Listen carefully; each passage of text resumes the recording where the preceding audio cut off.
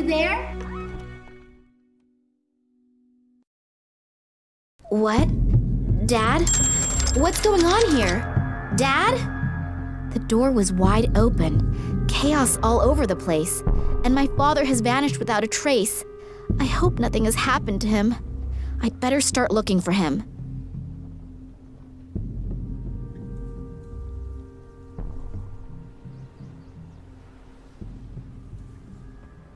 A photo of Daddy on one of his expeditions.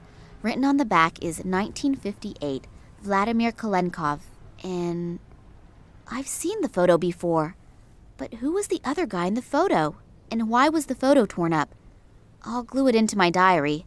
It might be important somehow.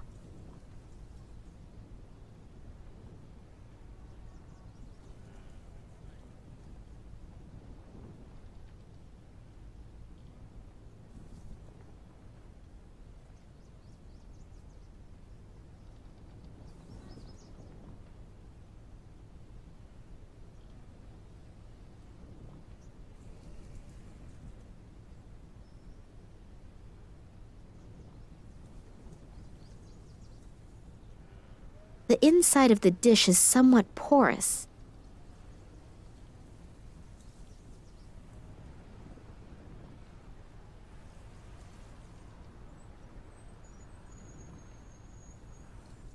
Looks like something has been embedded in that stone.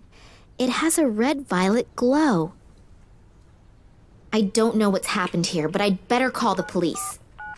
Berlin Police Department. Hello? Nina Kalenkov here. You've got to send someone here right away. My father has disappeared without a trace. Since when? No idea. I wanted to see him at work, but he wasn't there. Instead, the place looks like it's been ransacked. Is your father suicidal or mentally unstable? What? No, of course not.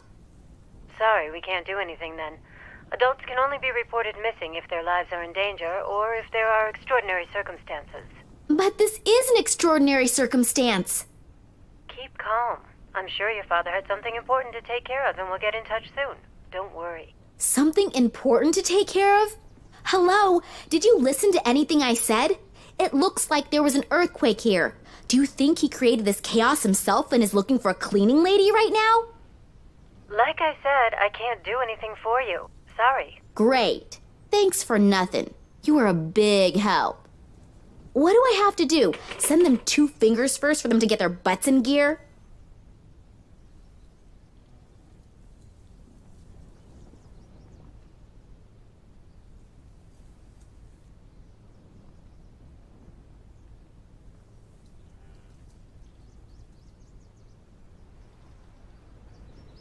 Loud music? Coming out of the office? It's not the stuff Daddy listens to, so he can't be in there. Maybe the person in there can tell me where he is, though.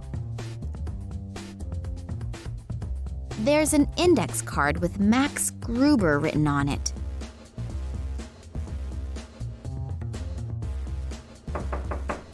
The door seems to be blocked from the inside, and the music coming from the room is so loud, my knocking probably can't be heard.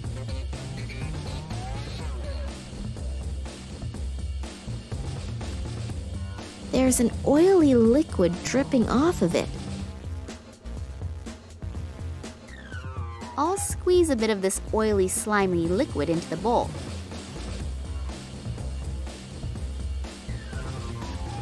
They must have taken the real nameplate down during the renovation work, and now there is an index card with Daddy's name on it. This one's locked.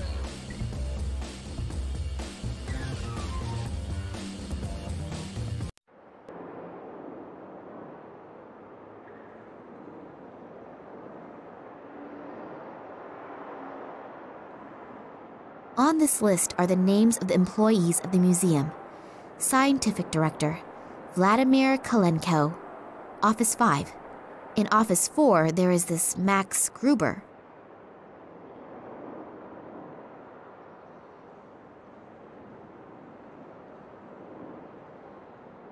King of the dinosaurs. Even the reproductions inspire fear. I certainly wouldn't want to run into one of them.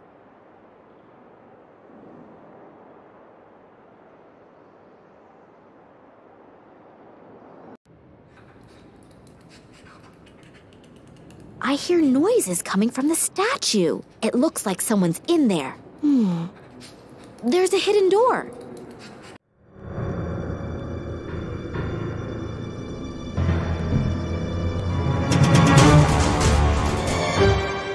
Eddie, what are you doing in here? Miss Nina, are they still here? Still here? Who? They came. I couldn't see, but suddenly I knew that they were there, and I went into a panic. I had to hide. And then I saw them. They looked like they were floating, but they were just blurs. And the air was vibrating. They didn't speak, but these voices in my head, hundreds of voices. Eddie, have you been drinking again? No, I haven't been drinking, I swear. Well, at least not a lot. But they were really there. I could see them, I could feel them. I wasn't imagining things, believe me. Those black capes, with those bony fingers. I'll never forget it. It's okay, Eddie. Just come out of there and calm down. The poor guy's nerves are shot. I should talk to him after he's calmed down a bit.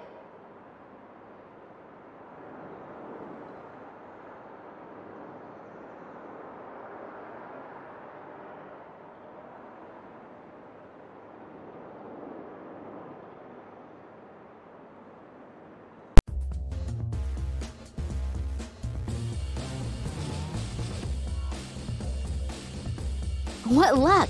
The key fits. I'll just turn Max Gruber's blaring music down to a bearable level. And I didn't save. What a mess. Redoing all of that work is going to take hours. Mr. Gruber, please, let me in. I need to talk to you. What? Hold on just a sec. Hello, you're Nina Kolenkov, right? Yeah, how did you know that? Your father told me about you. I'm so happy to finally meet you. Were you wanting to have a look over your father's shoulder while he's working? I wanted to see him, but when I got here, the door to the museum was standing wide open, and his office was in total chaos. Oh yeah, Eddie was crouching, completely terrified inside the reproduction of the Tyrannosaurus Rex, and was stammering something about floating creatures.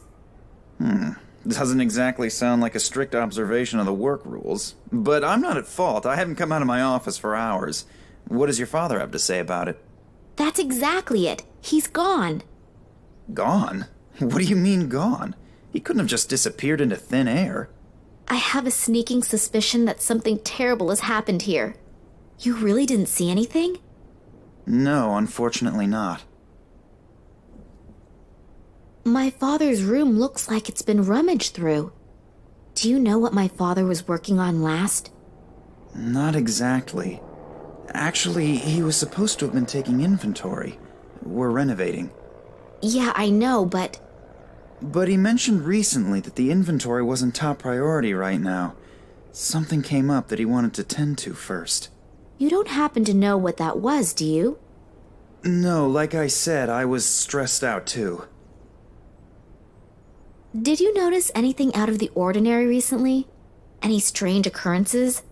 Was my father behaving differently than usual? No, not really. We haven't seen much of each other in the last couple of days. I was under a lot of stress, and he seemed like he had a lot to do too. Darn. Maybe you should get the police involved. The whole thing sounds a bit unsettling. Yeah, I already tried, but they don't seem to be interested in my father's disappearance. The caretaker was totally out of his mind, stammering something about men in black robes and strange voices. Eddie? Well, you know, he's a really great guy, but... But he likes to hit the bottle, I know. But I've never seen him like that before. He seemed like something had really scared him. Well, if someone really was here, then Eddie might have seen something, and combine his lively imagination with a bottle of whiskey. Yeah, but I think I'll go ahead and talk to him as soon as he's gotten a hold of himself again anyway. He's the only one who might be able to help me. I'll just keep looking. I'm beginning to feel like Eddie does. I'm totally confused, and I'm really starting to feel scared. If you need help, I'll be here. Okay. Thanks a lot.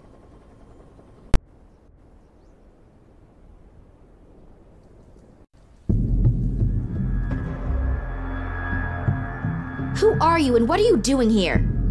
I could ask you the same thing. Detective Kansky. I'm leading the investigation here, and who are you? Me? Nina Kalenkov. I called you. Well, well.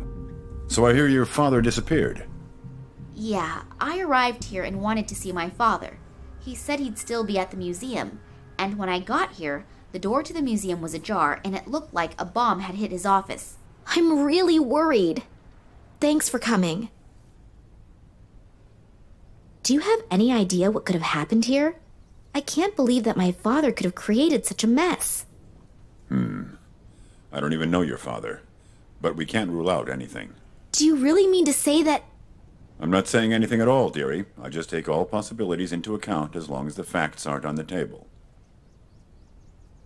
Do you think something happened to my father? Hard to say. I thought the police wouldn't be able to help me as long as my father's life wasn't in danger. Listen, girlie. I've been in the business for almost 40 years. I know when something stinks. And this thing really stinks. And if you have something to do with this, then come out with it. I'll find out sooner or later. Hello? I called the police. Well, more like, I tried to get them to come here. Why would I do that if I had... Criminals always do the most illogical things. I'm not fooled by such things. Otherwise, I wouldn't have become a detective. Yeah, all right, I get it. You're a really clever guy. If you find something out, you'll let me know right away, right? Yeah, I need your phone number and address anyway. And don't leave the city. I might have some more questions. Now get out. You're just getting in the way and messing up the evidence. Strange guy, this detective, eh? Yeah, and not exactly the friendliest of his profession. But maybe you have to be like that in his job. Yeah, could be. The main thing is that he finds out what happened to my father. At least there's someone who believes that something is completely and utterly wrong. I believe you too. Thanks. And I'd like to help you too. I don't need to go to bed anymore anyway, and I can always sleep when I'm dead. So, if I can do something for you... That's really nice. Just check and see if your father has already got home. He might be worried already and is gonna sentence you to 2 weeks without allowance because you're late. Yeah, that'd be nice. Unfortunately, I won't be back at the office until this evening, but please come by or call me. If your father is back, then we'll have something to celebrate. If not, then maybe I can do something for you. Okay, I will do that. See you tomorrow, and good night. Good night. And sleep well. You too.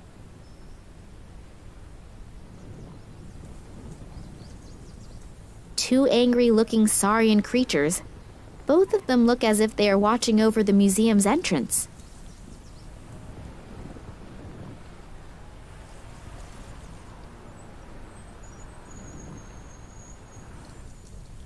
This must have broken off one of the lights at the construction site.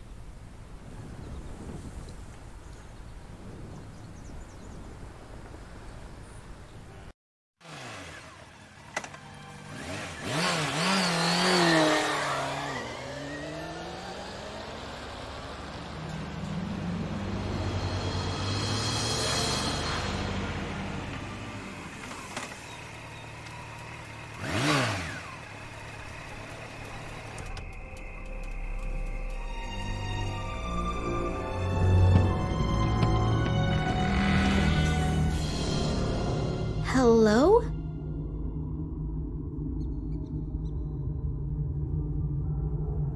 Dad? Are you home?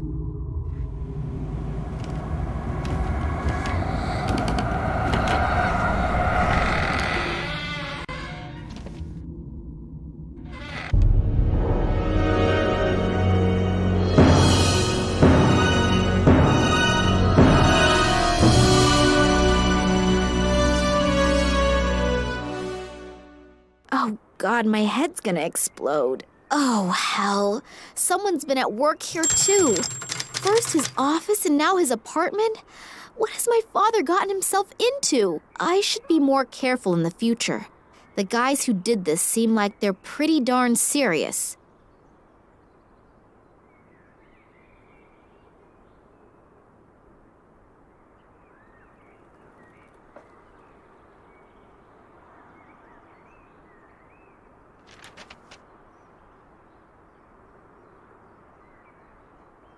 Documents about my father's expeditions and research results. Looks like the burglar was really interested in them. There are stacks of folders missing.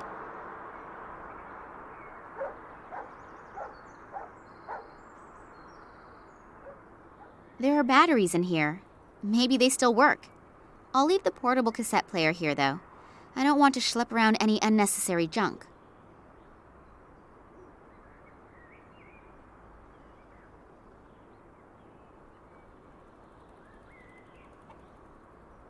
There's something in between the planks. Even with my slender fingers, I can't get in there.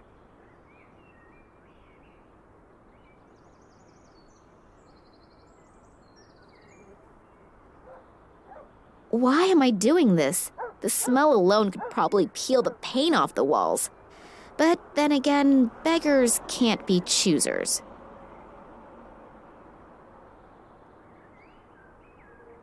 The antenna is broken off and there's no tape cassette inside. I doubt I'll hear anything other than a steady static hiss.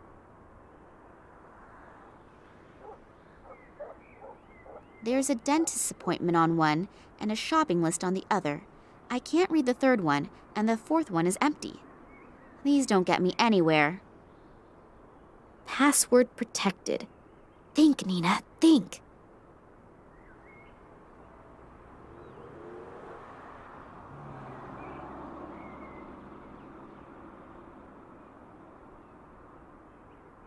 I hope no one's expecting me to read that.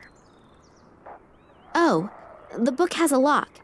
And apparently it's not a book at all, but some sort of chest well disguised in the cover of a book that no one would willingly pick up. Why there are people in the world who are soothed by stupidly gaping at fishes I will never... Wait a sec.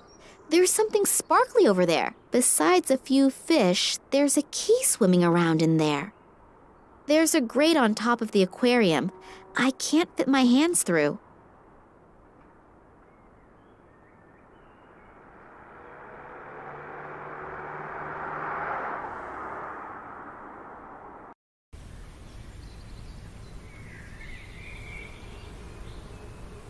A few of the rungs are broken.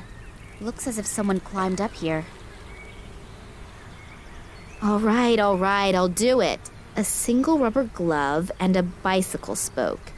Not exactly a spectacular profit.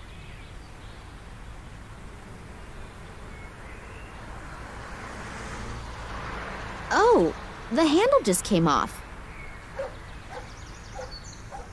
My motorcycle.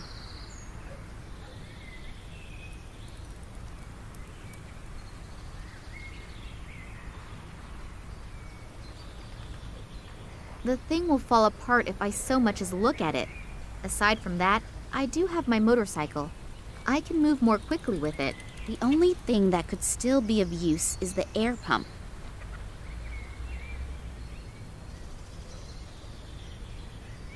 The storage compartment in the seat is locked.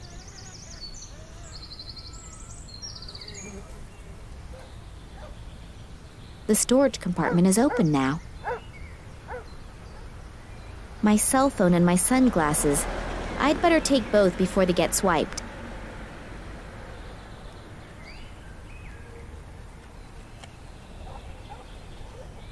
A box full of junk that is practically screaming that I'm going to find something inside that'll be useful to me at some point. A whole pile of cigarette butts. Looks like there was a chain smoker at work here. On top of that, my father is such a strict non-smoker, he even banned smoking anywhere on the property.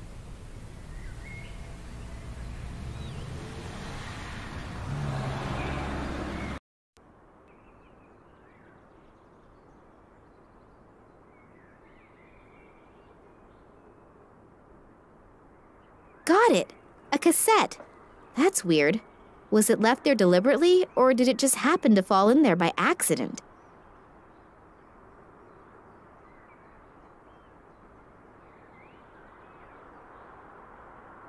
The first and last on the car, a fourth of the openings in the entrance to the underworld, and finally, the guardians of my work. What?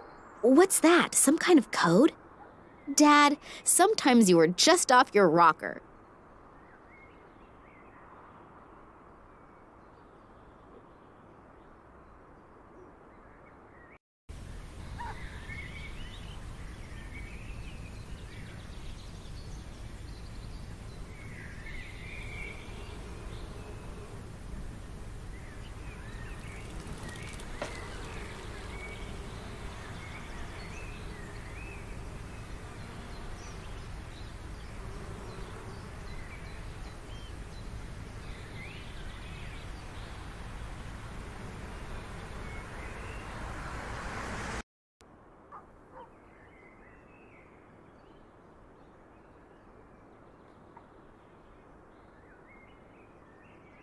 Password protected.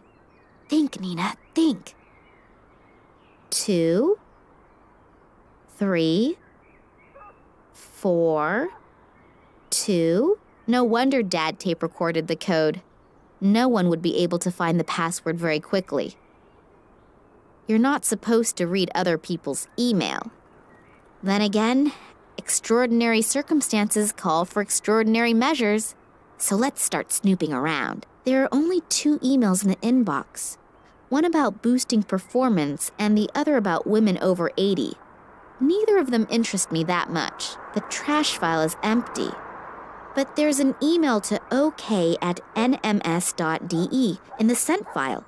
Subject, Tunguska. Could be interesting. I'll just go ahead and open it. Hello, Oleg. Haven't heard from you in a long time. I'm doing well again. It took me quite some time to come to terms with the whole thing. To answer your question, it's been a long time since I've thought about that. And honestly, I'm rather happy about it.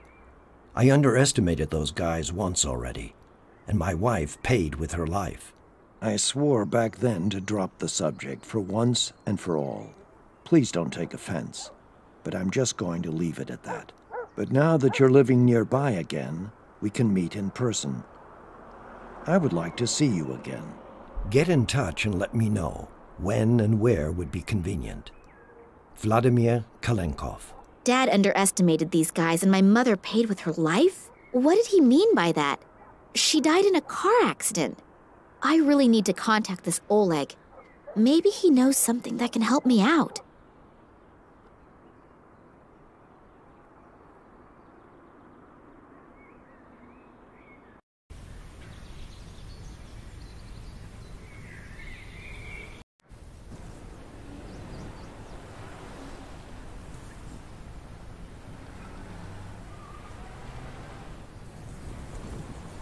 Hello there.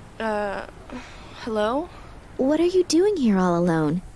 Did you sleep here or something? Who are you? My name is Nina. And yours? Oh, hello, Nina. I'm Lisa. So tell me, did you really spend the night here? Yes? Why?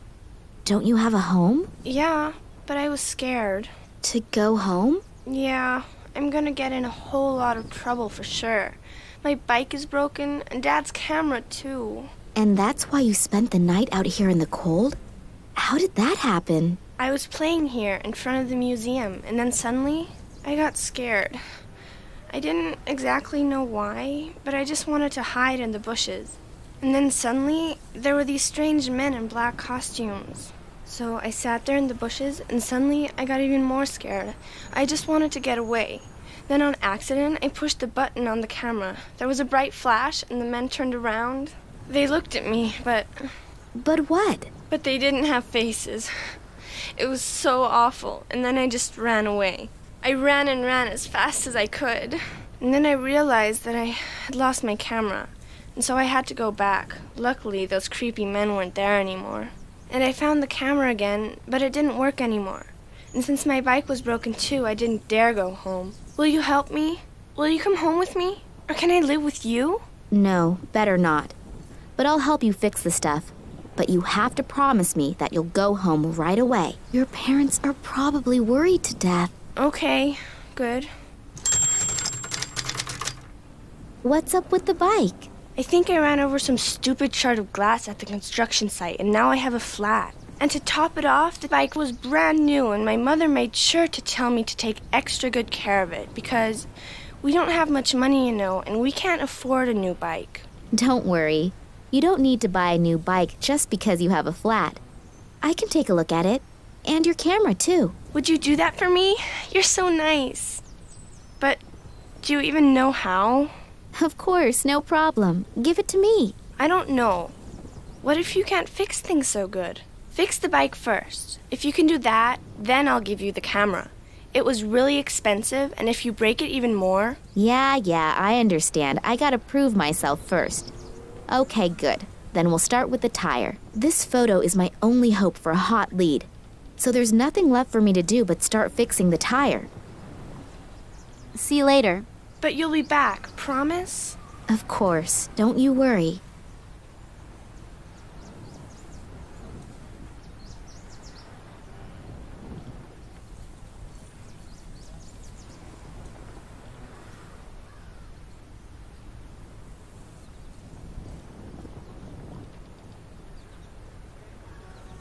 I'll have to remove the tube.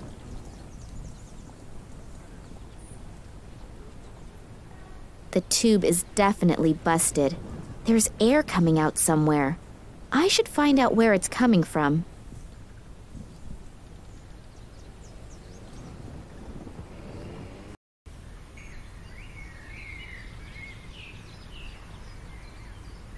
I'll hold the tube underwater and see where the bubbles come out. So I found the hole and marked the spot.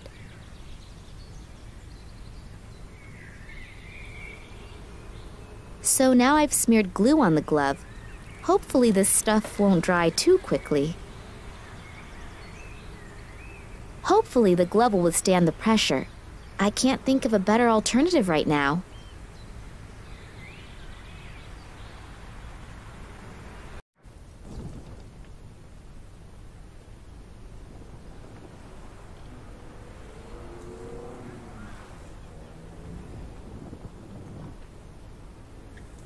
Hello, I'm back again. Oh, hello, Nina.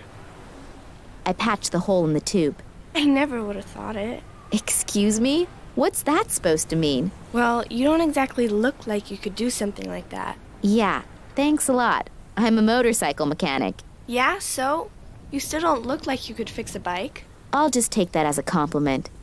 And now that I've proved myself worthy, I can fix your camera too. Yeah, that'd be great. Here, take it.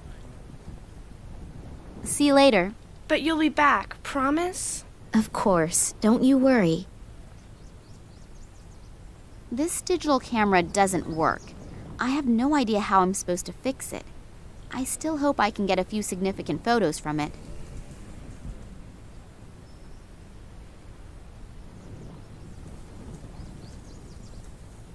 What do you know? It works after all. The batteries were just dead. Now I'm curious to see what the pictures show. They're all pictures of Lisa. But here, two little figures in black robes. Too bad you can't see the faces. But then Eddie could have been right. Maybe I should go talk to him again.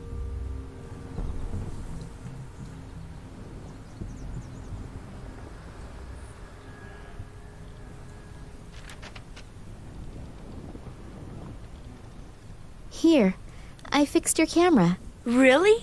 Cool, you really did it. You're great, thanks. Don't mention it. Here, just for that, I'll give you my lucky charm. It's a little magnet in the shape of a hamster. We hang it on our microwave at home, but I think you should have it. Oh, thanks a lot. Now get going. Your parents are probably worried sick about you. Unfortunately, I can relate to that all too well right now.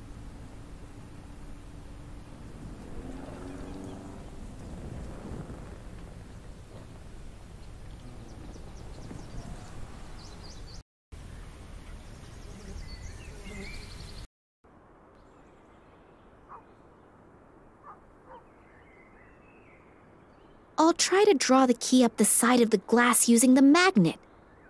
Got it. My father's address book. That could help me out. And a little note attached to a ribbon. There's a number on this note. LA60AK19AL. Under that, there's a description of the diadem that was probably robbed from an Oriental princess about 200 years ago. Originally, the 3 largest gemstones in the world had been incorporated into this diadem. On the left, an emerald. On the right, a ruby. And in the middle, an amethyst. My father wrote something on the back. The diadem will illuminate the real princess, and she will realize that money is not the greatest treasure.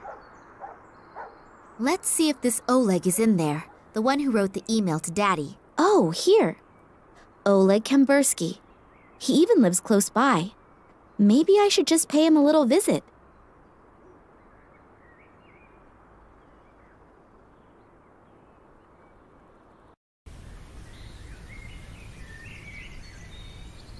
So here we are. Hopefully that's the Oleg that my father wrote the email to. And hopefully he knows something that can be helpful. I haven't really been able to find out much yet.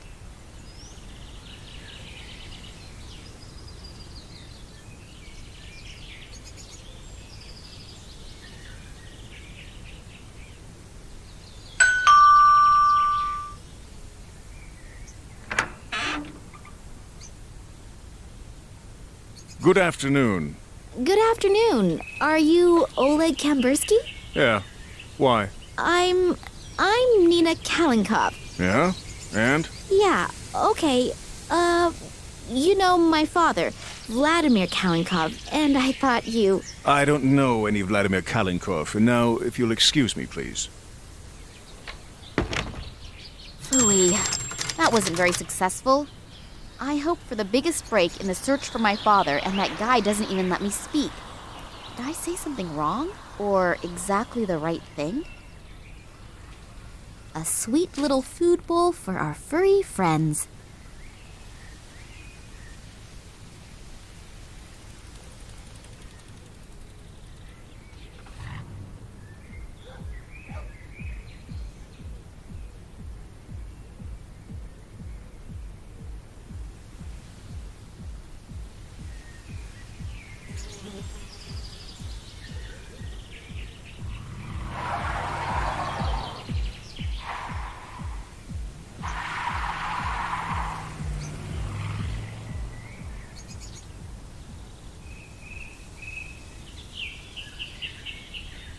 The guy is hectically making phone calls.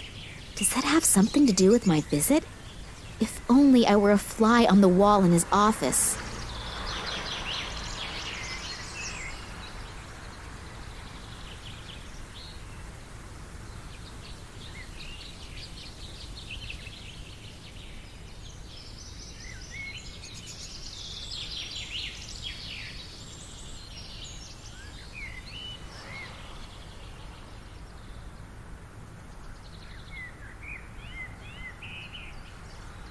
I'm finally gonna get rid of this stinky stuff, and the cute little fuzzball will probably even like it.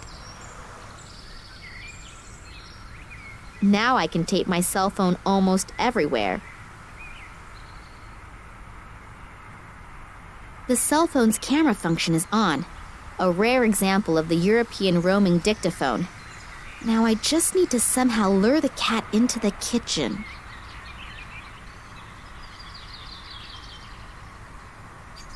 That should make our little pussycat real thirsty.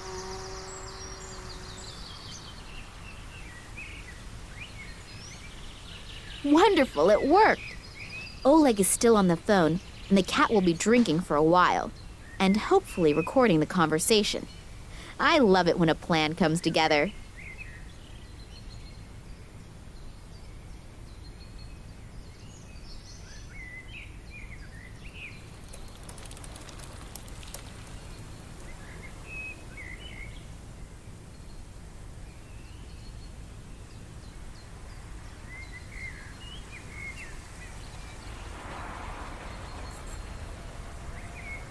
Let's see how the cat reacts to my cell phone's vibrate mode.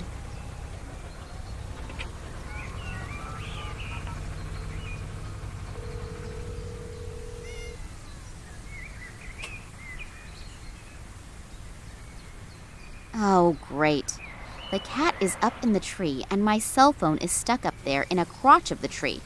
How am I supposed to get to it?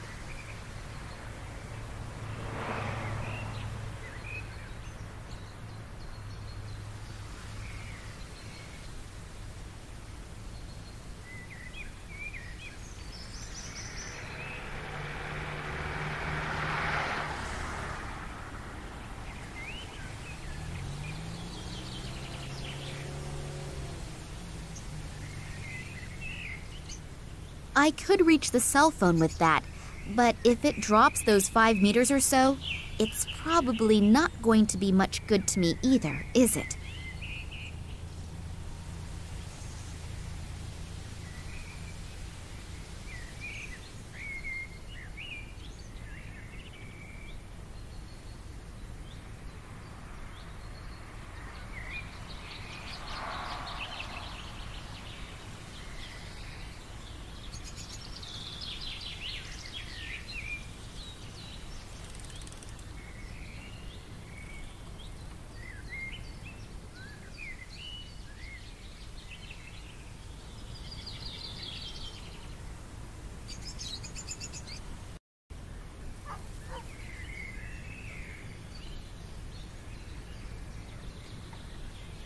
There's just stinky, rotting stuff in there. I'm definitely not getting into that again.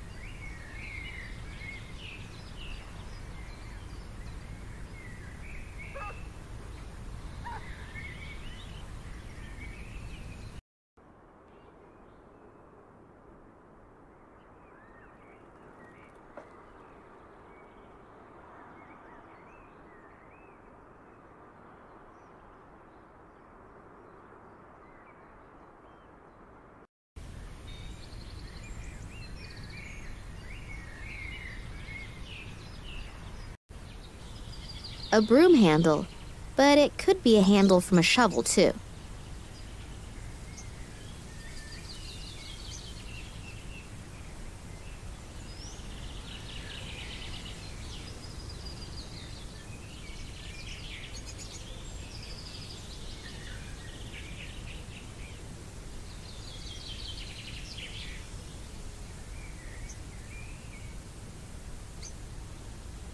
I've reinforced the opening of the bag with the bucket's handle. Just a little more tape around it. Yeah, that should do it.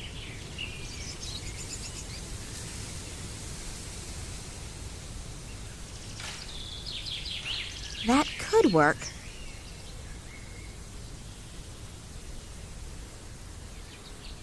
Wonderful.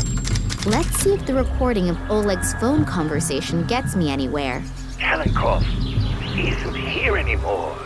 No, Tunguska wasn't mentioned, but there wasn't any opportunity to either. Yeah, I just think someone urgently needs to take care of the matter. All right, so you'll call back then. Bye. Well, that wasn't very productive. Okay, so this is what we have. Someone should be tending to some kind of matter. I hope the matter isn't me. Besides that, something about Tunguska. There was also something in the mail for Oleg. Maybe I should ask Max about that later.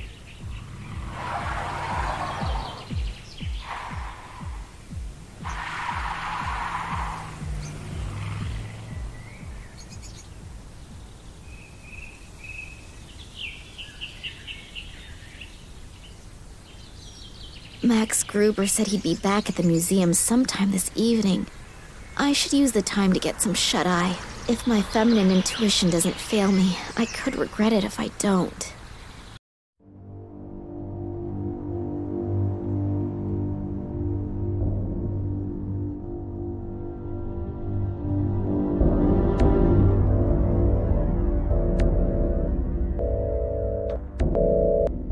Did you get what I wanted? Not yet. We've searched through everything but haven't found anything. And Kalinkov? Still nothing here either. We'll probably have to take other options into consideration. I don't care what you do, as long as I get results. Don't disappoint me. Strange. I feel like I'm always being followed. Even when I came home earlier, for a brief moment, I thought that I saw the face of that Tonsky guy in the window. Oh well, most likely it's my nerves. I hope Max heard something from my father.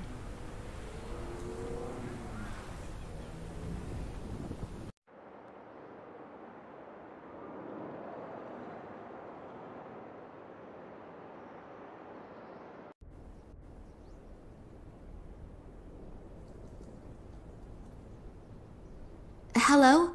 Can I interrupt for a moment? You're not interrupting. On the contrary. Have you heard from your father? No, unfortunately not. And last night I was attacked. Attacked? Are you hurt? No, nothing to worry about. But it must be because of something important. Do you really have no idea what it could be? No, He's been under a lot of stress in the last few days, but that's happened before. Looking back, there are plenty of ways to interpret it, but especially conspicuous? No, not really. That's a shame. Yesterday evening you offered me your help. Does the offer still stand? But of course. My name is Max, by the way. Nina. But you know that, don't you? So, ask away. In the last few hours, I've heard the name Tunguska several times. Do you know anything about it? Do you mean that Tunguska catastrophe from 1908? Yes, could be. At the beginning of the last century, something exploded there. The destruction must have been enormous, but even today, nobody really knows what happened back then. Your father once took part in an expedition to Tunguska, but you probably know that, don't you? We never really spoke much about what he used to do. After my mother's death, he never wanted to speak about his work in Russia anymore. Oh, I didn't know. I'm sorry. That's okay. It was a long time ago. She was killed in a traffic accident. Shortly after that, we came to Germany. I think my father simply wanted to leave all of that behind him. And your father never spoke about his work in Russia? Didn't you ever ask him? No. He asked me never to ask him again, and I kept my word, despite being very interested at times. Well, I know a little more about it. In 1908, an unidentified object went down over the Siberian taiga. A huge area was completely destroyed by the shockwave and a wall of fire. The shepherds who lived there, the so-called Evenk, were either hurled through the air or burnt. There were hardly any survivors to witness anything. Several expeditions were started to find out the cause of this catastrophe, but despite all their efforts, no clues or any evidence was found that was at all helpful. And in time, several fantastic theories arose, from a meteorite colliding with Earth, to the appearance of an unknown type of energy, to the explosion of a spaceship. And off the top of my head, that is about everything that I can tell you on the subject. But somewhere in the archive, I still have a few articles over the Tunguska phenomenon lying around. Shall I go and get them? Yes, that would be sweet of you. Oleg spoke about it, and I read one of my father's mails to him. There was also something about it in there. Maybe it will bring me a little further. Okay, I just have to get a few small things done here, and then I'll have a look around the archive. Thank you very much. Yesterday evening, Eddie was mumbling something about people in black robes. I didn't take him very seriously at first, because his description was, let's say, a little strange. But I spoke to a little girl today who saw something similar last night. She even took a photo of the men in black robes. Unfortunately, there is not very much to see, but I'll certainly speak to Eddie about it again. Do you know where I can find him? No, I have no idea. I haven't seen him all day. He's probably crept away somewhere quiet to think about it all. You mean he's drinking again? Yes, I'm afraid so. Unless... Unless what? Oh, nothing. Nothing? Come on out with it, tell me. Well, if those strange men in black noticed that he was watching them... You mean they came back? I don't know. At the moment, I have no idea what is actually happening here. Well, this is something we have in common. I found this piece of paper amongst my father's records. Does it tell you anything? LA60 AK19AL? That sounds like one of our exhibits. What about it? No idea. I was hoping that you could tell me that. Not spontaneously, but I can go and get the item. The note with the description of the diadem is missing, but you just had it in your hand. I don't know any more about it either. Thanks a lot. Can I take my time to have a look at it? Of course, but please don't forget to put it back later. Otherwise your father will tear my head off. If he still can. Hey, stop thinking like that. We'll find him, I promise. Yes, hopefully. There must be an important reason why Daddy kept a piece of paper with the description of the diadem at home. But what? And what is that about the true princess? He used to call me that sometimes. Is it a message to me that I should be able to understand somehow? Think, Nina. Think quickly. Does the name Oleg Kambursky say anything to you? Kambursky? Oleg Kambursky? No, nothing. Should it? Unfortunately, I don't exactly know that either. The things out of the archive about Tunguska. Yes, I'll get going now. But it could take a while until I've sorted through the records. No problem. I'll wait here.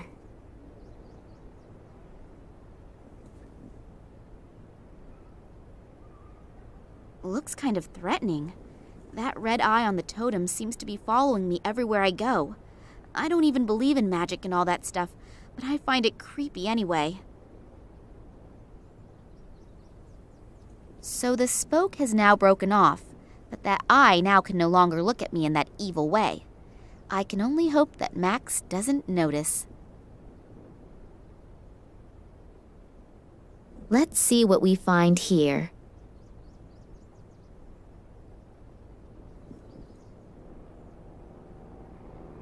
I'll carefully pour the acid over the stone. The acid is doing its work admirably.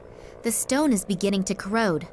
I'll have to take it out of the acid at the right moment, otherwise the inclusion will go the same way as the rest of the stone.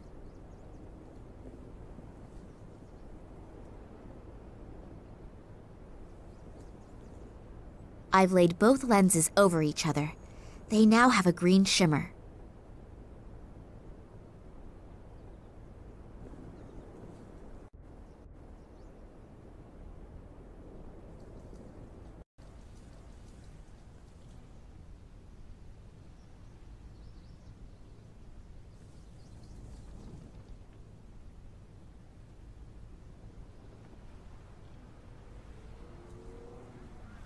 The radiator is lukewarm.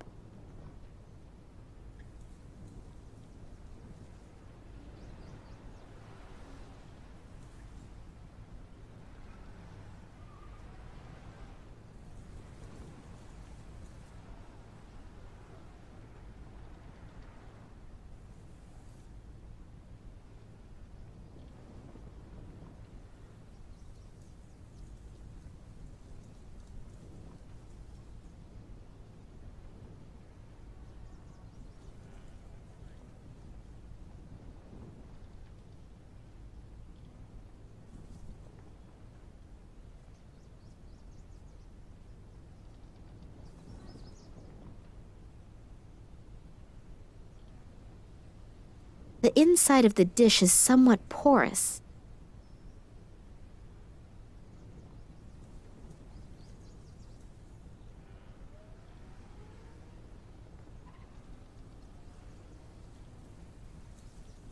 The radiator is lukewarm. The radiator is lukewarm.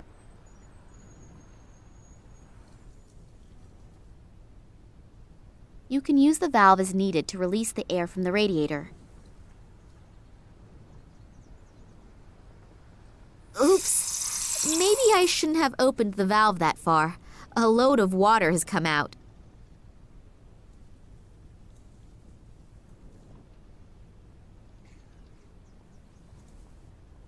I hope I know what I'm doing. That diadem has now been robbed of any beauty it once had. Great! It fits! Yes, that should hold. I hope that thing is in the right position. As soon as the putty has dried, I'll only be able to get it off with brute force.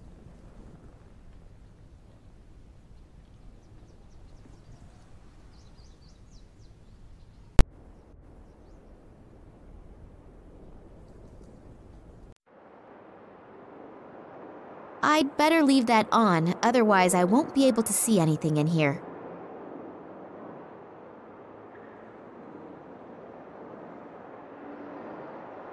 Whether I'll get any brighter?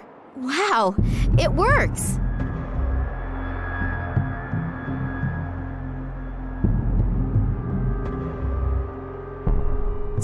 seems to have marked one of the rooms with invisible ink, and it has just been revealed by the colored light beam. I have no idea where this room 8 is located exactly because there's no map key, although it seems to be one of the rooms that are being renovated. Wow, not bad.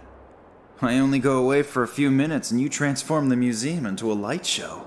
Oh, I'm sorry, but... That's okay. But what is all this stuff and what does it mean? I don't exactly know either. But if this riddle really comes from my father, then he must have had an extremely good reason for the whole effort. Have you found anything out yet? I'm still working on it. And you? Is there anything new on the subject of Tunguska? Not a lot. Here, I found these 2 articles.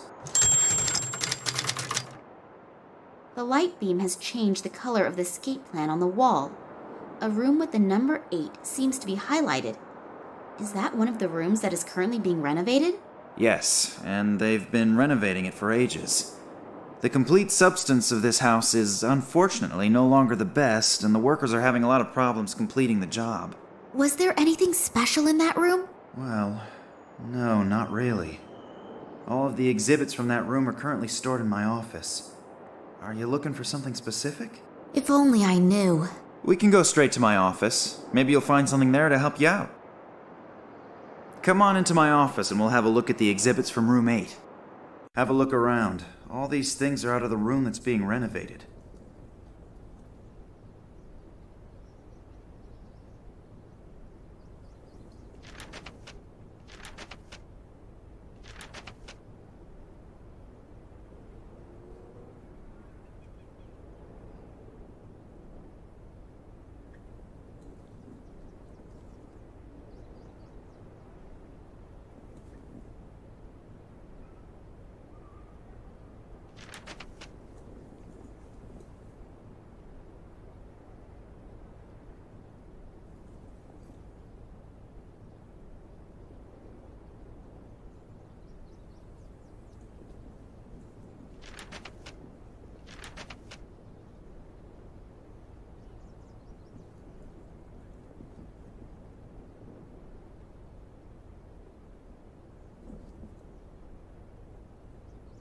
If I remember correctly from the documentation on the Incas that I have seen recently, these kinds of masks were worn during ritual sacrifices.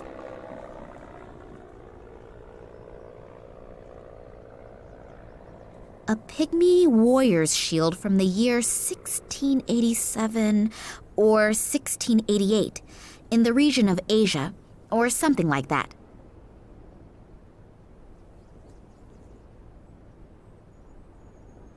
I think that must be some sort of calendar, but how to read it is what I don't know. A rider? I always thought the Aztecs didn't have horses. Stranger and stranger. That thing has obviously just been set in there. It doesn't belong to the relief disc.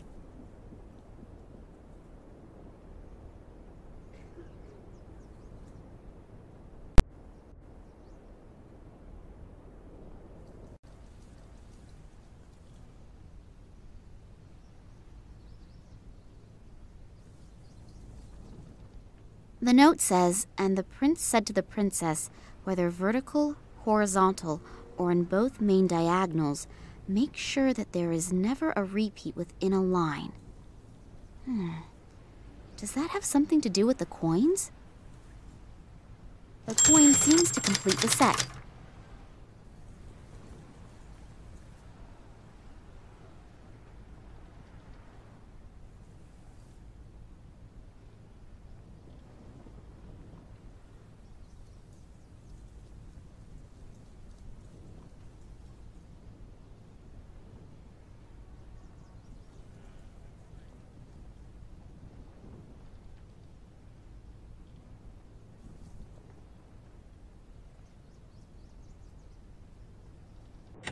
Oops!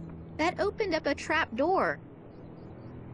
It appears to be some kind of secret compartment. What could my father need one for? It contains documents.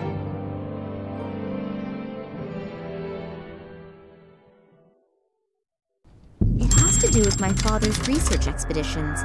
It's written here that in 1958, he was the leader of a secret expedition into the Tunguska region. Apparently, after the 1958 expedition, someone in the highest position tried to keep the results secret. It has to do with some strange plant growth.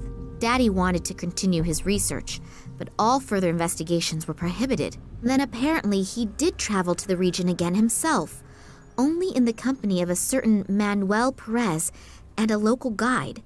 That was in 1977. If I understand this correctly, a lot went wrong on this expedition. Something awful happened to Perez, and both of them were arrested. My father has not been able to find out what exactly happened to him that night, and Perez disappeared without a trace from that time forward. Daddy writes later that here at the latest, he should have realized that human life is always more important than research. What does he mean? Maybe I should ask Max.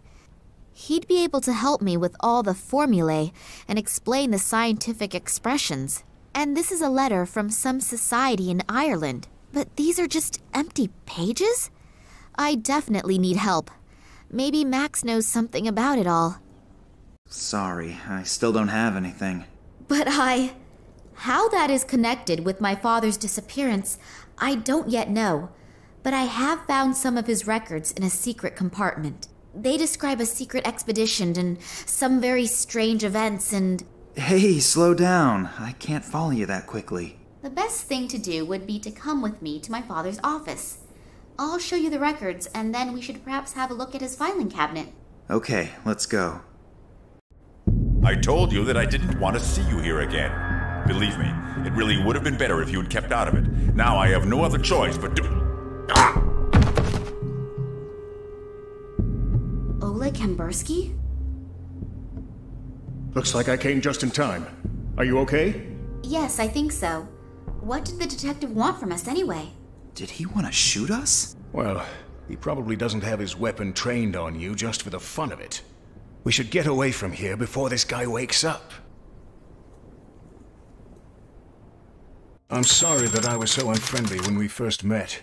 For some time now, I've had the feeling that I'm being pursued, and my nerves are shot right now. Of course I know your father. To be precise, I have known him for a very long time, and I know him very well.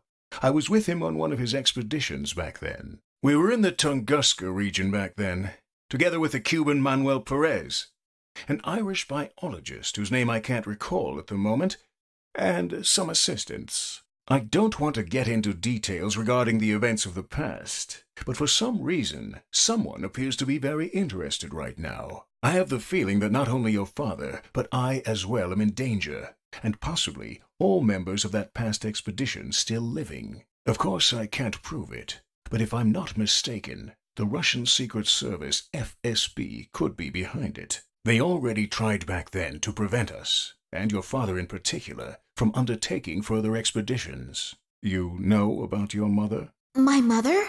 Why?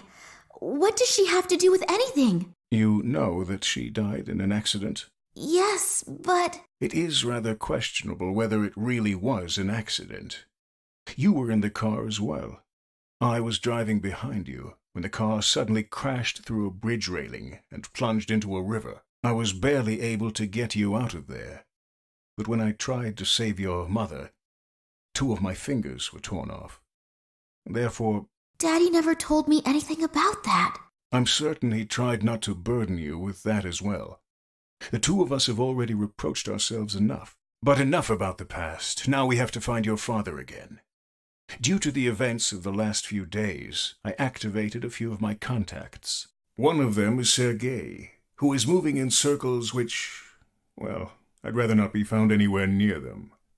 But he knows just about everything that no one is actually supposed to know.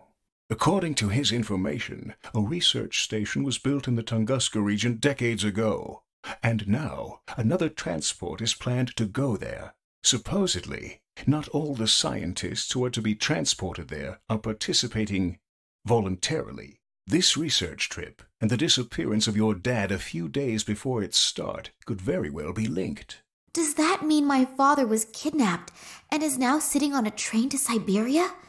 What do they want from him? Even if, officially, he hasn't been active in research for years, he is still an expert in his field. I am sure that Sergei could help us. I have to go to Moscow? I have an airplane. We could be there in a few hours. I know this is all quite a lot to swallow at once, but if your dad is really on that train, we have no time to lose. As soon as he reaches the Tunguska region, we'll barely be able to get him out again. The area around the station is too heavily guarded. What do you mean? I don't know, but maybe it is the only chance. So let's go. It would be good if someone stayed behind, in case Vladimir does get in touch after all. But... Nina, we should go if we want another chance to get there before the train leaves. I suppose I could have another look at your father's records, but I don't have a good feeling. Great. Then let's go. Take good care of yourself, okay? I'll do my very best. I wish I could. Yes, me too. Good luck.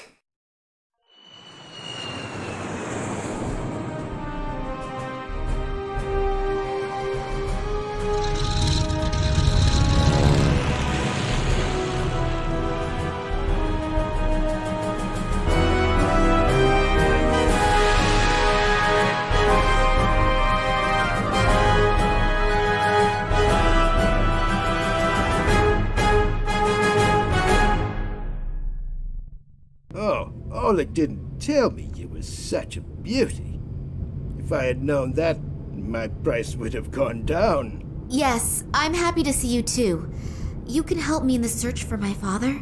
Sergei can do a lot of things. Some say Sergei can do everything.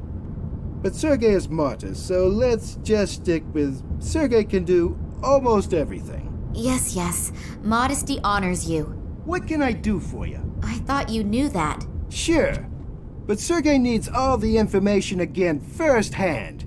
And looking at your mouth and your moving lips. Are you going to help me or just gawk? How does the saying go? One hand washes the other. Okay. So, my father has disappeared. I only wanted to meet him in the museum where he worked. And as I arrived... Yeah. Sergei knows that. Then what do you want to know? What did your father do in the last few weeks? What was he working on? Who was he working for? Oh, quite honestly, I have no idea. I have never really spoken to my father to any extent about his work. He tends to hold hour-long lectures about scientific things, and after a few minutes, I tend to fall half asleep. Then at some time, we agreed to leave the subject of work out of our conversations. Not good. Really not good. Yes, I know, but it doesn't matter now anyway. But again, I really don't know what it was, or for who he has been working for recently. Besides his work for the museum, he still held lectures and prepared reports, but I can't be any more exact than that. All I know is that in the last few days he seemed a bit unconcentrated, as if he was especially concerned with something. But what that was? That gets us nowhere. A couple of birdies told me in the last few days that another train is leaving for the Tunguska region today. It has to do with some kind of scientific experiments. What kind exactly, I don't know. But it's not important now. In any case, a few old friends have been reactivated. Old friends?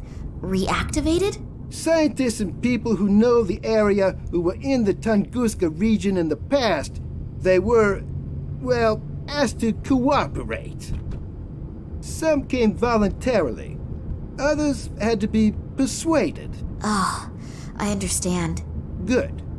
Be that as it may, your father may be with them. Is he in danger? If he doesn't do anything stupid, he won't have any problems normally. But how are we going to get him out? We aren't going to get him out at all. But as I've already said, Sergei can do almost everything.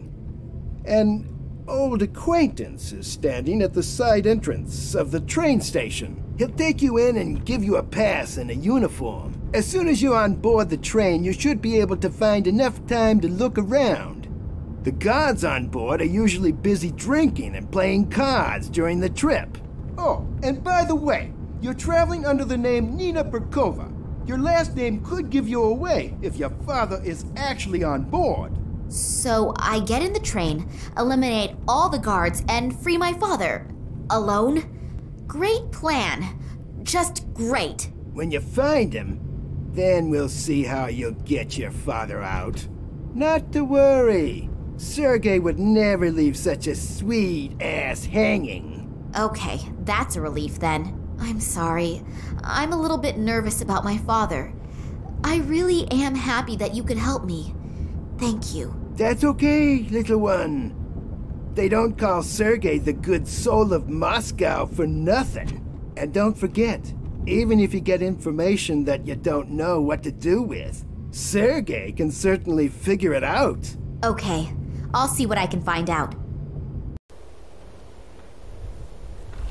Nice weather we're having, isn't it? Yeah. It's much too nice to sit around out here. Comrade Yushin is taking your shift now. Isn't that nice of him? What? Why? Come with me. Let's chat a bit. It doesn't seem to be my lucky day today. Was that a coincidence, or did they find out that Sergei bribed one of the guards? In any case, I now have a huge problem. Sergei has gone.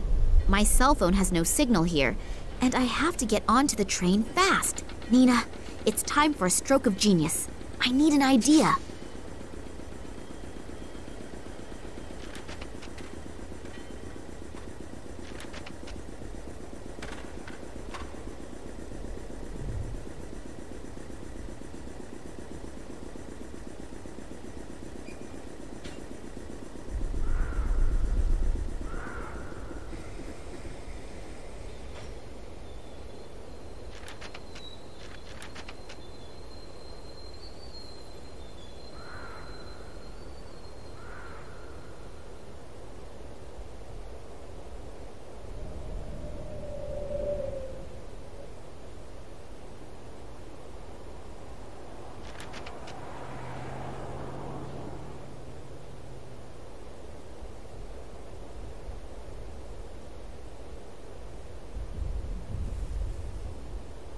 Hello.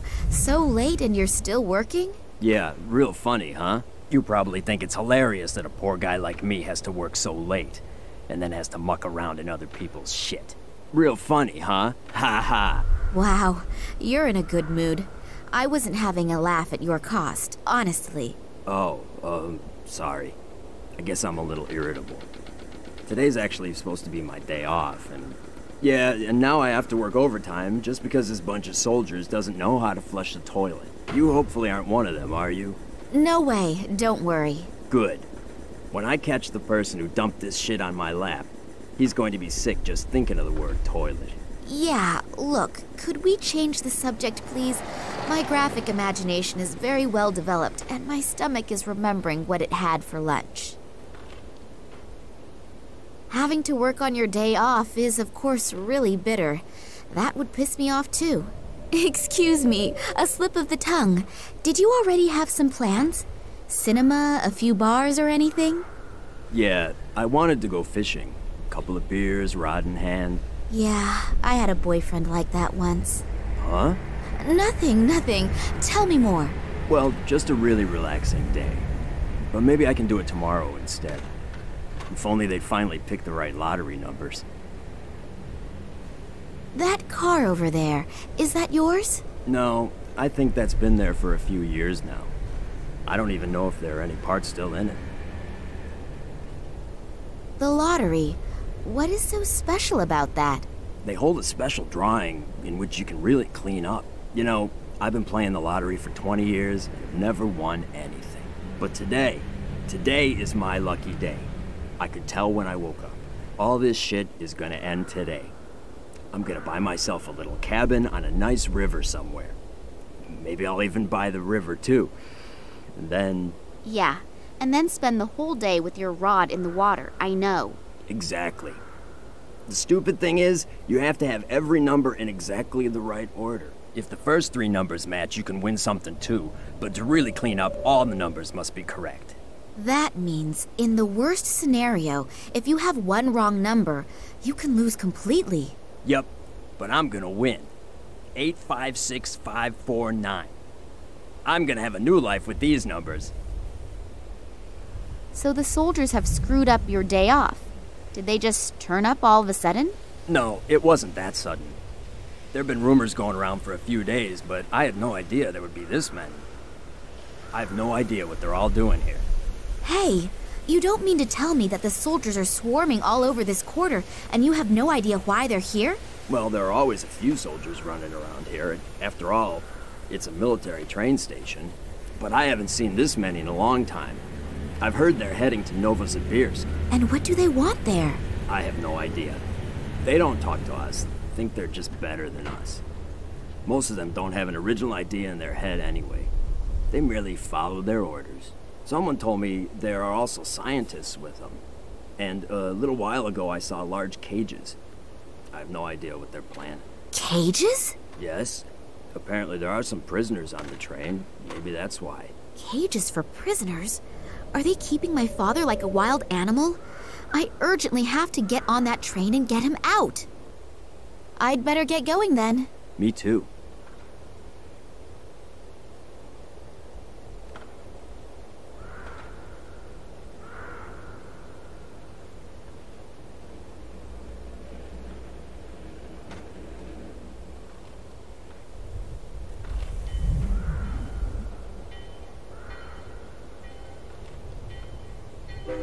As long as the worker is looking the other way, I should take the opportunity.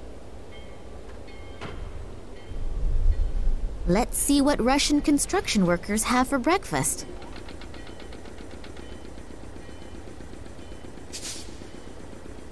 Well, let's rummage around in the garbage, shall we? Great! A rusted nut and an unidentifiable iron something. It's the small things in life that bring happiness. Hey! A catapult! We used to shoot at tin cans with these when we were children.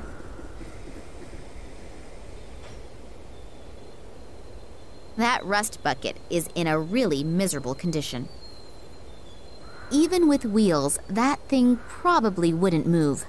Without wheels, there is not a hope in hell.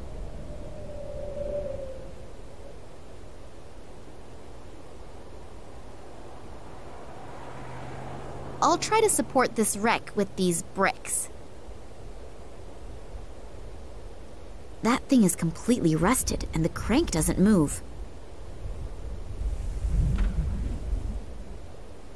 Good idea. I can use the butter for lubrication.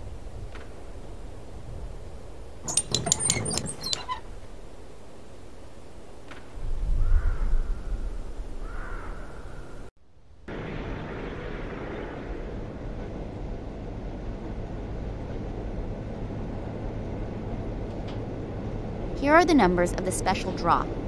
356549. One single wrong number. The sewage worker will be kicking himself in the ass all day long.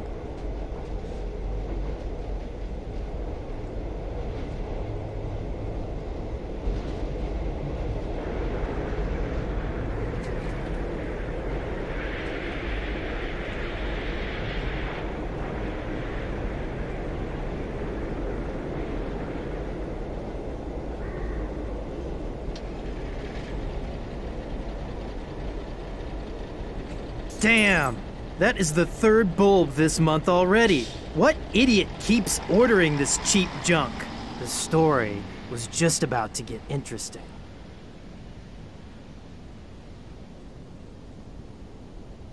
This newspaper here? Yeah? Can I have it? I guess so. The light bulb just exploded on me. It was really old anyway, and it'll be weeks for sure before anyone replaces it. You have to fill out a form that is signed by the officer on duty and then faxed to the ministry. From there, it goes through 3 committees, and with some luck, I'll see another one before I retire. Yes, the wonders of bureaucracy are international. What about the newspaper? Fine, just take it. Let's see if some charming words will get me into the station. Hello, you wonderful man. Oh, hello. All alone are you out here? Can I enjoy your company for a while? I don't care. Uh-oh, that'll be a hard one to crack. You were guarding the side entrance here. Is there any special reason for it? Yeah, no one's supposed to go in there. Talk about stating the obvious. I'm flirting with you, stupid. Oh, and because of that, they have installed a strong, muscular man like you here. What? You mean me? Yeah, right. I'm sure they spent a long time thinking about who they could give such an important task to. And they came to the conclusion that only you could fulfill the job. Well-trained and radiating power and strength. Yes, you're probably right. I've only been with the troops for 3 years, but I've already achieved a lot. Of course, I, as a mere woman, feel much better when I know that real men like you are defending our land. What is so important about the station that you have been chosen to guard the side entrance? Actually, I'm not allowed to say. It's top secret. But I guess it has to do with some Secret Service thing. There are masses of conspicuously inconspicuous people running around. You're not from the FSB, are you? Me? No, of course not. Phew. I was lucky. I nearly let the cat out of the bag. I don't want to end up like my colleague. They just took him away. Sure, I understand. Damn, I almost had him in my hands. Your colleague, where did they take him? Is he coming back soon? I'm afraid not. The 2 guys that took the poor guy are from the FSB, I think. Oh, why did they take him? No idea. But it's better not to ask questions. The wrong one at the wrong time, and it could be your last question. As soon as they have you in their grip, it's not easy to get out again. If you get out at all. Thanks a lot for the information. My pleasure. See you soon. One small manipulation of the lottery results and the big win is perfect. Only short term, but isn't short-term happiness better than none at all? The guy who took over the job of Sergei's contact man looks extremely well trained.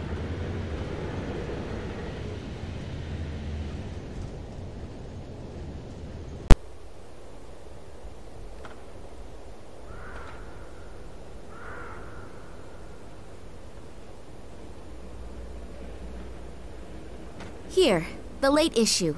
You can find out in here whether you can go fishing tomorrow or not. Yes, I won! I won! I have to go home at once and tell my wife. Oh, what's the point? I'm going straight to my favorite fishing spot and we'll fish all night. And I'll quit first thing in the morning. If you want to marry a rich man, you'll find me down by the river. I can only hope that he takes his sweet time about resigning.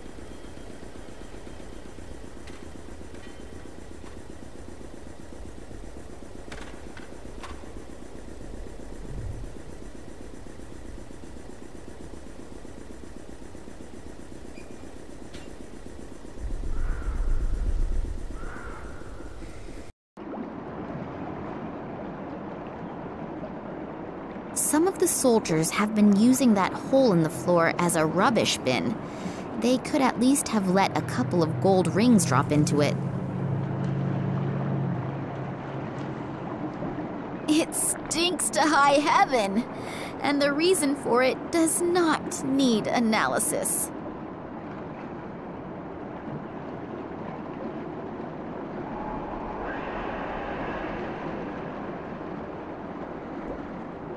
The door is open a bit, but it seems to have wedged itself against something.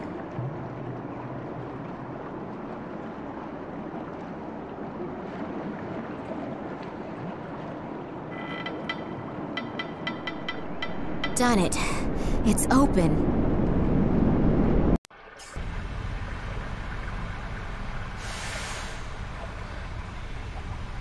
The iron bars are too long and would probably get wedged in the shaft, so I can't use them as rungs for the ladder.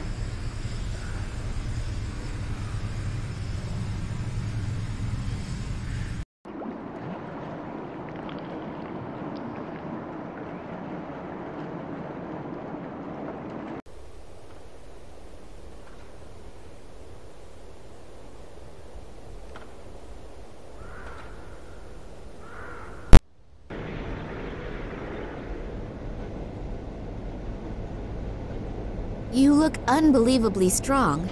Are you really powerful as you look, or is it more fat than muscle? Well, I do work out a little. After all, I want to make sure my body is still easy on the eyes in 10 years. Of course, optically, it is really very impressive. Problem with most bodybuilders is that they can pump huge weights and then not manage to open a jam jar. Hey, wait. Show me the jam jar first. Oh, have I insulted somebody's honor? I don't have a jam jar with me, but I do have these iron bars. Give it to me. That's one of my easiest exercises.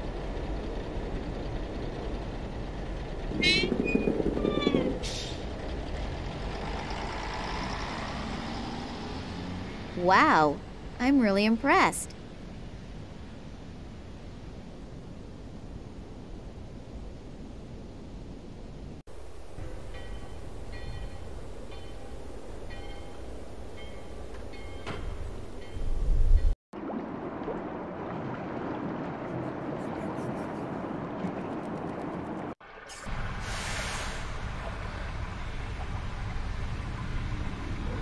If I stand on the very edge of the rungs, they should hold my weight.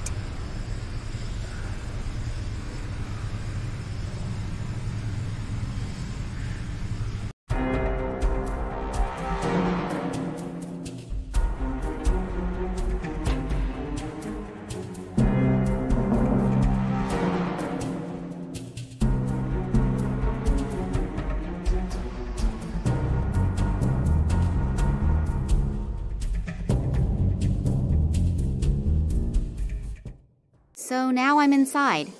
Now the only question is where my father could be, and how I can look around without being caught by a soldier.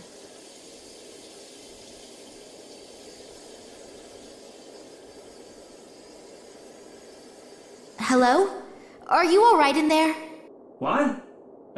Yeah. You always do that? What? You know, peep on strangers in the bathroom. I'm not peeping.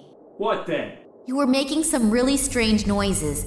I just wanted to see if everything was all right. It sounded somehow sick. Are you from the FSB? Is that how I look? No idea. I can't see you. Well, no, I'm not. Why does everyone here ask me if I'm from the FSB? Well, they're running around all over here, and I don't want any trouble. Who does? Why? Do you have anything to fear? I will if the train's supposed to leave but doesn't. You see, I dropped the key in the toilet. Unpleasant. I wish you successful fishing. Very funny.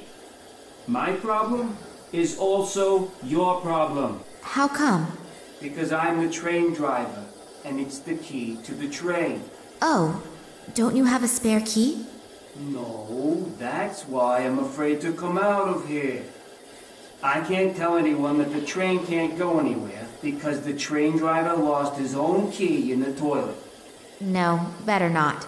Please don't give me up. Regarding the Secret Service people. What about them? What are they doing here? No idea. I didn't ask, and I hope they won't ask me. That sounds like a very wise strategy.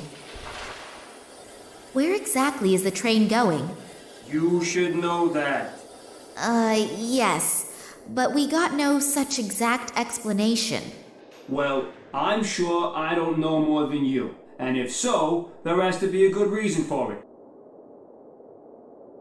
Who's on board the train? No idea. I'm just the train driver. They only tell me what I need to know. And you? Did you sleep during the briefing? No. It wasn't especially precise. I thought you might know more. I nearly blabbed. I should be more careful. That guy is taking his oath of silence very seriously. Maybe someone else is in more of a mood for a chat. How long have you been sitting here?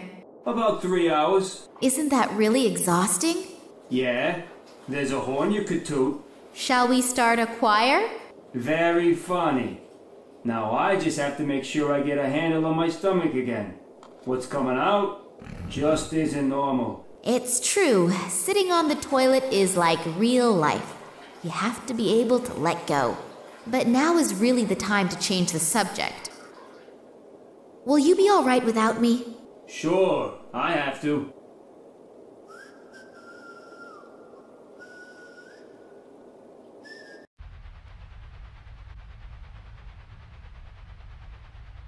I'm gradually getting a little nervous. I've been running around here in circles for nearly 3 hours and I still couldn't smoke. Pull yourself together, Romanova. You know that we are completely understaffed. Most of the soldiers are already on the train. I think you'll manage to survive the next few minutes. Yeah, I know. But I've already chewed off all my nails. It's starting to get critical. Romanova, you... Oh, come on. Just 5 minutes. Okay, fine. I have to settle a few things, and then I'll take over for you.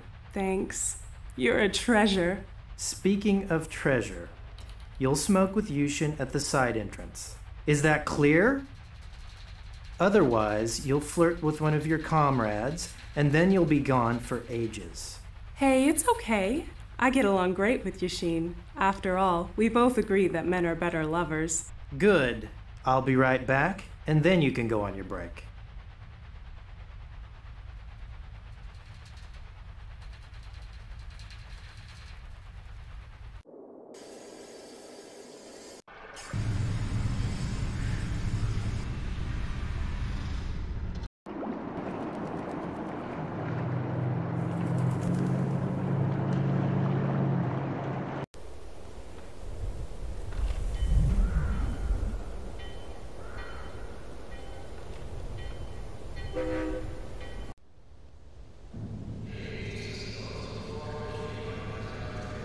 If all of these cigarette butts are from today and all from the same watchman, then he should apply to one of those record-breaking shows on TV.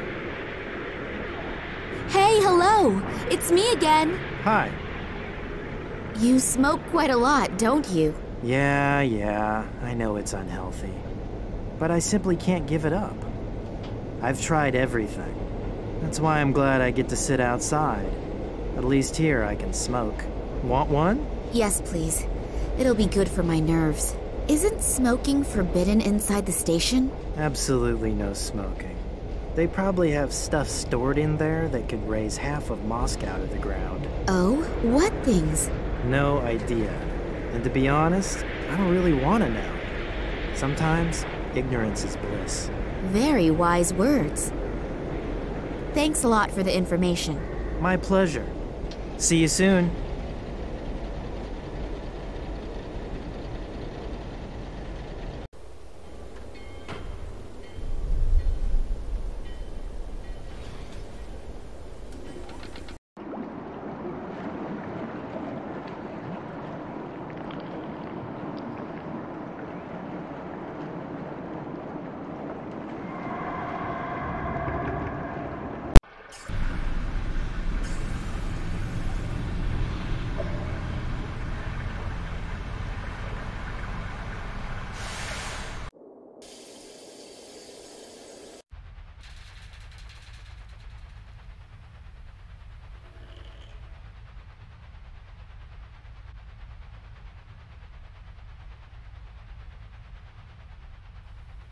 Are you out of your mind? I work my ass off for you so that I can set aside 5 minutes and relieve you so you can take your break? And this is the thanks I get? But Oh, this will have consequences, I swear to you. You know why there's absolutely no smoking here, but this has consequences. There will definitely be consequences. Hopefully she won't get into too much trouble.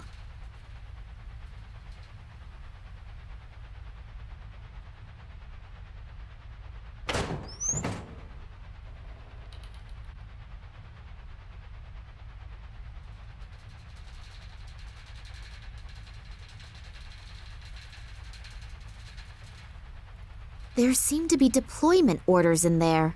Obviously, throughout the whole train journey, the highest state of alarm has been ordered. They're expecting trouble from some kind of terrorists. That's why it says in the deployment orders that all irregularities must be reported immediately. I'm obviously not the only uninvited participant in this excursion. The guards will be extremely attentive to their duties. That's not good. Not good at all. There is something here about the exceptional treatment of special guests. Does that mean the prisoners? Maybe I'll find my father on the train. I'd better hurry. Attention, attention. All passengers and assigned guards should please board the train or follow their orders. The train will be leaving in a few minutes.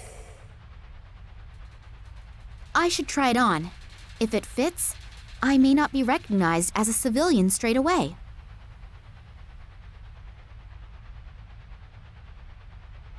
A 5-digit combination lock. I can forget cracking it just by trying random numbers.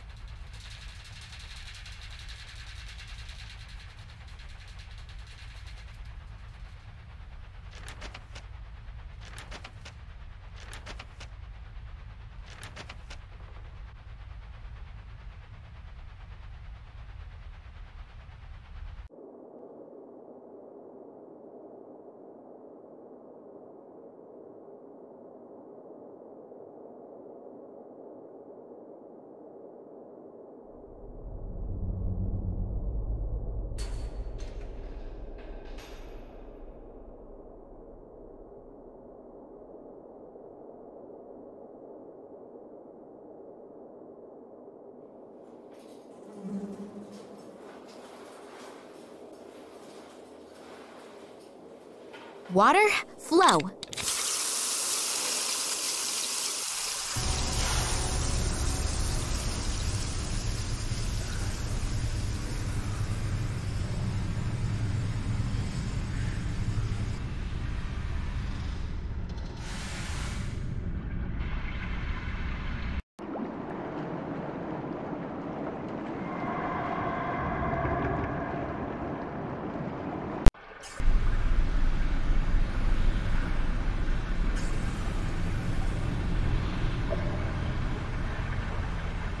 There is a small key in it.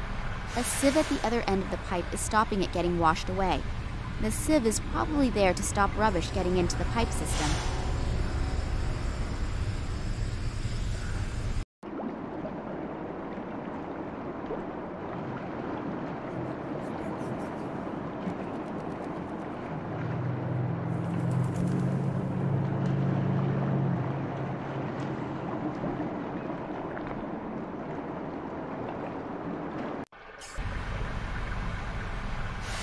Hopefully the stocking is of a known brand, otherwise the whole effort will have been for nothing. So, that should do the trick.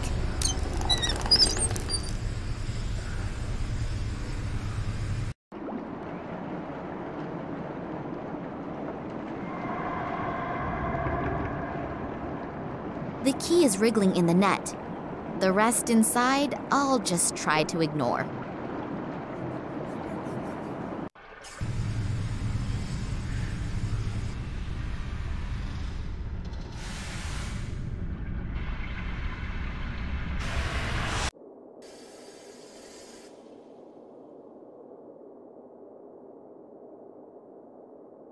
Here, I have your key. There are also several other things inside the stocking. You'll have to get the key out yourself, though. You're a dear. No, really. You really saved my ass. Give me another 2 minutes, then I'm finished here and we can finally go. And my reward? Reward? You saved my ass. Isn't the feeling of having done something good enough for you? Yes, yes, of course.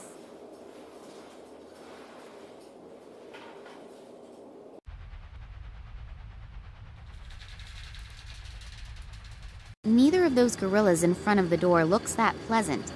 The big question is, are they keeping someone in or keeping someone out?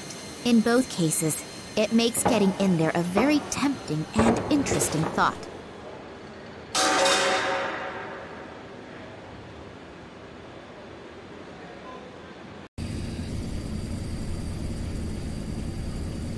Hello. So, comrade, are you coming with us to Tunguska? Yeah. Well, it's amazing what a person will do for a couple extra rubles at the end of the month. I also need the permit. Damn. I must have left it in the changing rooms, but I don't have to go all the way back there again, do I? Yes, you do. Sorry, comrade, but I unfortunately can't do anything about it. If it were up to me, I would let you in, even without it. But it's unfortunately not up to me. The FSB guys would bite my head off if they found out. Oh, come on. Nobody has to find out about it. No, I'd rather not risk it. I heard Solotov screaming. Poor guy. Solotov? What about him? Where is he? In the game room. I think they really put him through the ringer. So hurry up and go get the permit. You still have a few minutes. And while you're at it, try to see if you can find the train driver. We've somehow lost him. I had him paged a few times already, but he simply isn't responding. I would look for him myself, but I can't leave my station. And hurry, we're already running late. Isn't the train driver here yet? No. Maybe you should have him paged again. Okay, but I don't think it'll do much good. 17 calling 48. Come in, please. 48 here. What do you need? Could you page our friend, the train driver, again? He still isn't here yet. Again? Yeah, I know. I can't do anything about it either. Okay. Would the train driver please get his fat ass to his workstation and pronto? Let's hope that it works. Do you know what the agents are doing here? Working, I suppose? No. Really? We're all just doing our job here. And most of them are also really nice. They're people just like you and me. I suppose you're right. I think I can save myself the question about the FSB people. No one dares to say a word that is in any way interesting. Is everybody already on board? Yes, almost. We're still missing a couple guys from the FSB. But otherwise, everyone should be here. And all the scientists, too? Of course. They were all brought on board as soon as we started boarding. Weren't you here yet? No, obviously not. Were there any problems? No, not really. But some of them were bound so tightly that they didn't have much of a chance to resist. Oh, yeah? Good thing, too. Have they all been put into one compartment? I don't think so, but I don't exactly know for sure. What do you care? You're only responsible for your section and not for the entire group? Yes, I'm really happy about that. If they so much as touch Daddy, hopefully I'll get into the right compartment. And if I don't, how do I find out where Daddy is? And how do I get there? Well, I'll have to think about that as soon as I get on board. Tell me, do you know why the train is so heavily guarded? You already know that, don't you? They explained it to us several times, even if I don't really believe everything. For example? For example, that the captive scientists were all spies for the enemy. But whatever, that's not my concern. What do you suspect? No idea. I just think it's strange that they're being brought to a research station now. But maybe they aren't supposed to do any research there.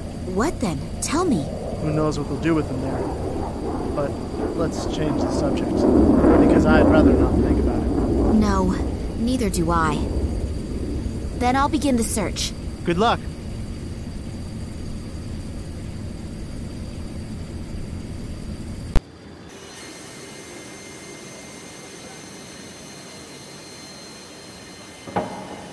Hello. Get out of my face.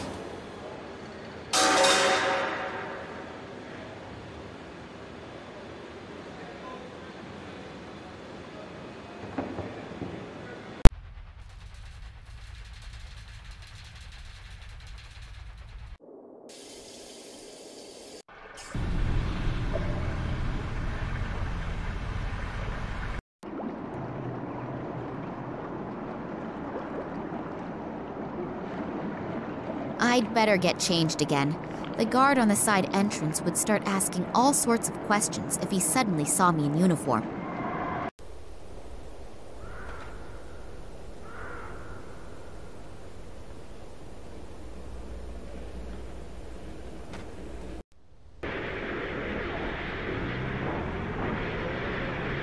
Hey, hello! It's me again! Hi.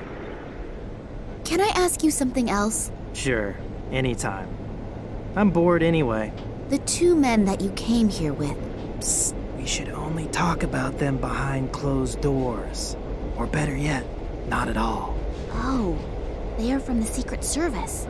FSB, aren't they? Can you keep a secret? Yeah, sure. Good.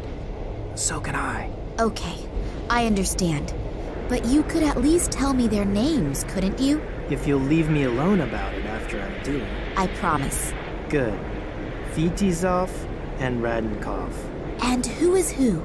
I kept my promise. Now stop asking me questions. Just because you don't care about your health doesn't mean that I don't care about mine. Thanks a lot for the information. My pleasure. See you soon.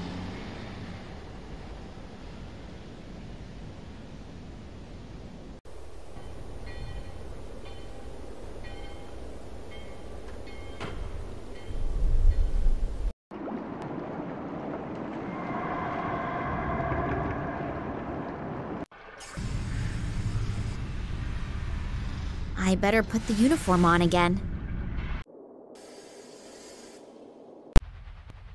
A two-way radio. There is a sticker on the back with the number 15 on it. Okay, action. This is number 15. Calling number 48. Come in, please. Central here, what is it? Headquarters. Please page both agents Fedosov and Radinkov. They should report immediately to the guard on duty in the freight compartment at the rear end of the train. Okay. Next time, I should think beforehand about what to say. It seems it worked out anyway.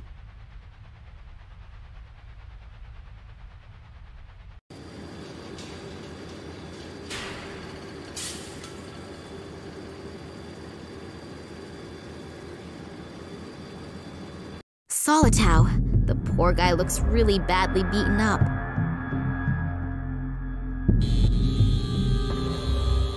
He's still breathing, but several bones appear to be broken. Also, bad burning on his torso. It looks like he has been tortured with electric shocks. He's got nothing on him, but maybe I can use his dog tags.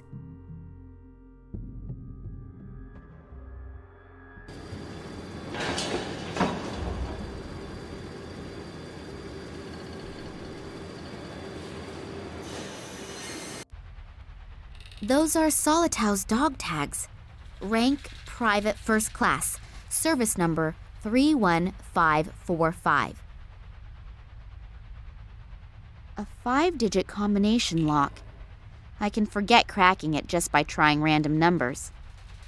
3, 1, 5, 4, 5. And will the lock open now? Hey, easy when you know the right combination. There's something in it. An entry card. That must be the one that I should have got from Solitow. My new name is already on it. Nina Perkova.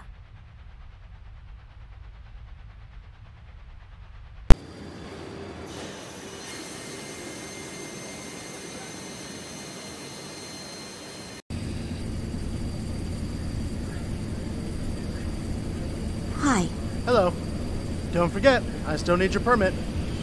Isn't the train driver here yet? No. Maybe you should have him paged again.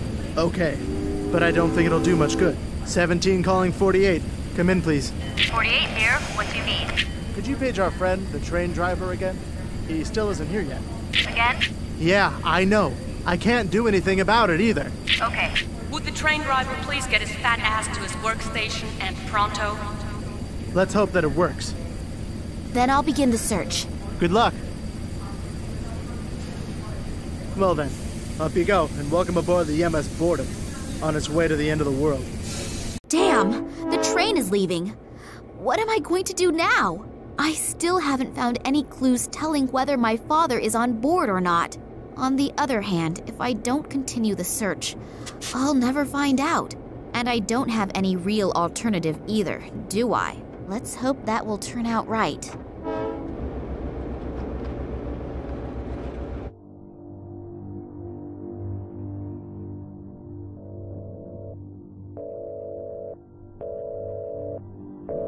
Have you found him? Not yet, but we're following some concrete clues. That is unsatisfactory. We are running out of time. The project must begin as planned. A few problems have surfaced in the little Kalenkov. Don't bore me with details. You don't mean to tell me that you can't handle a couple of amateurs, do you? No, Good. Then you know what you have to do.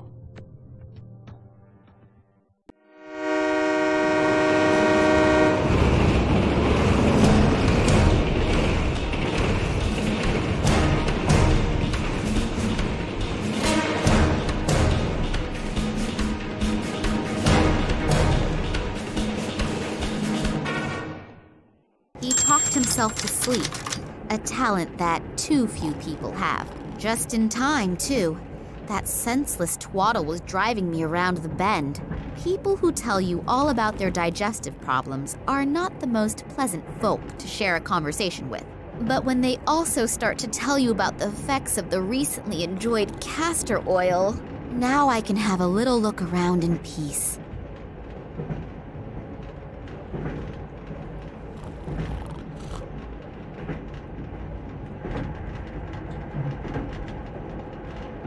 Oh, there are the first scientists already. Maybe I can get some information here. However, I should not ask too directly about my father, so that no one becomes suspicious. Surely I can take one slice. Well, I'm sure that owner will be able to spare it.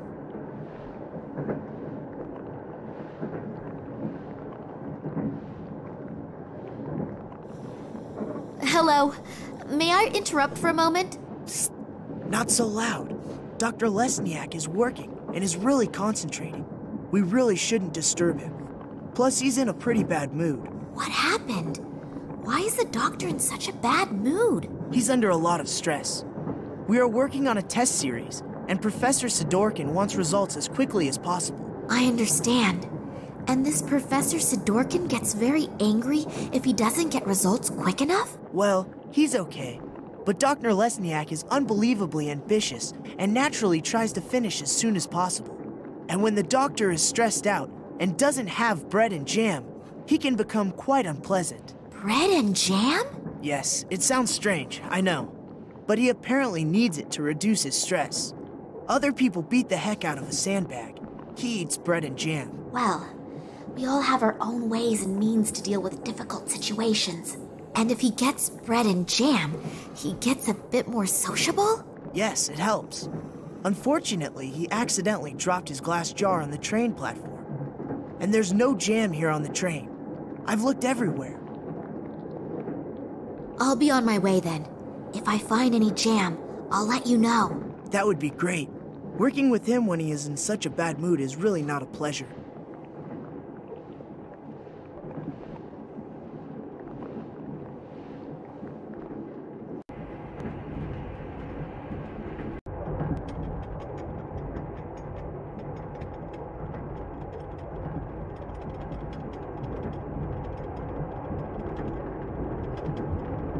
In you go. I'm sure that will be delicious. Or not delicious. Doesn't matter what else I throw in, it's not going to get any better. Well, what do you know? I should really take part in a cooking competition.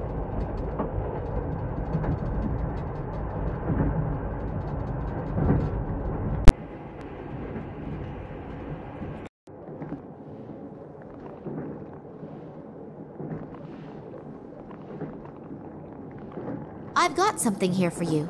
Perhaps it will help improve your mood. This is for me? Yes, you do like bread and jam, don't you? I made it myself, just for you.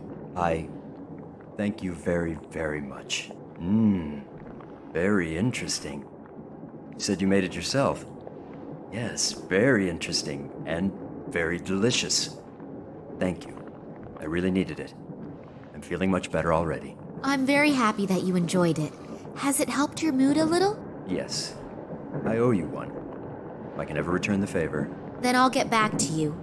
Maybe sooner than you think. Anytime.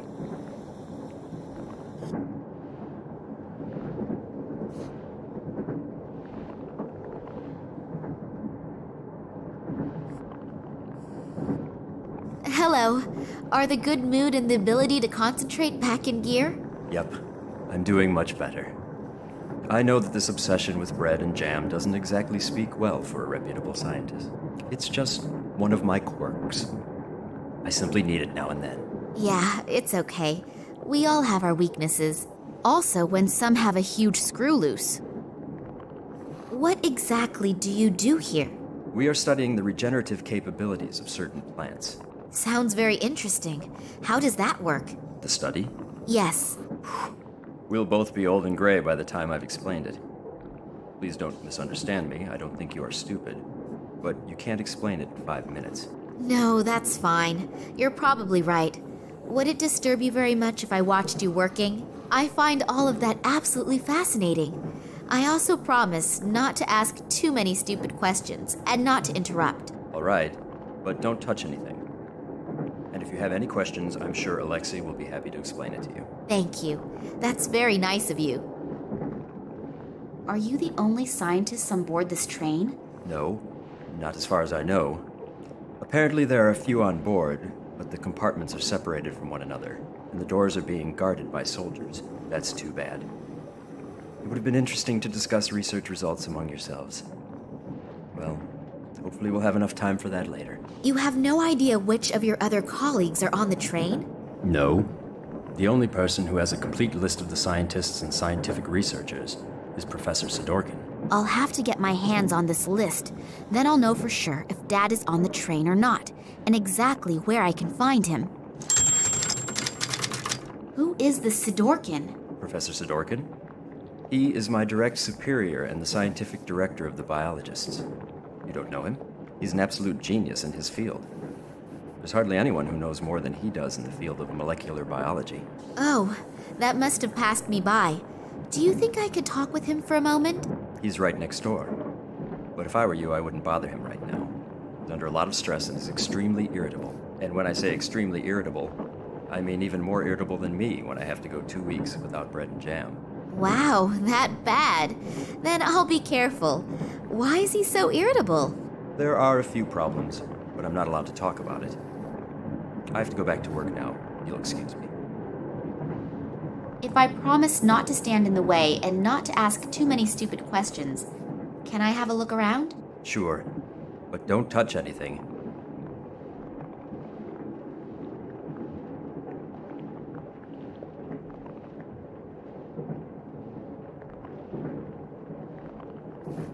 Phew, that was close. I have only just saved humanity from the terrible Dr. Jekyll. Oh, thank you very much. Working with him is now so much more relaxed. I owe you one. So if you have any questions, I unfortunately can't tell you everything. I hope you understand that. Of course. I'm happy that I can see your work at all.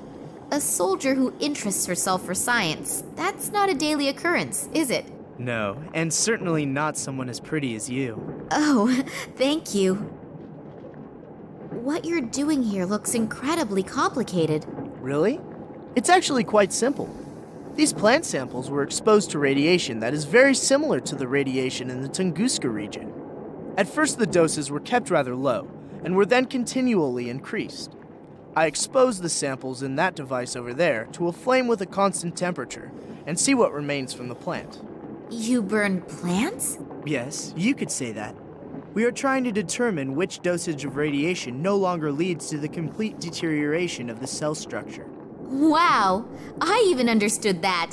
Well, I deliberately left out 2/3 of the explanations. Wonderful. Once in my life, I'm proud of my scientific abilities, and you blow the whole illusion apart. I'm sorry. What exactly will you be doing at our destination?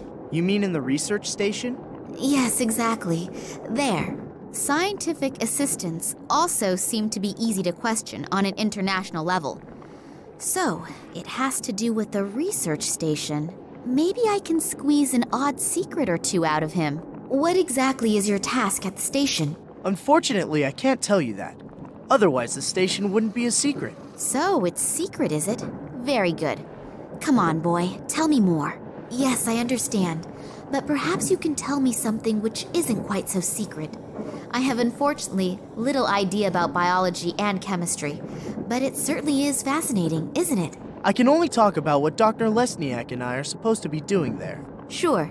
A long time ago, they discovered that the plants in the region exhibit abnormal plant growth. It isn't a secret. It was all over the newspapers. Yes, of course. And now we are trying to influence this growth in a controlled manner. Fascinating. And what is the goal? Unfortunately, I can't say. But imagine if we could arbitrarily manipulate the growth of plants. That would solve the problem of world hunger in one fell swoop. Wow, that really does sound like a huge goal. Indeed. What I wanted to ask you was... Just a minute.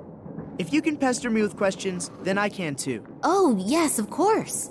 It's nothing personal. So, why have so many soldiers been brought into a prohibited zone? Prohibited zone? Yes, in the research station and everything. I mean, with the materials and all the people here, you could wage a small war. Yes, well, I'm not allowed to talk about that. You scientists have your instructions, and unfortunately, we have ours. Ah, I understand. I willingly tell you everything about our experiments, and I have one little question and get an answer like that. I'm sorry. I would love to tell you everything I know, but that is very little anyway. It's nothing personal, but what I do know is top secret. Yeah, it's okay. I'll be off then. Okay, see you later.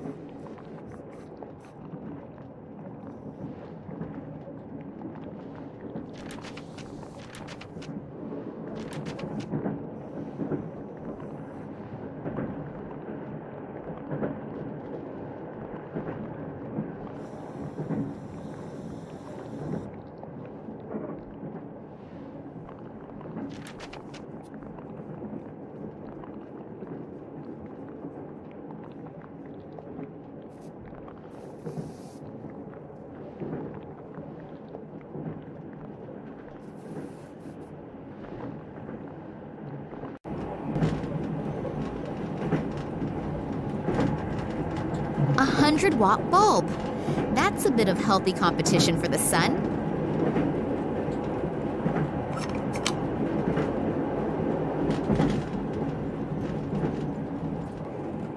Yeah? Excuse the interruption. Can I speak to you for a moment? As long as Dr. Lesniak doesn't have a successful breakthrough in his experiments, no. But... the train can blow up for all I care. I don't want to be disturbed. It's really... No!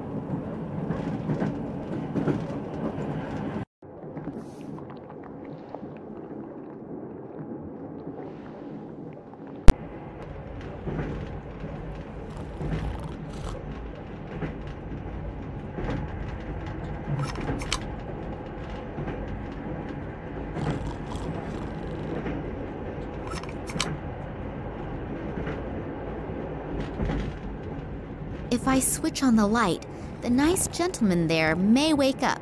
I'd better be very careful of him.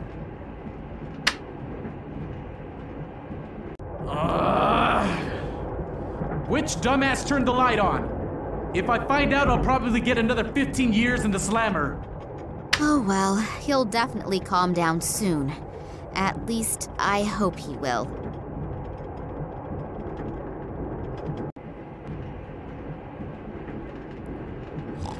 So, I've got the bottle of castor oil. His dirty books and his smelly underwear I will very generously leave where it is.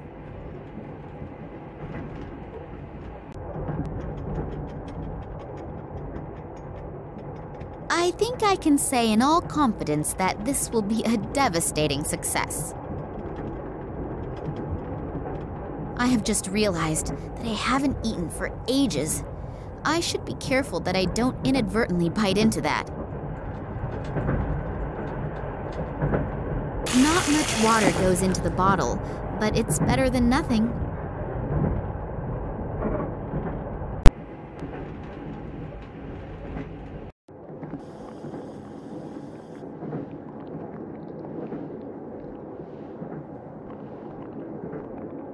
Another bread and jam just for me.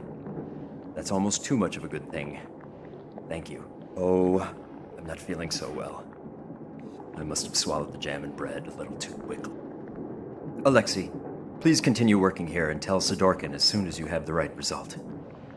I've got to go somewhere and fast. Very fast.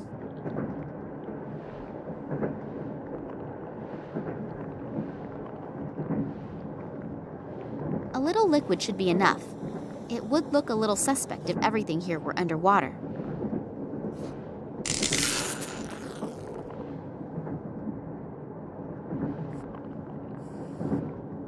Damn, why did the fuses have to choose to blow now? I have to go replace the fuses.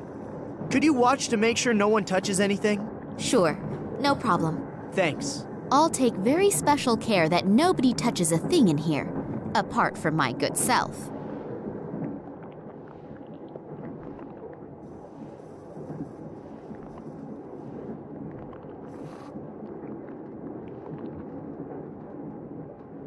I'll take the sample out of the glass. I'll take the sample out of the glass. What am I going to do with it? I'll just put one inside the other. I can't think of anything else spontaneously.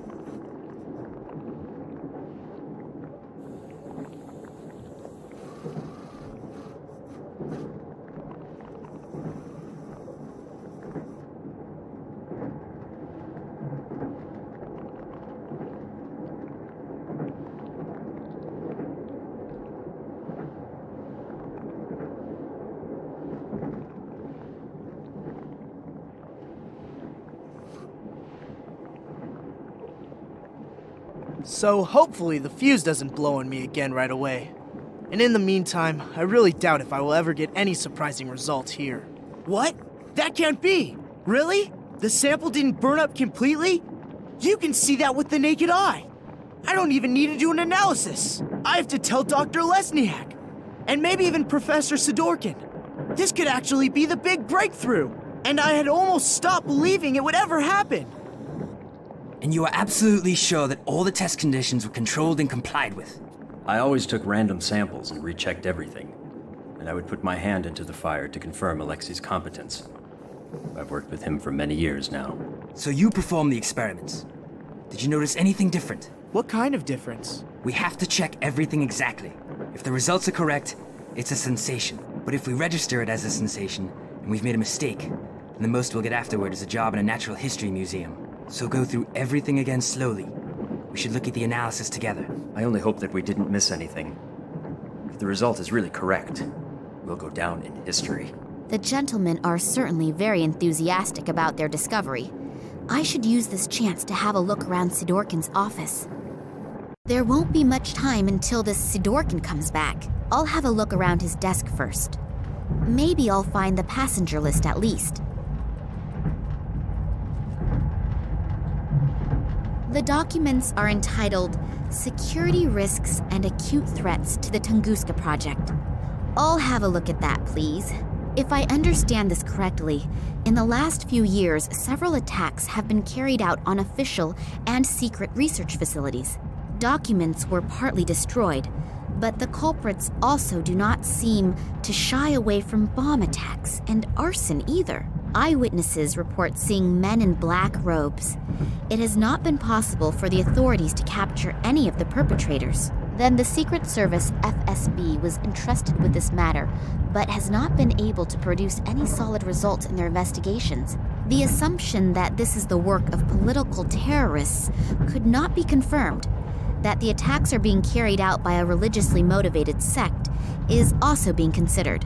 I wonder if they are the same men in black robes that Eddie apparently saw and was babbling about. If all that's true, then Daddy has got bigger problems than I feared. It's huge. That's not normal. That must be genetically engineered. Some kind of scientific report about molecular biology. It's nearly all formulae, and those few words are just as incomprehensible.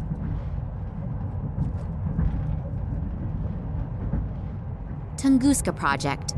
Error analysis is written on these files. 2000 to 2003 at the top, and at the bottom it begins with 2004. There's not very much I can do with these in the time I have. The drawer is secured with a very simple, but unfortunately, a very effective lock.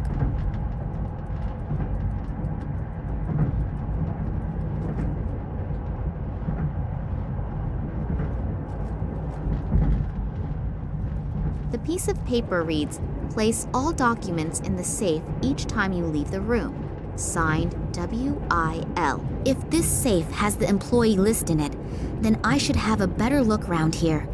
Maybe I can find out exactly what is going on in Tunguska and what Daddy's got to do with it. I thought so. The little toad is a snoop. I noticed you in Moscow at the train station, not in a good way. Toads remain toads, even when they are wearing clothes. But don't worry, we're going to take care of you now.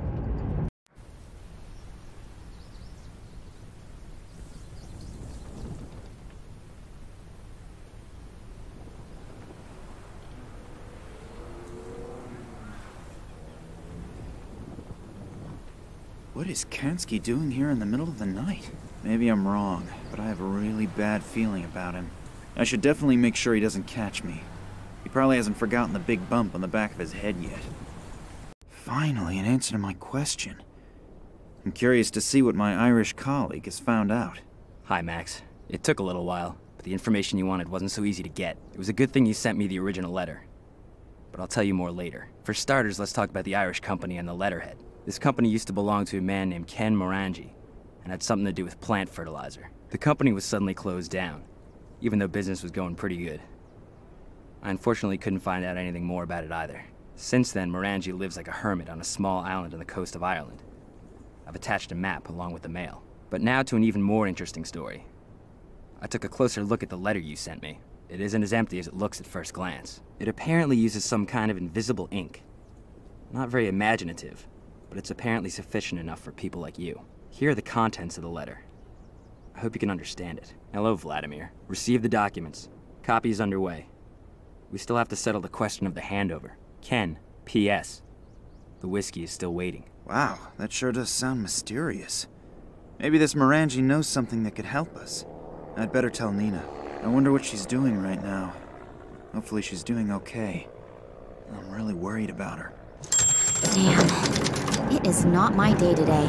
First I sit with a bowel-sick psychopath in a train compartment, and now with a rabid dog. I've got to get out of here again quickly. As soon as we reach the next bigger village, they want to hand me over to the authorities. That would be the end of my search, and probably the end of me.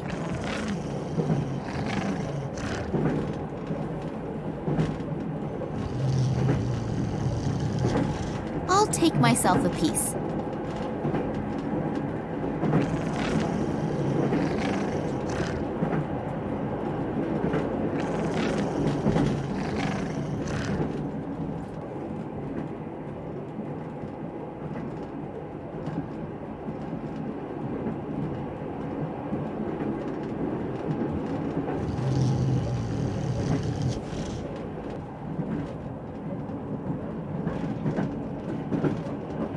So, he should be busy for a while.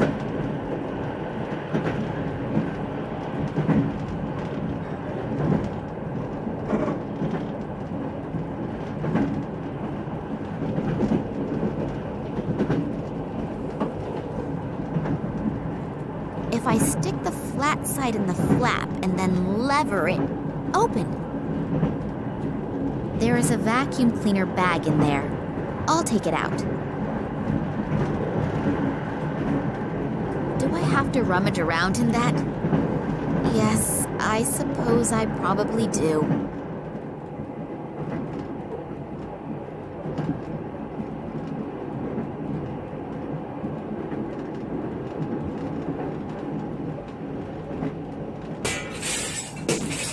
Hopefully no one heard that.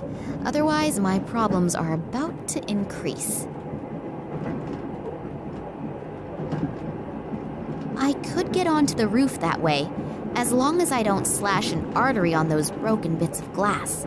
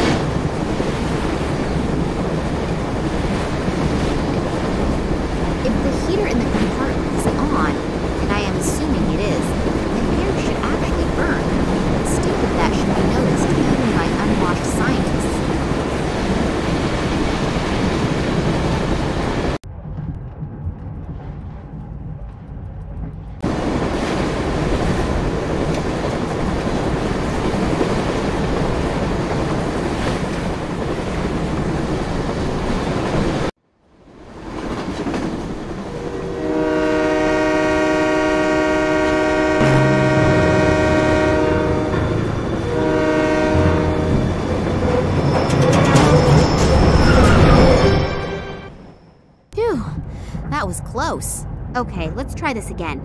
If anyone has information about any scientists on board, then it is this Sidorkin guy. In his function as the scientific leader, he must have hidden the information somewhere.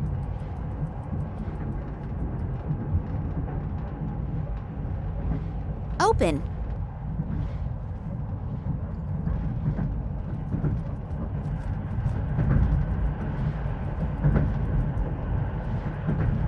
Books about Sir Francis Drake, Blackbeard, Henry Morgan, William Kidd, Jack Rackham, all extremely pleasant folk who sailed under the flag of the Skull and Crossbones to liberate the Seven Seas from the plague of merchants.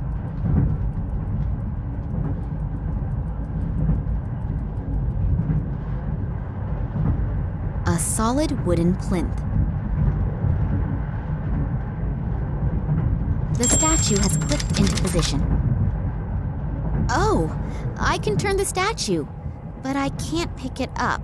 It seems to be anchored to the plinth.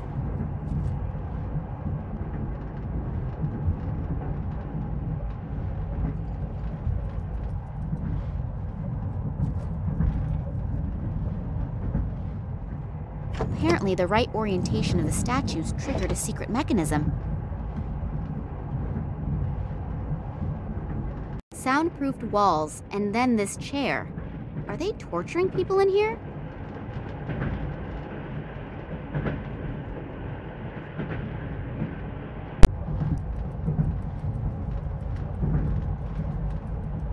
It sounds like a mechanism has been triggered, but I cannot see any changes.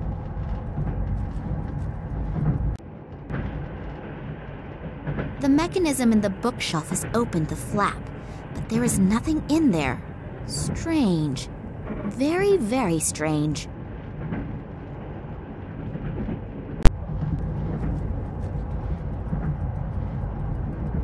I'll take the skull with me, but I won't walk carrying a complete human skeleton.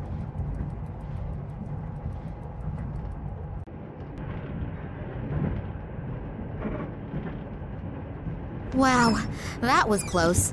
I managed to survive an assassination attempt in my father's apartment and the guys from the Secret Service, only to be almost killed by a picture. Life can be strange, can't it?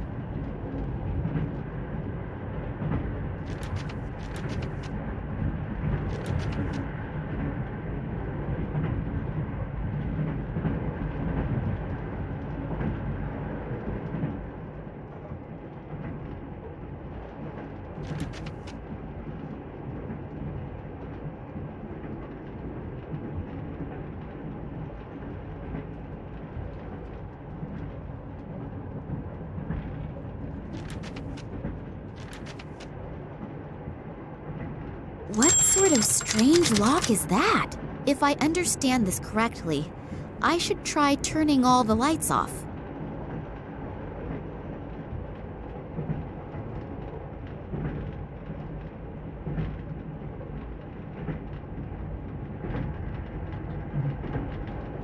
Done.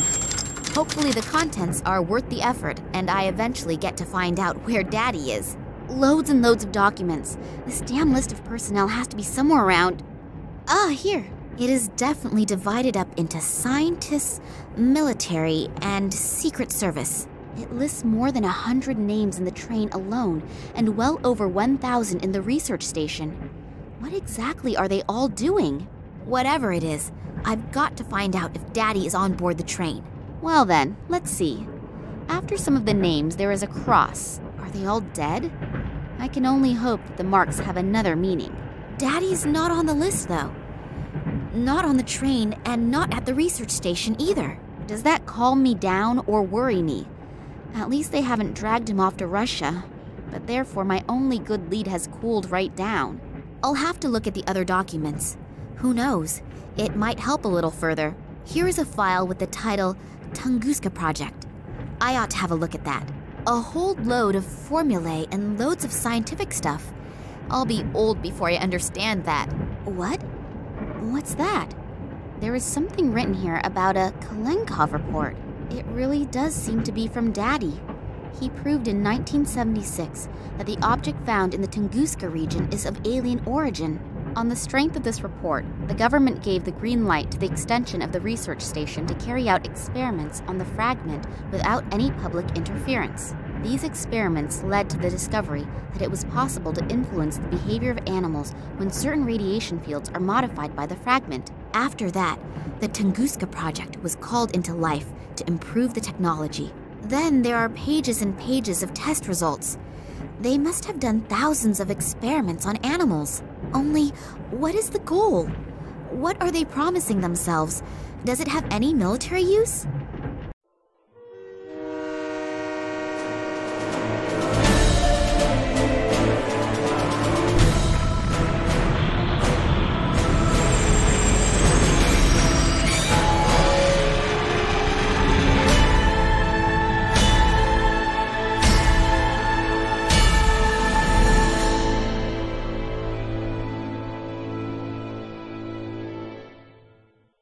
Oh, hello, Oleg.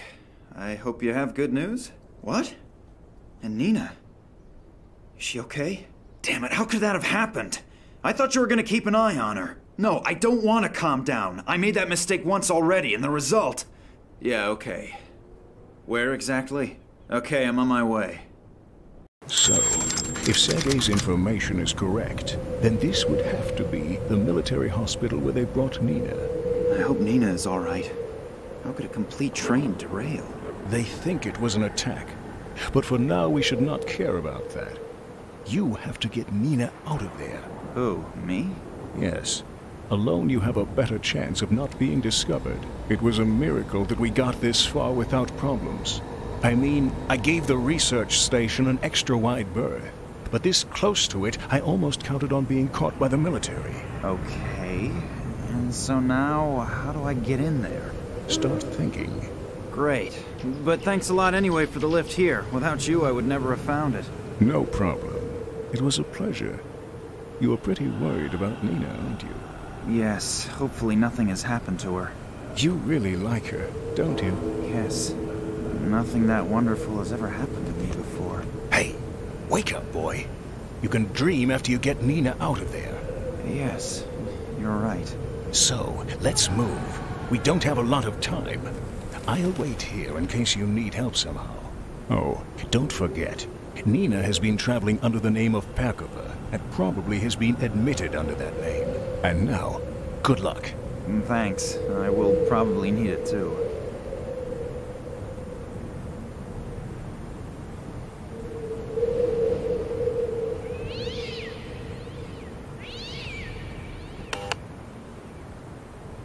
Yeah? What do I say now? Hello, I'm taking a vacation in the area and just happened to come by here. It looks wonderful. Is it very old, Shirley? Can I have a bit of a closer look at the house, please? What? I'm a great fan of buildings and architecture out of the Tsar period. Otherwise, everything's still okay, right? This is a hospital, not a museum. That doesn't matter. I only want to have a look at it. I won't need very long. There aren't very many interesting buildings around here for a tourist. It's not my fault you wanted to spend your vacation in the sticks. In any case, you can't come in here unless you're a doctor or about to die. Now leave me alone. I want to finish watching the soccer game. He switched off the intercom. All that stuff about the architecture tourist does not belong among my best ideas.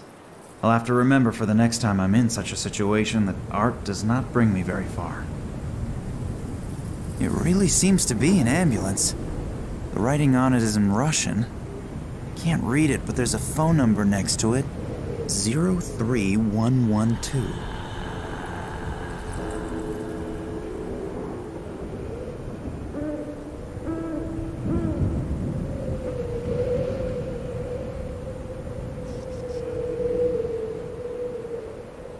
My doctor always said I should eat more fruit. Well, maybe picking more fruit is a good start. Now I've got a carrier bag full of holes and horrible red stains. Here, tie this around the hand with the missing fingers. Maybe we can fool the medic into thinking you've only just lost them, if he doesn't look too closely.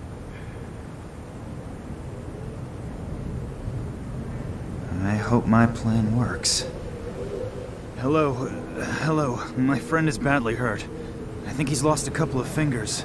Yes, I'm standing here at the bus stop in front of the hospital. Please, send someone out quickly. I think he's bleeding to death. Yes, but please, hurry. I now only hope that Oleg's acting qualities are sufficient enough to convince the ambulance driver of his story.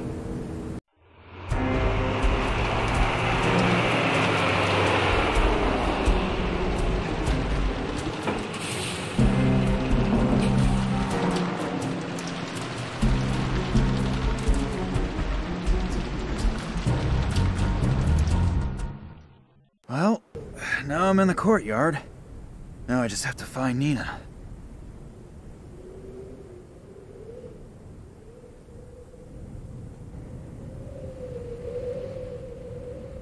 Something is casting these shadows.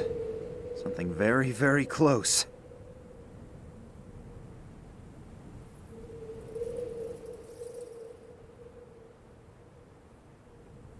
There's a key in the lamp. It's a strange hiding place, but better than putting it under the doormat. It should work with that.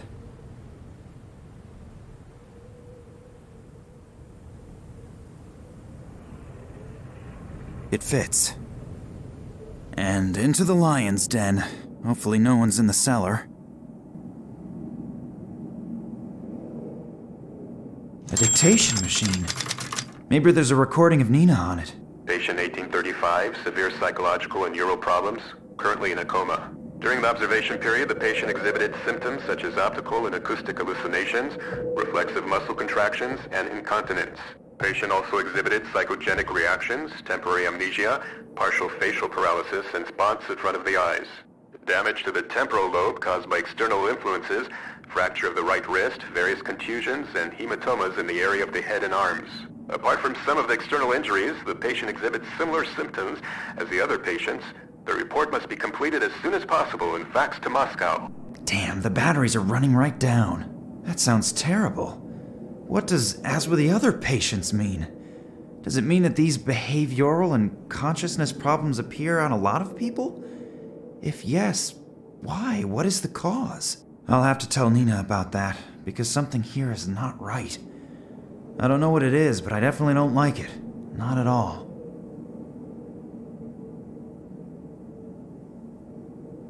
There are medical records in here, all sorted alphabetically. Maybe I can find out what they did to Nina. K, Koch, Kaio, Cam. No records on Nina. Wait, Oleg said she was traveling under a false name, something with P. Perkova. So let's have a look. P. Pow. Perez. Perez Manuel. Wasn't he the one who went on the Tunguska expedition with Nina's father? And he was here too? That's very interesting. I should have a look at that. If my rudimentary medical knowledge isn't fooling me, there's something here about extreme behavioral and consciousness disturbances. Perez's behavior obviously showed such strange symptoms, unrecorded in any known illness. That was ages ago. In the meantime, research should have... It looks like they tried to find out about the illness by carrying out experiments on him. Through the cranium without an anesthetic. That's ghastly. Electroshocks, straitjacket, shock therapy. That reads like a torture report out of the Middle Ages. But the poor guy seems to have survived it. Then, a few weeks ago, he was sent back to his home country after an application from a certain Dr. Nicole Charlois to a small suburb of San Cristobal west of Havana. It looks like he obviously resisted so violently that they had to give him the double doses of phenylcyclidine piperidine. I believe that sedative has been forbidden for a while now. That's strange. Perez has been here for almost 30 years, and suddenly they're shipping him off to Cuba? And Nina's father disappears without a trace shortly thereafter. I would be astonished if there wasn't a connection. But what could it be?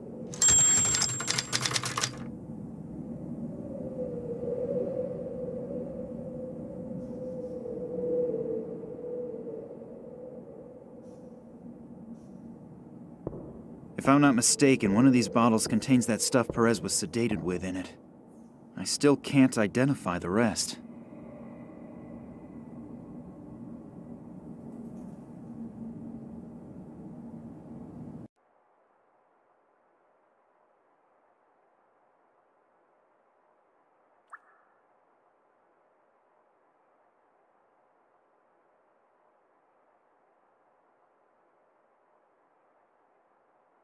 I'll have to be careful not to touch the needle.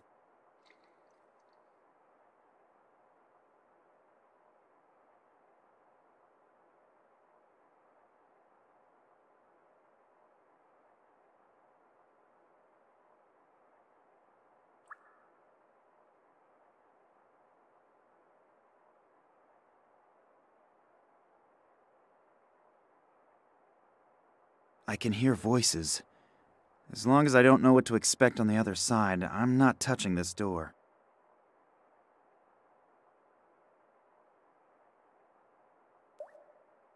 Can't do anything about that, but you're missing out. It's a really good game. I just wish the satellite dish wasn't so sensitive. I have to keep adjusting it. Hopefully, it won't be as windy as yesterday. I couldn't really see anything properly. No, you can forget that. Just be happy that the broad is in a deep sleep at least and not constantly on a rampage.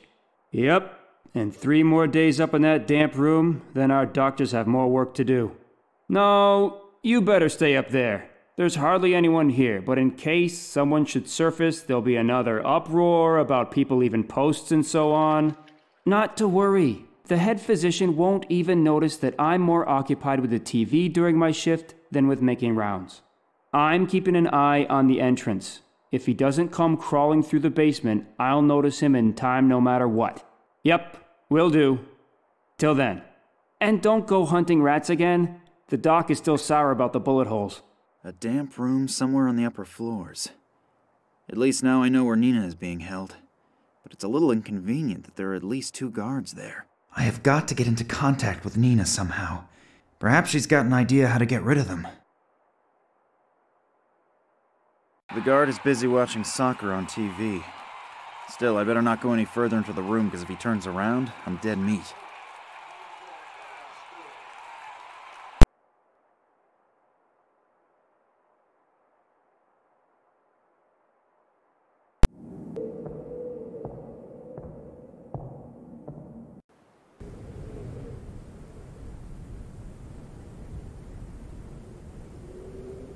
It seems to be a sewage pipe. It runs into the top floor.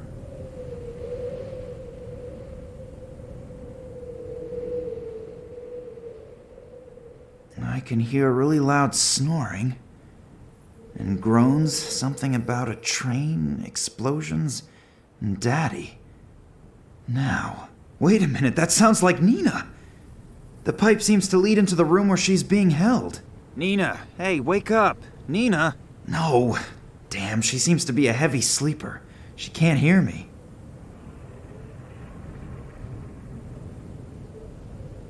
That penetrating smell might just take care of waking Nina up. Ugh, it stinks to hell down here now. That does not help me at all. Maybe the small ventilator is powerful enough to blow this ammonia stink into Nina's cell. Gotta be worth a try.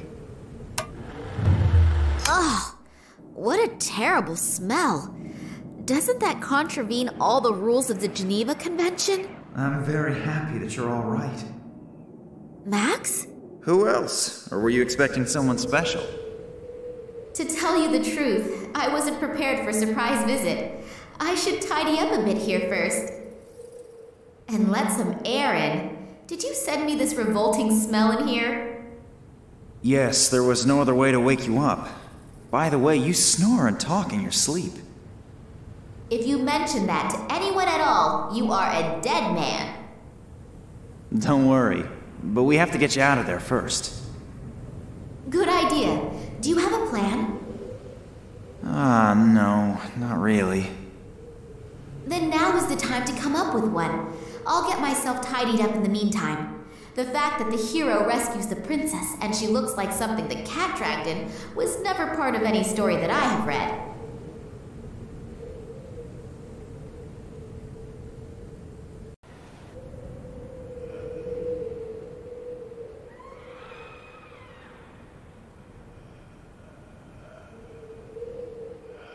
The people should be working, not watching TV.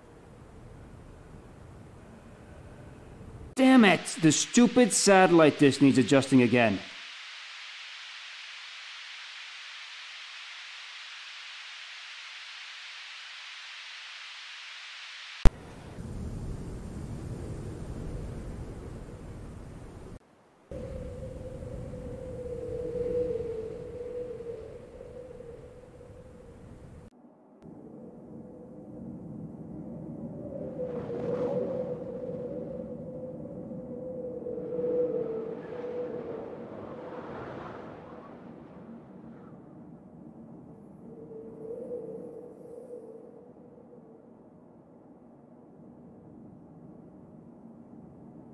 The wall doesn't make a very solid impression.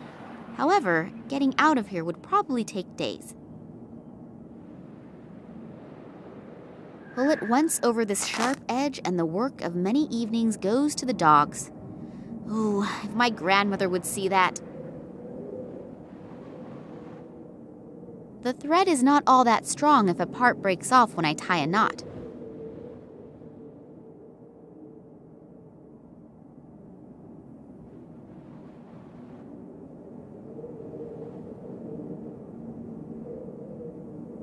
The stone seems to have hit the bottom. Now I can exchange a few smaller objects with Max.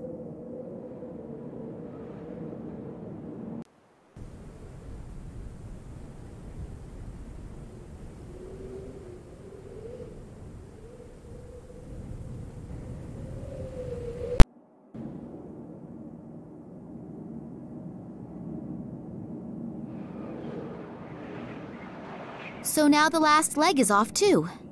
Don't you go walking away. Take that, scourge of every health authority.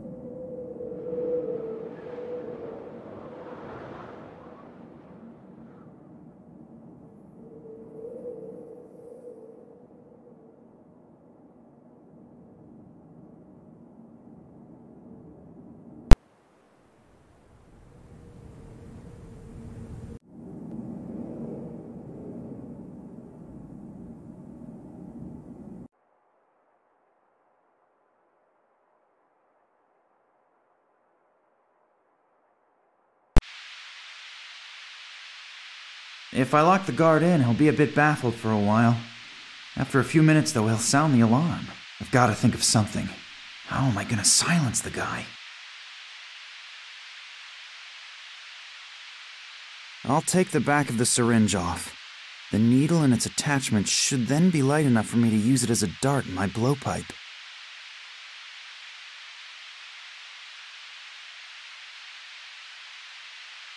If I lock the guard in, he'll be a bit baffled for a while. After a few minutes, though, he'll sound the alarm. I've got to think of something. How am I going to silence the guy?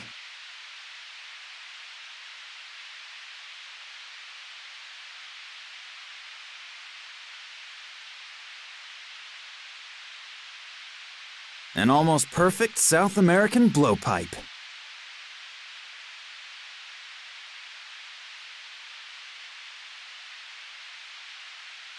If I touch this needle now, our little adventure will come to a pretty fast end.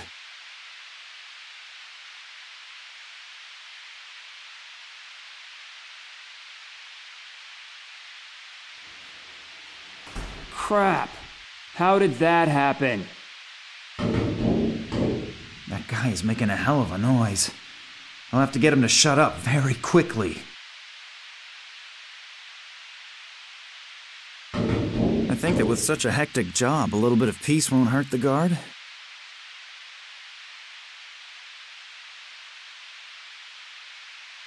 Ouch! What was that? So, I'm rid of him for now.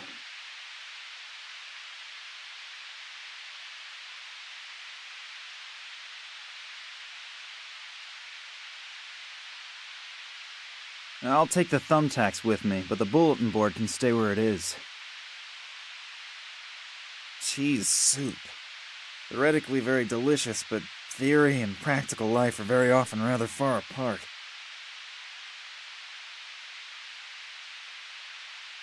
The sponge sucks itself full of soup.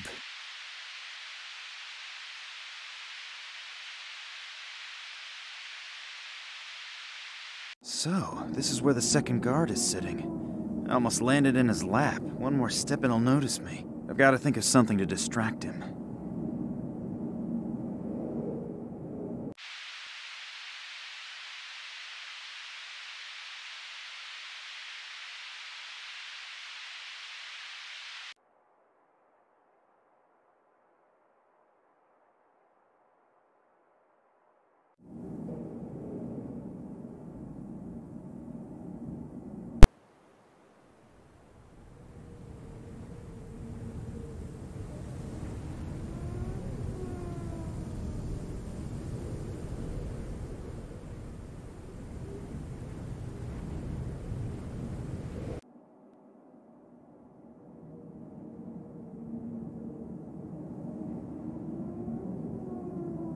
Looks like it could work as a trap. Stress on the could. If it is really true that mice and rats like cheese, then this aromatic piece of foam rubber must be the perfect bait. The big game hunt can begin.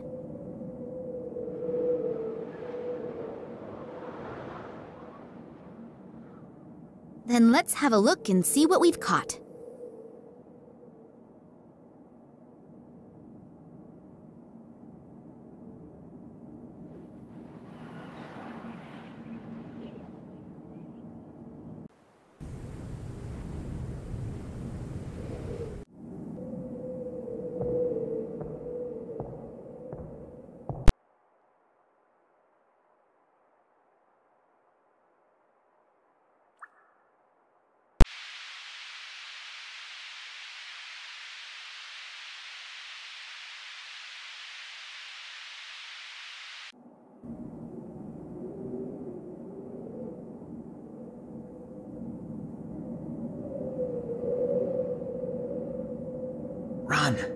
Run as fast as you can and keep the guard busy for as long as you can.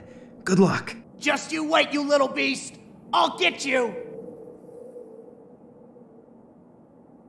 I'll put this thumbtack under the cushion so that the guard doesn't get suspicious. Damn! That rat just slipped away from me! But wait, I'll get you next time! Ah! Spivak, you're a rat as well! But I'll get you too! All is quiet. I hope the dose was strong enough.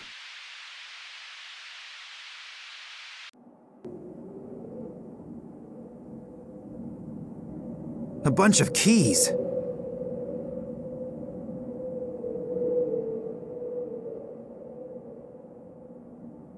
I'm really happy to see you, and thanks for... My pleasure, noble princess. Come on now, we have to go. I'll just get my things together. Hopefully those guys haven't grabbed everything. Thanks, you two. I would hate to think what would have happened if you hadn't come along. You don't have to, but we wouldn't let you rot anywhere in the sticks. I knew that I could rely on you. Anytime. If I had to, then I would even... Could you postpone the niceties until later? We should get going. The people in the hospital are bound to notice your absence soon. Yeah, I'm ready. Although... What? We must be really close to where my father used to set up camp on his earlier expeditions. Am I right? Yes, that's true. But we really don't have any time for that. The hospital belongs to the Russian military, and when they sound the alarm, it will get extremely uncomfortable around here. We should first get out of here, and think about how we want to proceed along the way. But... No buts. The risk of landing here in the first place was already big enough. We are going. Max, I need your help to get the airplane ready for liftoff. Oleg is right. We've got to get away from here first, and then we'll see what happens. Go on, get your things out of the Jeep and come.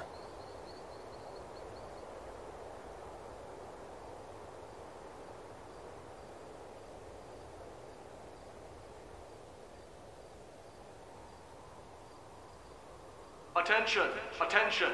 An alarm has gone off in the neighboring military hospital. A female patient who is considered extremely dangerous has escaped. The military has been notified and several soldiers are on their way here. Until they arrive, no one is allowed to leave the airfield. Everyone is ordered to be on high alert. No one will be permitted to take off or land. Damn, they're looking for me already. What now? We'll meet here in a few hours.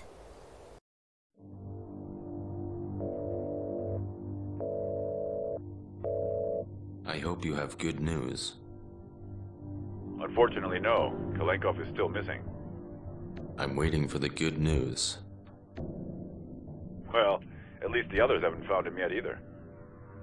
We are running out of time. The preparations for the project are almost finished and everyone is waiting for you to finally find the missing piece of the puzzle. I'm doing my best. What should I do if... Concentrate on his past. Someone has to know about Kalenkov's research, and if he can't tell us his secret himself, then others will just have to do it for him. Hopefully Max and Oleg are all right. I suppose they weren't born yesterday. They'll get along with the soldiers somehow. And exactly how are we going to get away from here again, I don't yet know. We can brainstorm that later. In the meantime, I can try to find the camp from which my father started his expeditions. The thing is, where do I look? Apart from this tent, I have found no signs of human existence. Hopefully I can get some help here.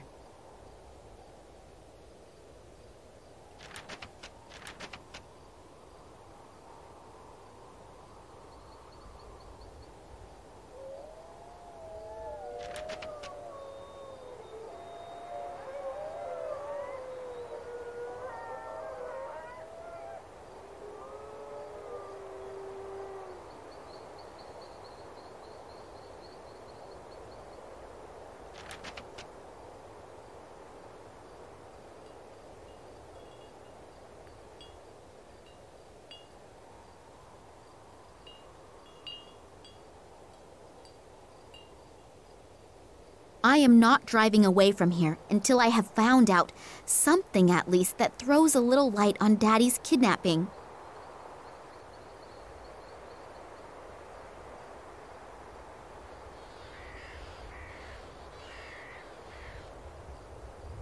First aid? Only first aid for alcoholics. 1 bottle of vodka and nothing else. No bandages, no painkillers. Apart from the vodka, of course.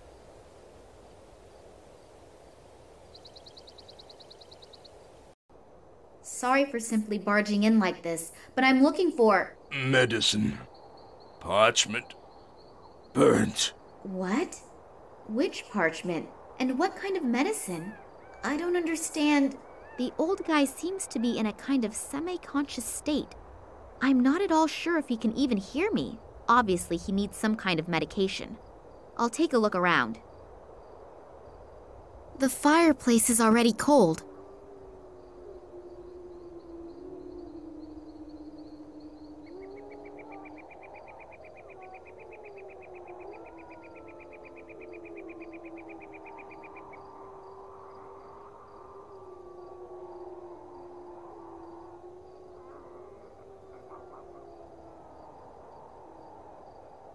These bits of parchment have been so badly fire damaged that they'll fall apart if I pick them up. I'll have to restore them somehow.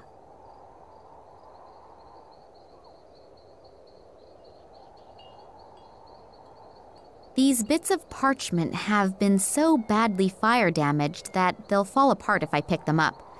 I'll have to restore them somehow.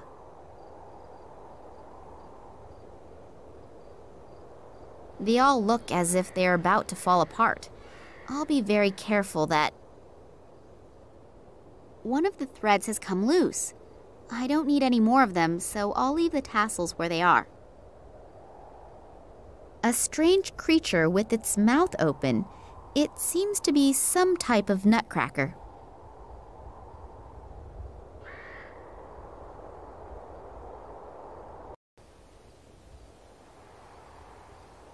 A beautiful animal. Wouldn't it make a wonderful bedside rug? The fur is quite soft. It would definitely... Don't look at me like that, or I'll put my thoughts into action. Through a small hole in the lid, you can see that it's almost full of water.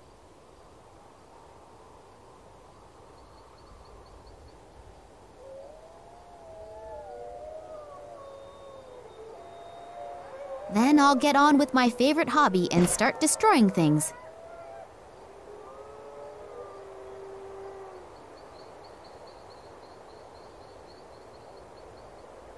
The tree is ancient. It must have survived the catastrophe undamaged, but that was 100 years ago. Only the bark is flaking off. But that would happen to me after a century as well.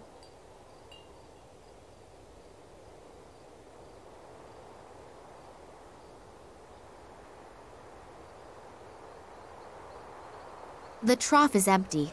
Clearly, nobody seems to take very good care of the animals.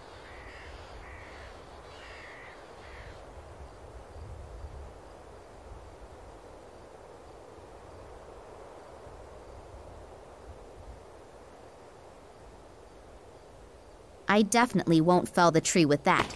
I'll limit myself to the bark.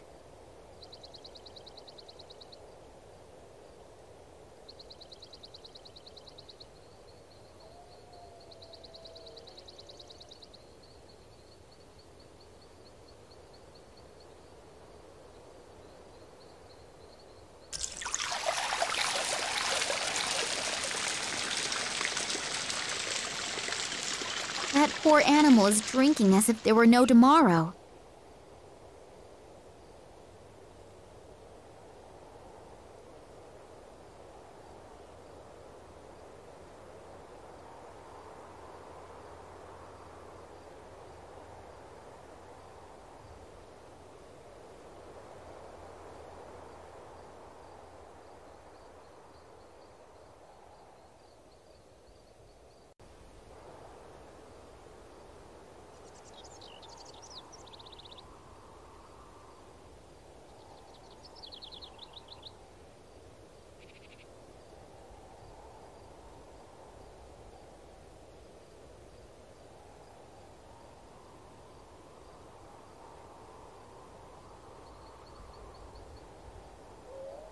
A failed and abandoned attempt to plant and raise a tomato plant known to the biologist as Solanum lycopersicum.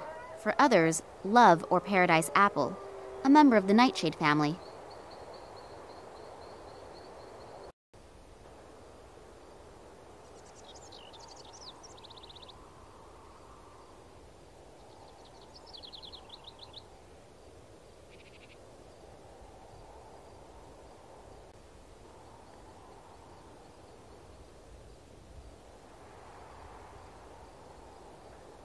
I have a different concept of sharp. Not really the superlative in whetstones, but these scissors can't get any blunter. And how's that? It now cuts more than butter.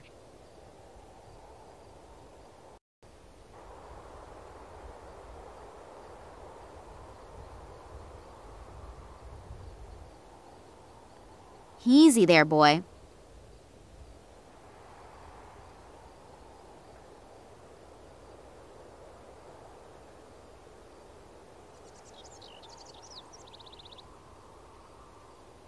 If I take the spoon, the hairs, and this thread, and Hey! It works!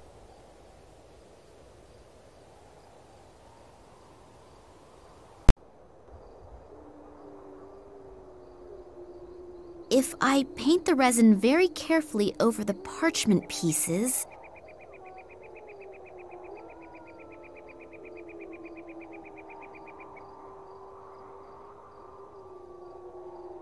It worked! 5 parts of the source of life, 2 parts of root of tears, 1 part blood of the night, 3 parts drops of intoxication, to be taken shortly before it unites with the wind. What effect it is supposed to have isn't noted, just as much as how to get each ingredient.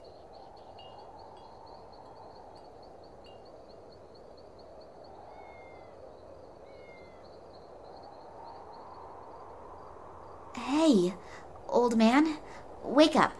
Is this the recipe for your medicine? It really does seem to be the recipe. The old guy wants me to prepare it in this vial. I'll have to hurry preparing his medicine. He's not going to hold out for much longer.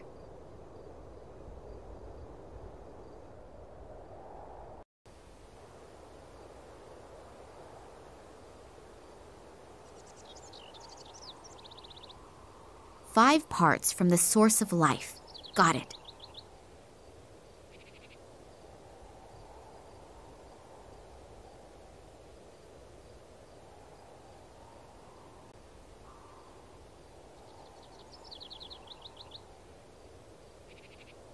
I know. They're under the protection of nature conservation laws. I'll be very careful.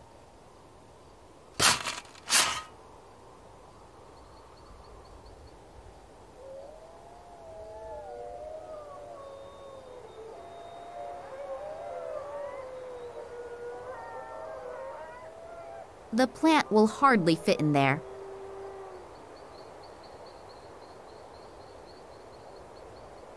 What should I do with this drought victim?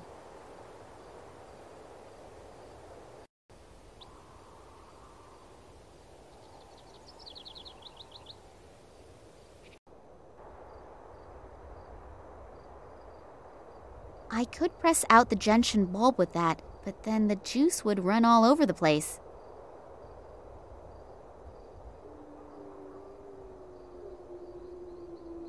Well, that must be the right doses, depending, of course, on the bulb being meant as the root of tears.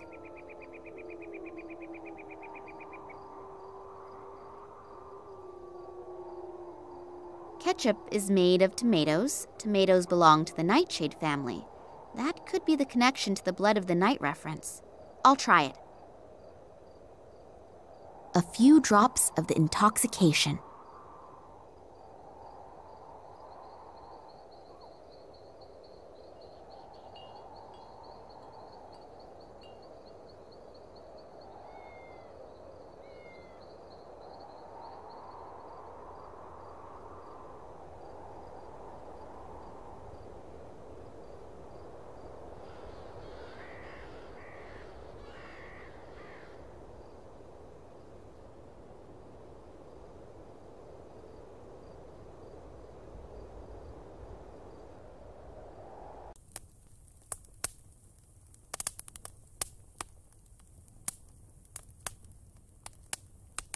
Hopefully this witch's brew doesn't blow up in my face. I have no idea when the stuff is ready, but before it all evaporates... Evaporate! That's it! To be taken before it unites with the wind. Then the medicine must be finished.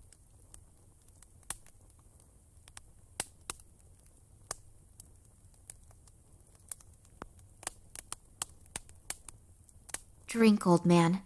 I hope that helps. Thanks. My pleasure. What happened? A little difference of opinion with the guards. Guards? From the research station? Yes, Oh, it's not important. Not so important. You nearly died. But I'm alive. And you aren't just here to help me, are you? You have some questions. Yes. How did you know? Your eyes betray you. The eyes betray everyone. And your eyes, I know your eyes. They were here once a long time ago. Me? I was most certainly not. Yes, they were. But they weren't in the body of a young woman. You're the daughter of... What was his name again? Vladimir Kalenkow? You know my father? Yes, Vladimir was his name. He came to me back then like you are today, with the same eyes. I need your help. If you knew my father, then you can also tell me what happened here all those years ago. I'm only a shepherd. I've always been a shepherd, and I will remain a shepherd for the rest of my life. But... I know my place in life, and you should know yours too. Listen to the words of a simple man. My son didn't listen to me. What do you mean? You want to know what happened here almost 50 years ago, and what is happening here today. My son was also curious. He didn't want to listen to me. He found a strange piece of metal in the woods, and he asked questions. The wrong questions to the wrong people. I never saw him again. There are things that we are just not meant for. If we don't realize this... Old man, your words may be very wise, but my father is in danger and I need your help. I know. I can see it in your eyes. You really are just like your father. I also warned him, but he didn't want to listen to me either. He entered the cursed realm of the Ugdi, the evil thunderbirds that have been sent to cause endless sickness since the year of the great catastrophe. Your father ignored my warning, and his companion must have paid dearly for it. I know that I cannot stop you, so I will tell you where your father had his camp back then. Follow the northern path until you reach the swamps, and you will find what you are looking for. But always remember my words. Be careful in everything you do. Things happen here that no one can even begin to imagine. The Evink was right. The atmosphere here is real strange. So unreal. Even if perhaps a good portion of superstition is involved, I have a strange feeling here. And then the story with the Thunderbirds and the endless sickness. Pull yourself together, Nina. You're just exhausted. There are no Thunderbirds, and any phenomenon, no matter how mysterious, can be explained rationally. Hopefully.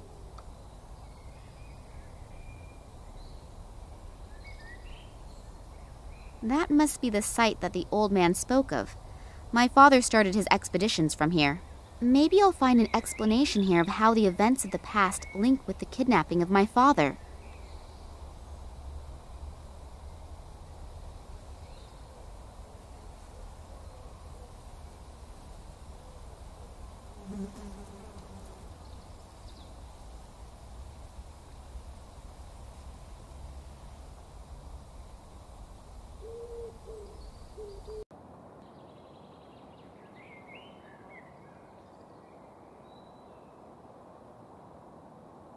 There is nothing special to see, but then again, it is pitch black in there.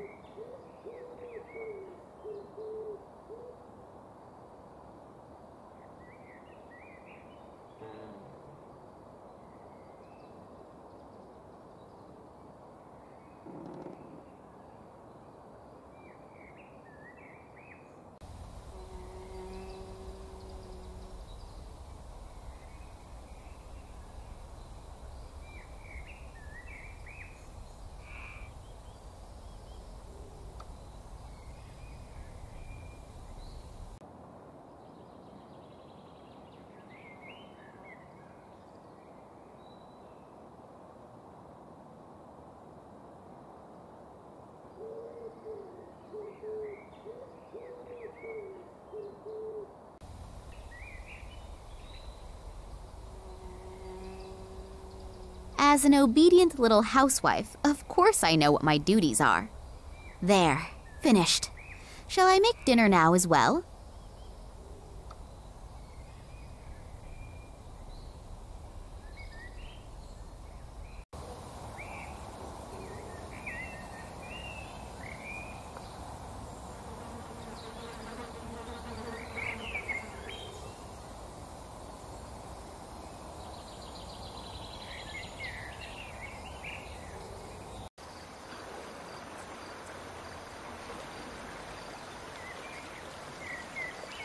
This has been plundered. Everything that can be taken off and carried is gone. There are only 2 small nuts here, and I am having them.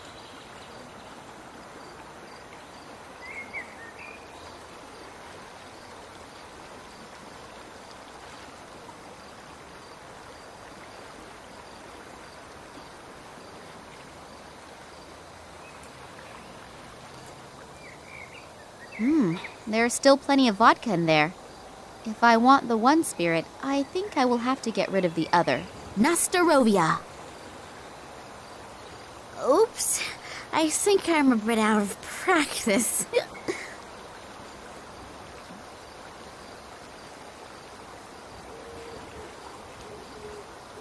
That must be the research station that the transit train was supposed to be going to. Has it even arrived there at all? The research station is certainly impressive. It even has its own runway, and probably just as impressively secured. I can forget getting in there. I'm not even sure that I want to go in anyway. After all, I have heard and read about this station and the place it was built on. Anyway, the station does radiate a certain fascination. Not a positive one, and the longer I look, the more I get the shivers. I'd better make my way back. There's a lot to do, and I still don't know what secret out of Daddy's past is concealed here.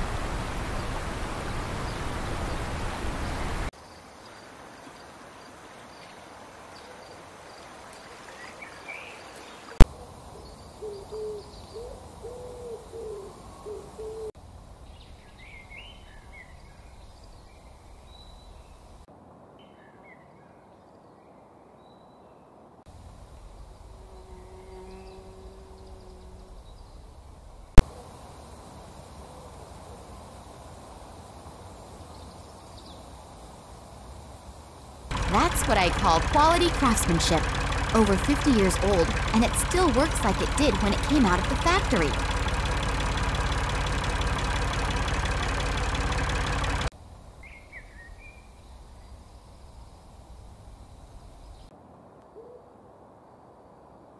The rag is soaked through.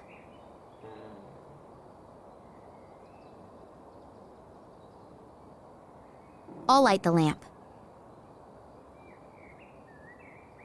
I would never have dreamed that one day I would clean out a chimney from the inside. Now that the suit is off, I can see numbers written on it. 7.5, 3, 10.5, 6.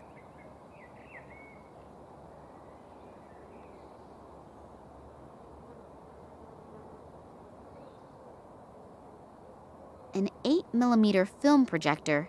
Considering its age and the fact that it's not professionally handled here, it is not in bad condition.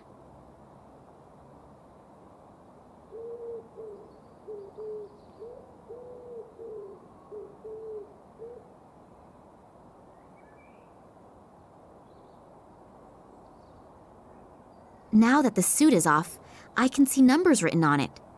7.5, 3, 10.5, 6.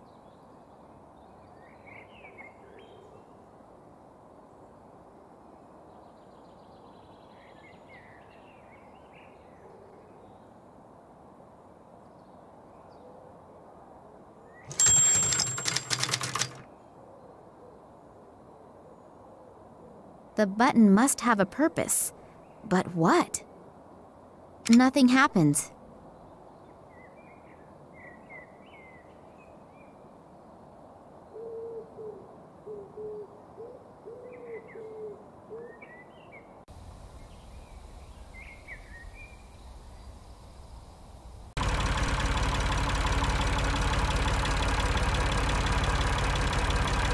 I'll hold both nuts close to the coils, but not too close, otherwise I'll be toast. As a result, they seem to have become magnetized.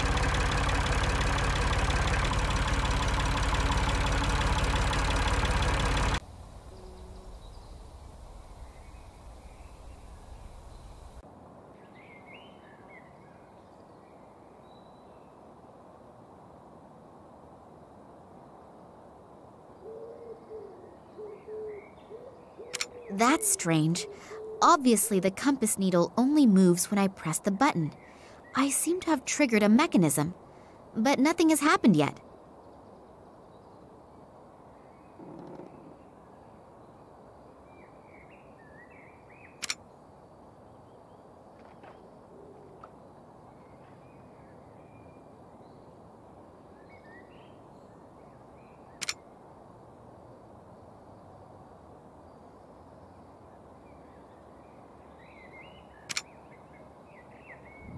Secret compartment.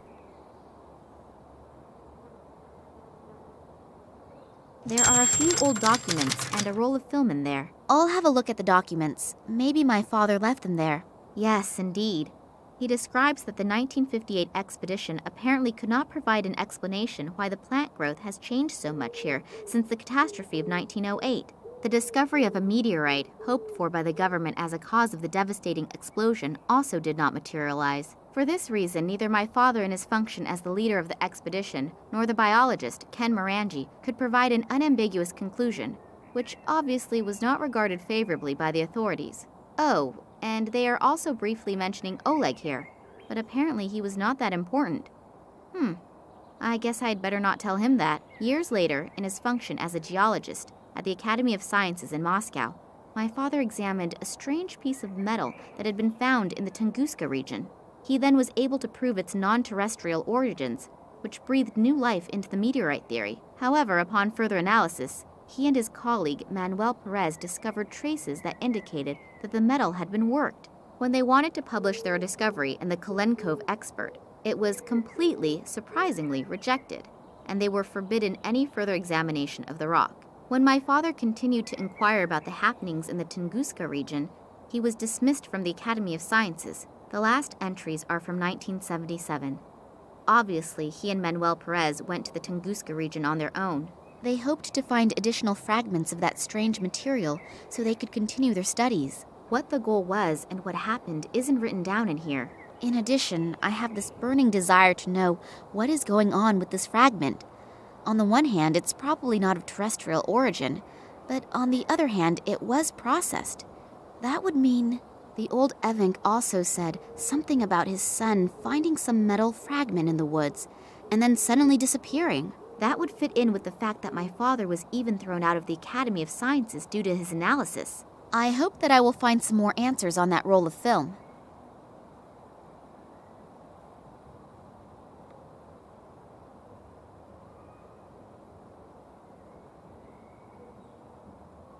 Damn, the bulb has burned out. It's not possible to just pop around to the shops and get another around this place. So now is the time to think of something else. I've wrapped the tinfoil around the broken glass. Yep, that should work. Since it's rather dark in here, the light reflected by my modified glass shard should do it.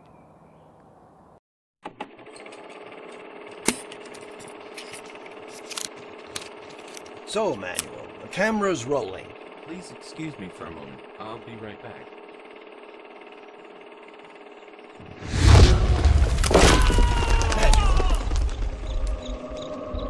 Manuel!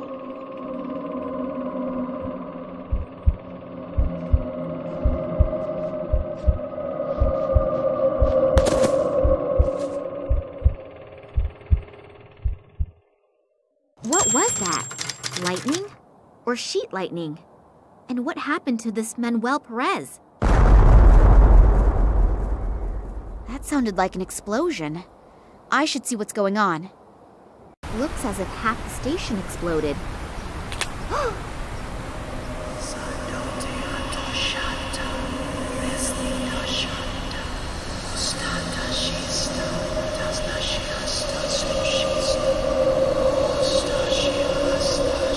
Come on, come on! Move your asses! The intruders have to be around here somewhere. We'll get them. Spread out! Oh, my head. What was that? Feels like someone sifted through my thoughts. There's someone up there! Get them! Damn. I have to get away from here.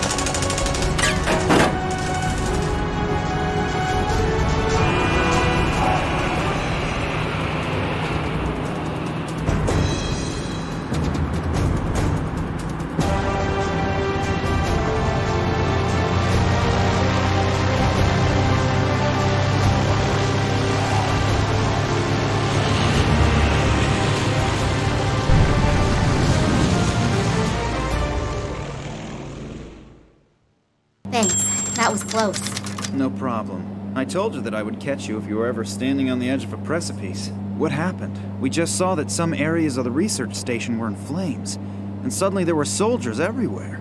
I don't know much more either. Suddenly, two strange figures appeared in front of me out of nowhere. From the FSB? No, they weren't agents. I'm not really sure. This may sound kind of stupid, but I'm not even sure if they were human. What? I don't know how I should describe it. It was more like a feeling that I got from them. What did they want? Did they say anything? They didn't really speak. It was more like voices inside my head. It was as if they were looking for an answer. What kind of answer? I don't know how to describe the feeling. It was as if my head was going to explode. I've never experienced pain like that. And then suddenly, I knew that I wanted to tell them everything. It was suddenly so clear. You told them everything? No. Before I could say anything, the soldiers came and the two figures disappeared as suddenly as they appeared. Where are we flying to anyway? In the meantime, Sergei has found out that your father was never in Moscow. So it almost looks as if the entire trip was pretty much in vain. No, on the contrary. I'm now sure that my father was kidnapped for some reason that has to do with the Tunguska catastrophe. How come? I found some of my father's old documents. If I haven't misunderstood them, he was on the trail of something big, and I have a name. Manuel Perez.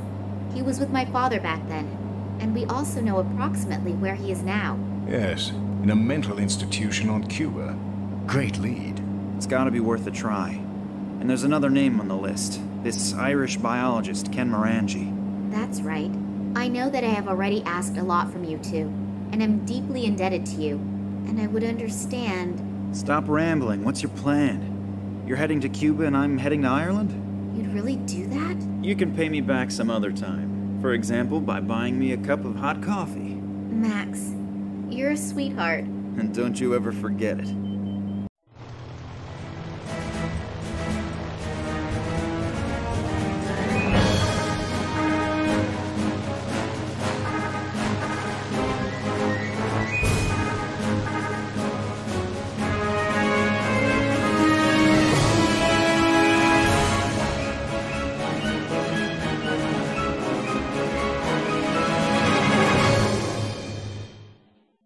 Oleg, I'm not usually like that, but what should I do? Besides you two, I don't have anyone who could help me. And if my father... It's okay. We enjoy helping you, honestly. So don't worry about us. Concentrate on your dad. Yeah, okay. We already found the psychiatric hospital. I only hope that this Perez is still here. Why shouldn't he? But first I have to take care of some formalities. Will you be okay without me? Sure. I can manage the 20 yards to the reception desk by myself. Go on. I'll be all right. Okay. See you later.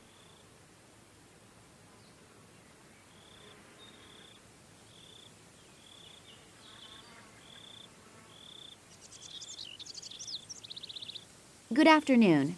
I'm looking for the sanatorium under the palms. Am I in the right place? Good afternoon to you, too.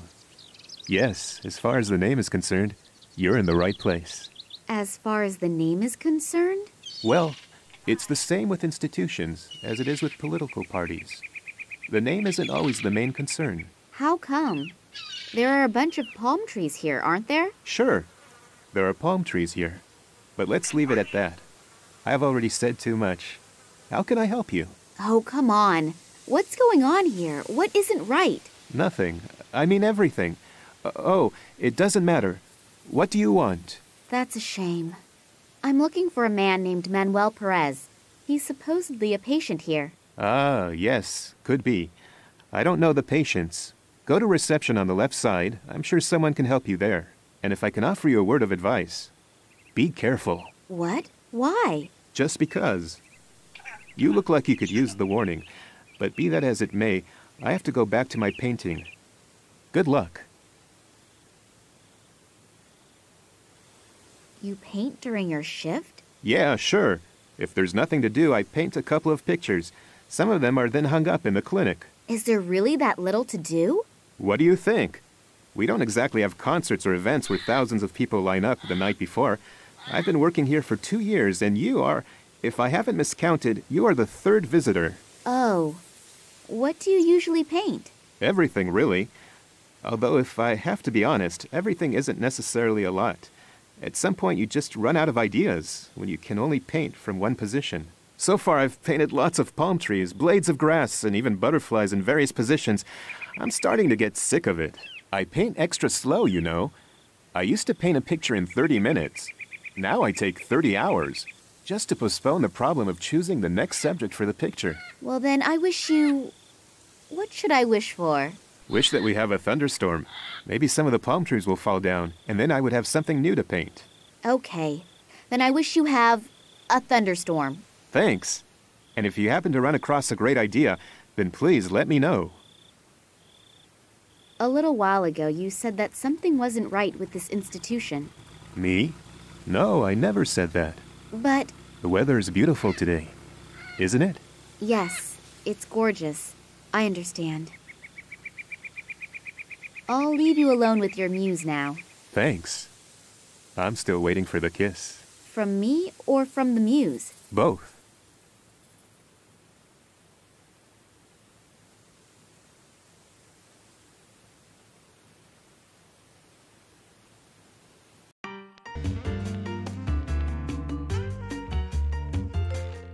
Good afternoon.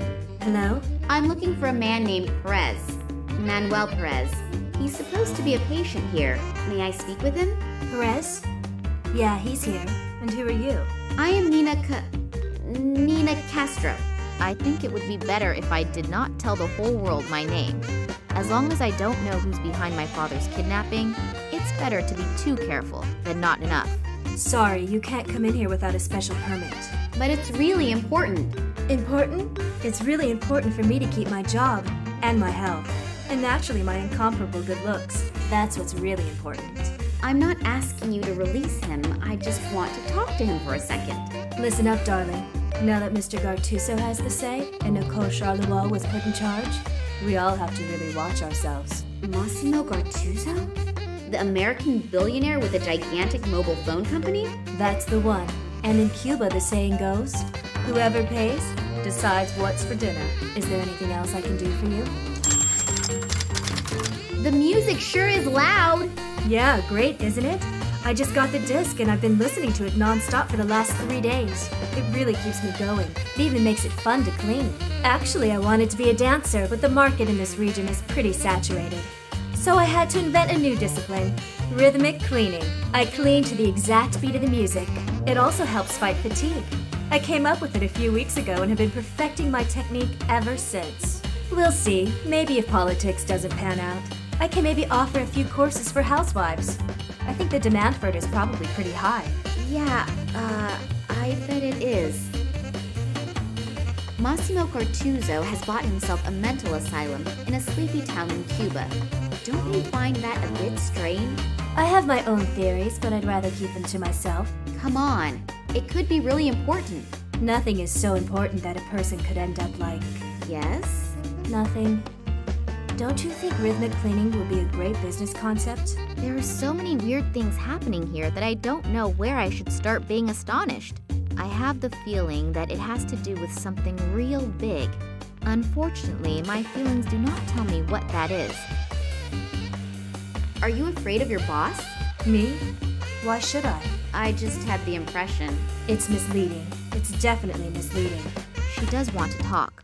All I have to do is tickle her a little bit. The boss isn't even here, so you have nothing to worry about. Yeah, that's also what Pedro thought, but then... And then? Nothing. Leave me alone. This Nicole Charleroi is pressuring the workers to such a degree that they are almost shitting their pants from fear. I hope I won't have to clash with her on top of everything else. You said something about if politics doesn't pan out. You're a politician? Not yet, and I stress the word yet.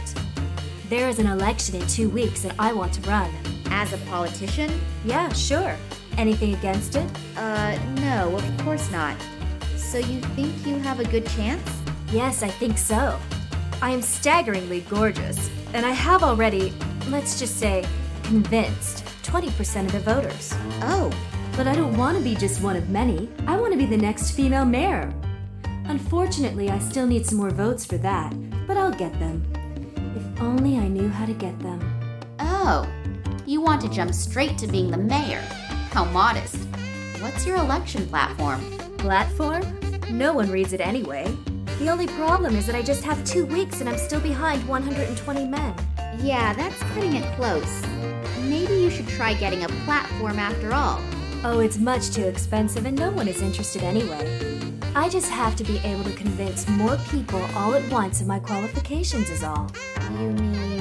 Yeah, well, do you have a better idea? I'll think about it. If I think of something, I'll let you know. Then I'll leave you to your hip swing again. I'll just take one of them with me. The selection is done according to the proven method of random chance.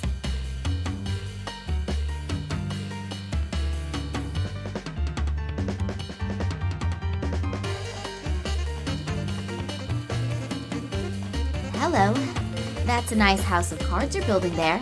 Yeah. And now be quiet or the thing will fall again. This institution gives a somewhat, well, strange impression. Was it always like that? Could you tell me a bit about it? Maybe you've noted something in particular. Sure I can. But I won't. Otherwise I'll end up like... Oh, doesn't matter. No, it does matter.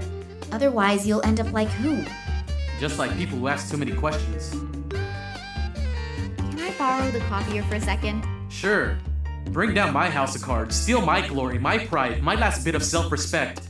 The spark of hope in my dreary routine, the little bit... Yeah, okay. I'll just wait until you're finished. Nicole Charleroi. She's the director of the Institute here, right? Is she here? No, I don't think so. Ooh, don't scare me like that again.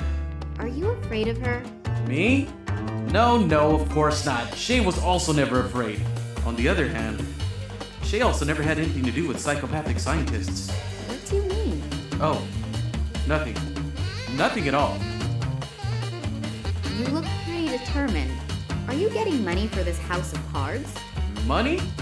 No, not money. Glory. I'll be like my ancestors and go down in history. As a house of cards builder? Yes. Shay started the same way. Che Guevara? No. Chevrolet. Okay, I understand. I'm going. Okay. I have to hurry anyway before the earthquake starts again. Earthquake? Yeah, every afternoon. Just before I finish the tallest house of cards in the world, an earthquake comes and ruins everything again. But this time, I'll make it. Watch out that your house of cards doesn't fall down. Yeah, make sure you don't bring down my house of cards.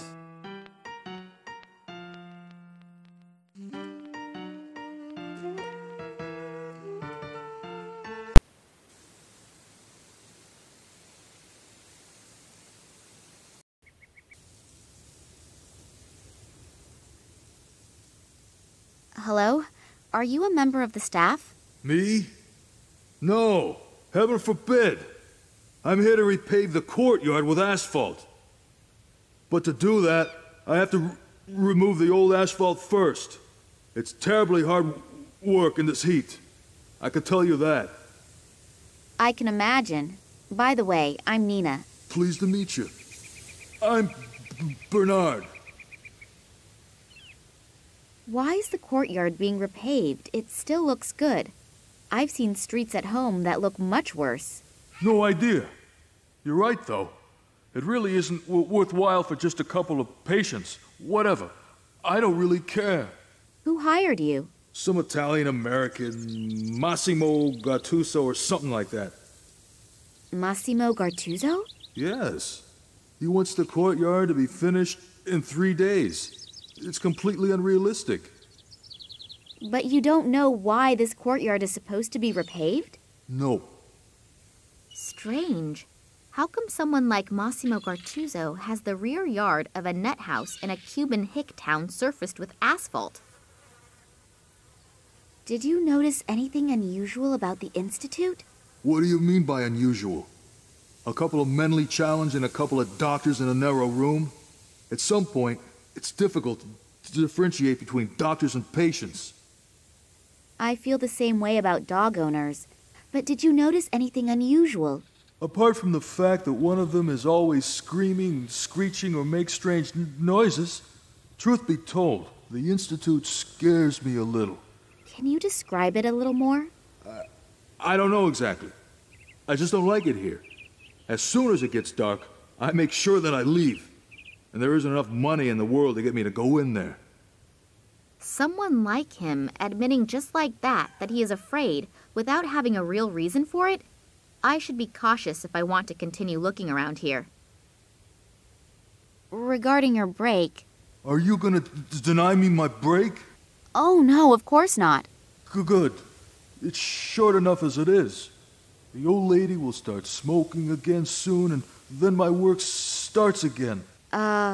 What do you mean? The cook. As soon as I see black coming out of the chimney back there again, I have to go back to work. Smoke as a signal to get back to work? That somehow seems familiar to me. Don't you have a watch? Nah, I don't need one. The old lady is accurate down to the last second. Does the name Nicole Charleroi mean anything to you? Not really. She's supposed to be the boss here. You must know her. Oh, her. Oh, God. Keep her away from me. That bad? Worse. She seems nice at first, but she's something between a Valkyrie and a battle axe. Charming. You asked me. Am I supposed to lie to you? No. Have you gotten to know her? But believe me, it only takes a few seconds, and that's enough for me. Do you know a man named Manuel Perez? Who's that? One of the people inside. A patient? Yes. No idea. I haven't had any contact with them. It's prohibited by the management. You have a bit of a stutter. Am I correct to assume that it's caused by a childhood trauma? Or did your first girlfriend disappoint you? What tragic story is behind it? Have you ever worked 10 hours with a jackhammer and then tried to speak halfway normal? Oh, no, not that I know of. I thought so. Otherwise, you wouldn't ask a question like that. Well, then enjoy the rest of your break. I will.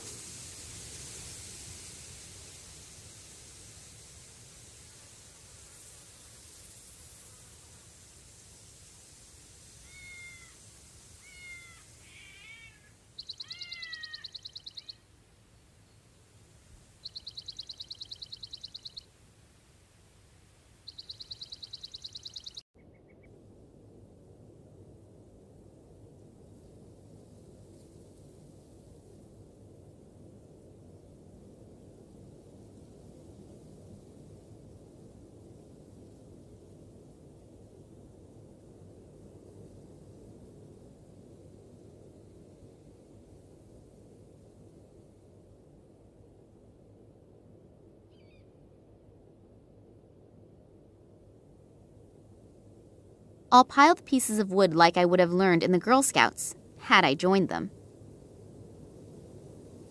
I knew that these kinds of pseudo-magazines could help in many situations.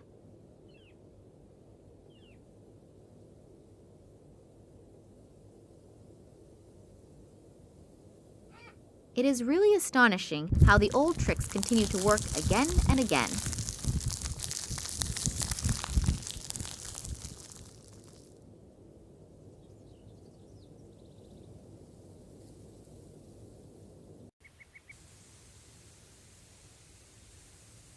Hard at work, I see. Well, anyone who works so hard is allowed to take a break once in a while.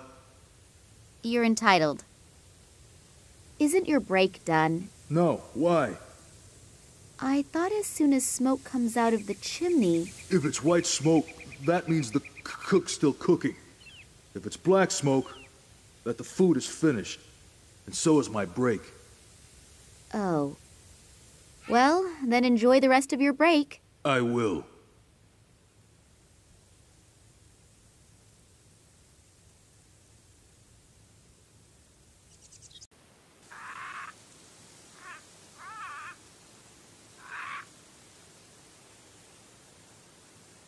Hello. What's your muse up to? Something that all women do. Taking her time. The woman in charge. What is she really like? Miss Charleroi? No idea. I don't have any contact with her. She greets me when she arrives in the morning. I usually don't see her at night because she often stays in the institute until really late. Any peculiarities? Like I said, I almost never see her. Nurse Sabrina, what do you think of her? If I would tell you, you would say I was sexist. Yes, her assets are apparently very apparent. And otherwise? Otherwise, I unfortunately don't know her very well. Women of her caliber don't mess around with average-looking gatekeepers. You just have to convince her of your qualities. And those would be? Well, Yeah, thanks for the chat. Could you perhaps paint a portrait of Nurse Sabrina? Yeah, I guess so. Just a second. I've run out of black. I can't paint without black. Okay, I'll take care of it. How long do you need? Probably half a day. You have 30 minutes. There's no way. I need at least 3 hours. Agreed. You have 1 hour. It's no wonder that contemporary painters have never been able to equal the masters, if the artists are constantly rushed like this. Oh, one more thing. I can barely see Nurse Sabrina from here. She moves so gracefully, but she is also unbelievably fast. If she were to slow down a bit for a while, I'm going to see if I can at least temporarily control the woman's hyperactivity somewhat. I'll leave you alone with your muse now. Thanks. I'm still waiting for the kiss. From me or from the muse? Both.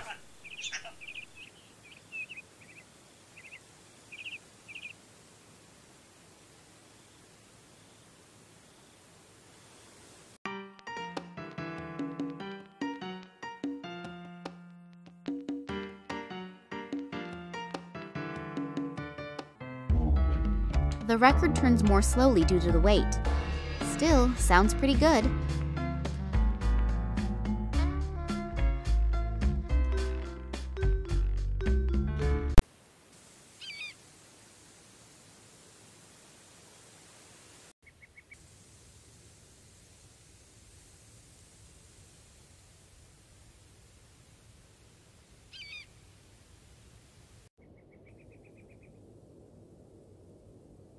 I think I will have to pull the coals out of the fire.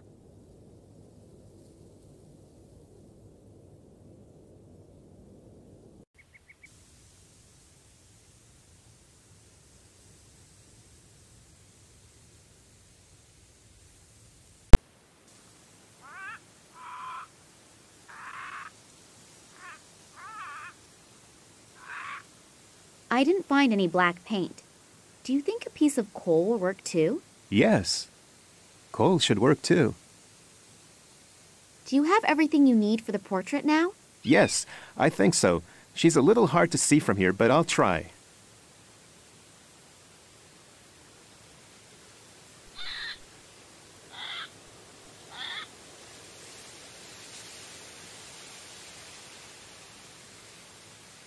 It looks great, considering it was painted in 60 minutes. I think I've outdone myself again. Don't you think? Yes, it's really nice. And her best features are emphasized perfectly. Thanks a lot. You're welcome. I'll put the masterpiece in a bag for you so it doesn't get dirty. I'll leave you alone with your muse now. Thanks. I'm still waiting for the kiss. From me or from the muse? Both.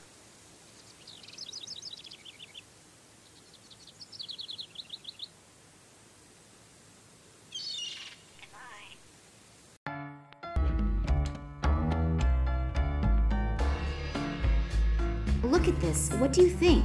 Oh, that's pretty. And the woman is a knockout. Oh, that's me. Oh, I always knew I was pretty, but so stunning. Yeah, and so modest. I thought you could use it as a campaign poster. Yeah, great idea. But one isn't enough, is it? Women, give them a hand and they'll rip off the whole arm. If I help you out with a few more pictures, you have to help me too, okay? Yeah, okay. And I also promise no new taxes. Exactly. And no one wants to build a wall. I can already see you could make a really good politician.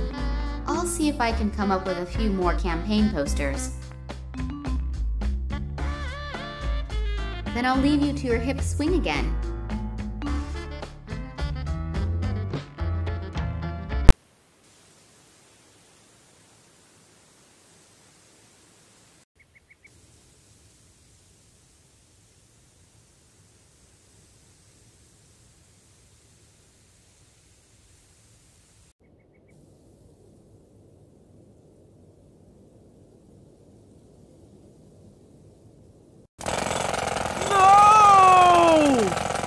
The earthquake has begun.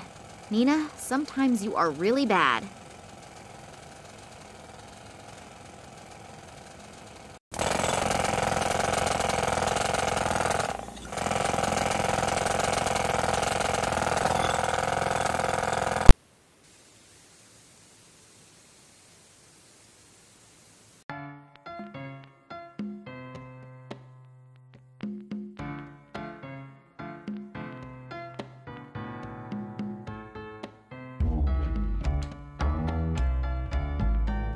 I used up all the copier paper.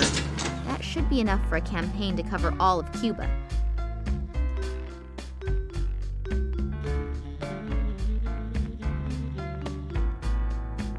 Here are the campaign posters. There's no longer anything standing in the way of your political career. Beautiful, simply beautiful. Who could resist this woman? No one. Help me now. Sure, I've given you my word as a politician, haven't I? Will you help me anyway? Fine, just this once. But watch out for Ramon. He's the caretaker here, and if he finds you, he'll make mincemeat out of you. So hurry. Perez's cell is all the way at the end on the left.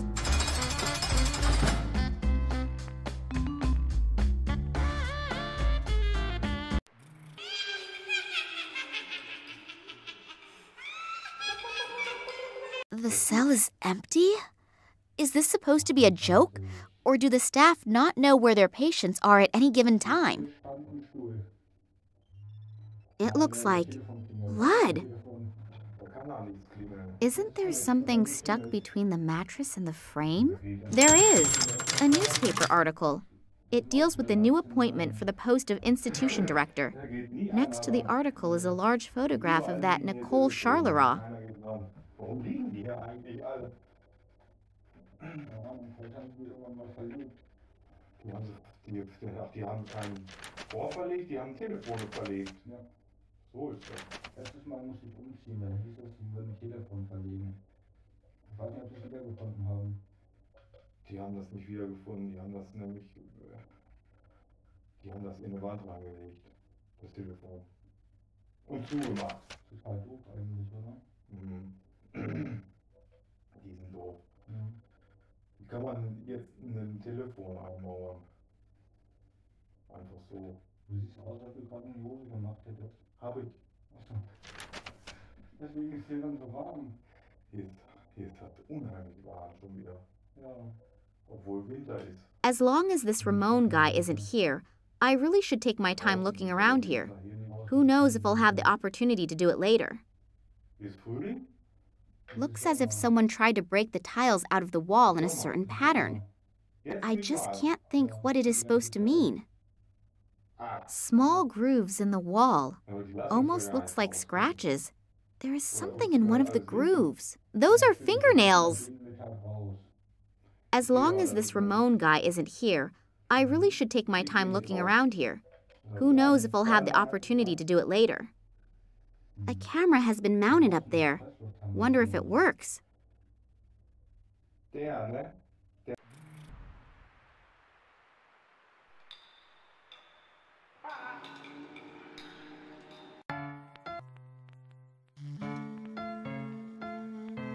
Sorry, may I disturb you again? But of course, darling, anytime. I could use a little distraction. Perez's cell is empty. Where is your patient? Empty? What do you mean empty? I mean empty. No one there, all gone, little going on there. In short, it's empty. That can't be. The doctor, she'll kill me. Does that mean you really don't know where Perez is? No, Ramon? Yeah? Where is Perez? How come? He's not in his cell, so where is Perez? He's gone. I've already informed the doctor. She'll take care of it. Take care of it? Then will she take care of us too? I don't think so. She sounded really calm. Don't worry. Nothing's going to happen. I'm going to take care of the patient's beds here first. They need to be changed pretty badly. We'll talk after work, okay? Yeah, we should do that. Sorry, I didn't know. You heard for yourself. Oh, Lord, watch over us. Damn. I've flown thousands of miles just to find out that this Perez has disappeared, but I am not giving up that easily. I mean, he can't have dissolved into thin air. Is the camera in Manuel Perez's cell, is it turned on? I think so. Charleroi mounted it, or more precisely, had it mounted. Is there anywhere to see what the camera has recorded? Sure, it would certainly be possible in the control room. Can I look at it? No, I can't let anyone in. Come on, you owe me one. Sorry, I don't have a key. Only Ramon and the boss have keys. Then I'll leave you to your hip swing again.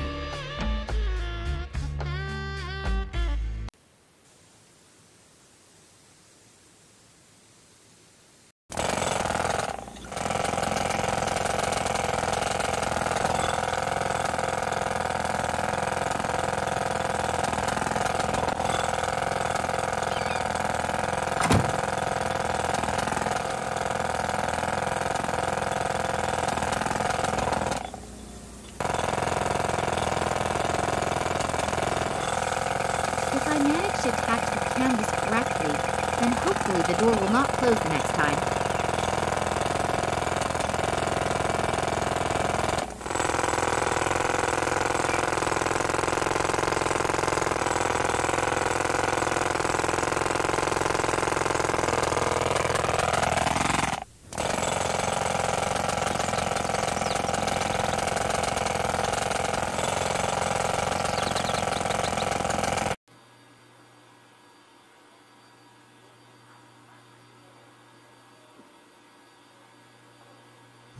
supposed to unlock this lock? Maybe I'll find a clue to the correct combination somewhere in here.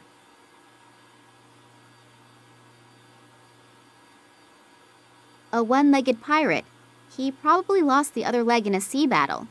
A cat is sitting on his shoulders, and on the cat's head sits a parrot.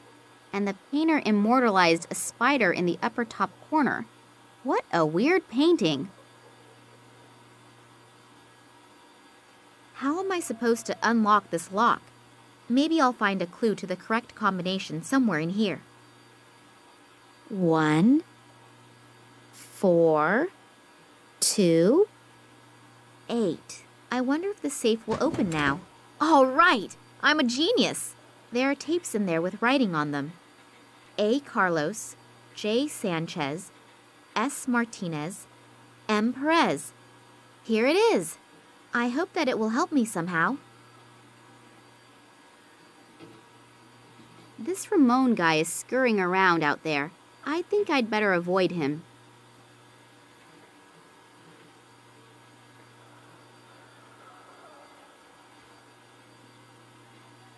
I'm really eager to see what's on it.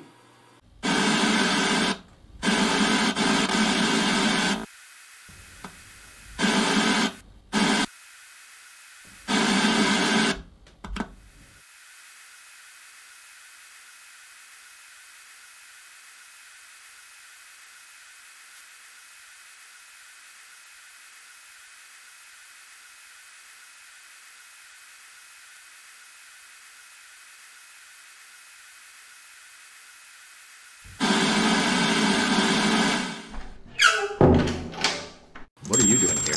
I came to see if you're helping a patient escape. What do you mean? You know exactly what I mean. Too bad. I don't actually like violence, but you leave me no choice. You'll go down before I do. No, wait! I don't want to rat you out. I just need to find Manuel Perez really badly. He's my only hope. Only hope? Perez was with my father on an expedition many years ago. Now my father disappeared without a trace, and I hope that Perez can help me find him. Manuel help someone? He's the one who needs to be helped. How come? Because he... Never mind.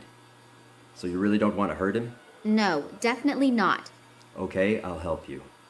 Just don't tell anyone I did, otherwise I've had it. The doctor doesn't stand for any nonsense. The doctor doesn't seem to be the most fun person anyway. Why? You have no idea what they're doing with Perez here? No, how should I? He was brought here a few months ago at the request of a guy named Cartuso. He was also the one who put Charles Roy in charge. And then the horror began. Let me guess. Human experiments? Yeah? How did you know? That's not important right now. Do you know what the goals of these experiments are? No. It's probably because Manuel's disease is somehow special. 2 other people were also flown in, but they disappeared again soon thereafter. It has to be about something big. In the last few months, they've invested nearly $1 million in this asylum. Our salaries doubled in one fell swoop. But money isn't everything, and the price of a human life is too high, in my opinion. I wanted out sooner, but the boss said, whoever wants to get out now is gone forever. So I lost my confidence. I understand, but I need to find Perez badly. The longer it takes me to find my father, the greater the probability that he... Okay, I'll help you. Perez is hidden in a rock cave not very far from here, but you can't take him with you. I'll come in a couple of hours and take care of him. I know a lot of people here who will hide us. Agreed. Take care of yourself, okay? Yeah, you too.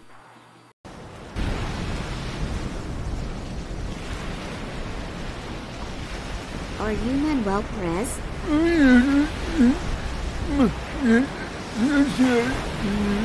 Hello? Can you understand me?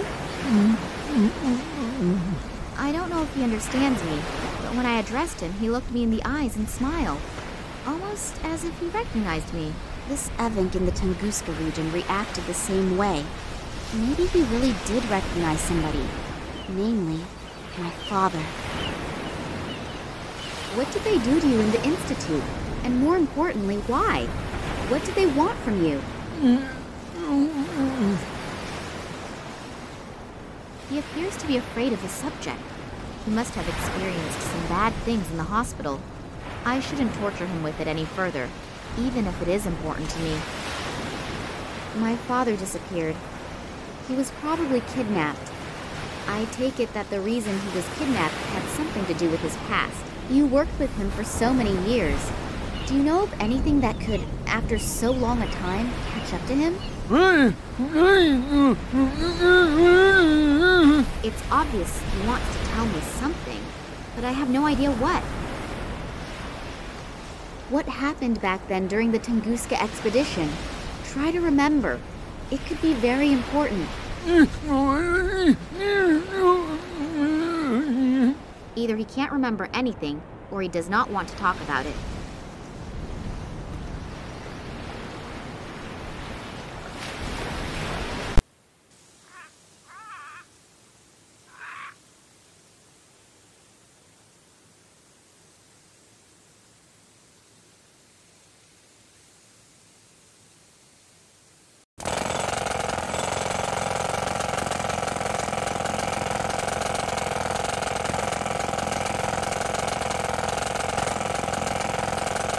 I'll just take the picture with me again.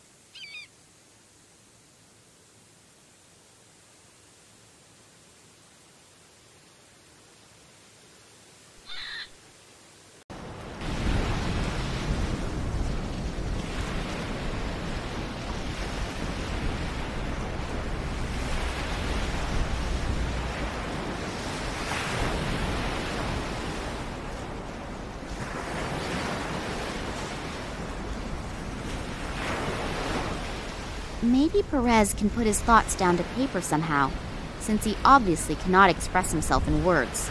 It's worth a try. Perez drew some kind of symbol. I have no idea what it's supposed to mean, but it doesn't appear to be chaotic scribbling. The symbol can be recognized clearly and plainly, and the lines are so straight, as if they had been drawn with a ruler. Now the only question that remains is how that is going to help me. I'm going to send Max a text message and a picture of the symbol. Maybe he has an idea. Morangi must live here somewhere nearby, if he's still alive. Hopefully the locals can help me.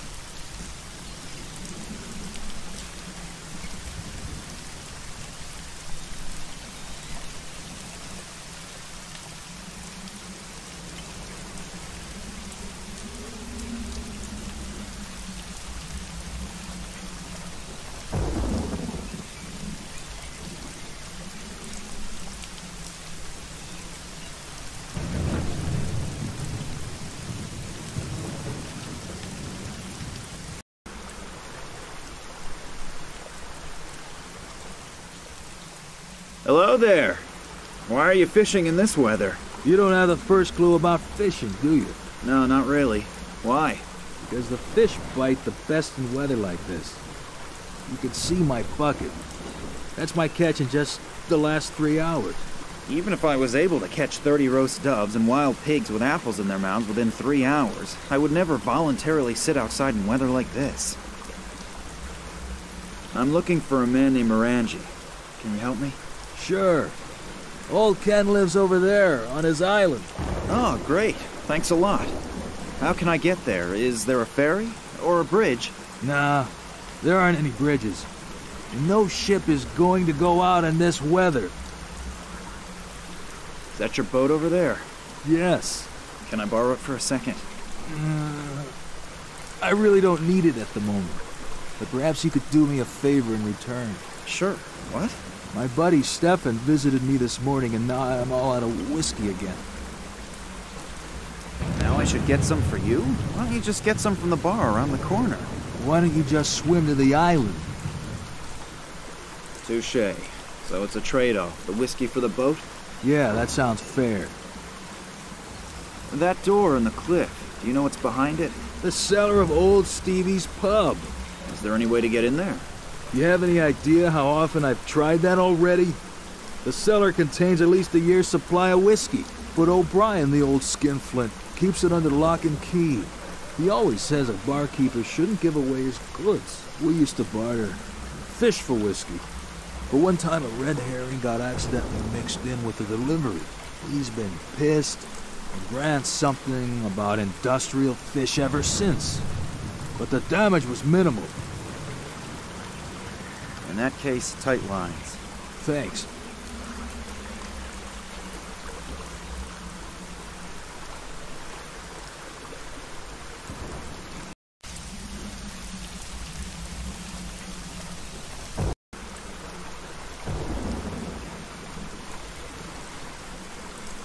You can't eat that many fish by yourself, can you?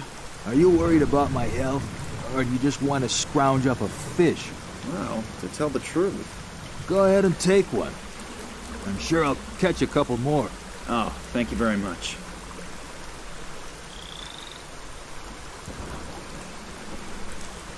Nobody'll miss it.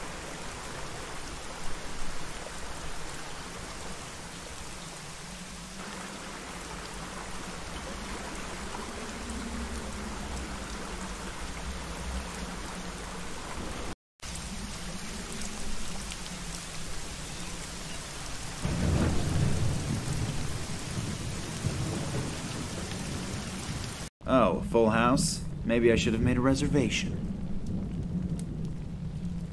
Hello. Nice weather we're having today, isn't it? What? It's raining cats and dogs. It was supposed to be a joke. Yeah, real funny. Well, this should be fun. I'm looking for a man named Morangi. Good for you. What I meant to say was, can you tell me where I can find him? If you mean old Ken Morangi, he lives on this island. Island? How can I get there? Ask Folly. He's probably down by the water fishing.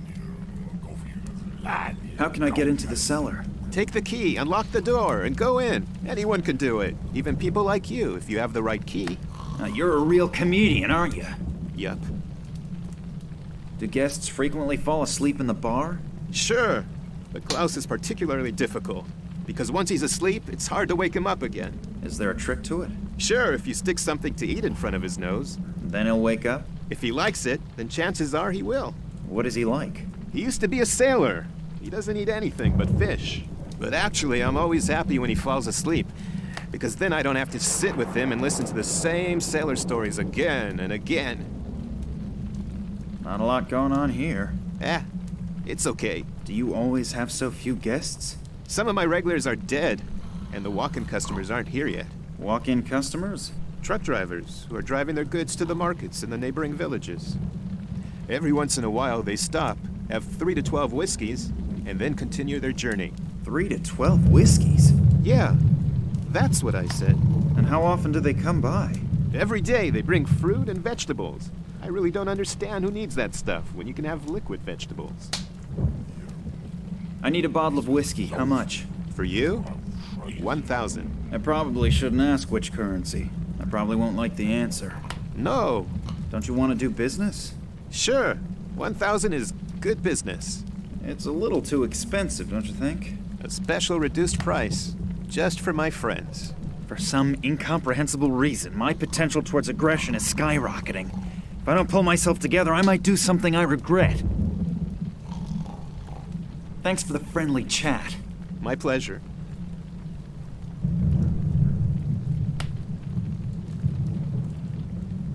I think I'll take that with me. It has obviously already fulfilled its function with a nice gentleman here.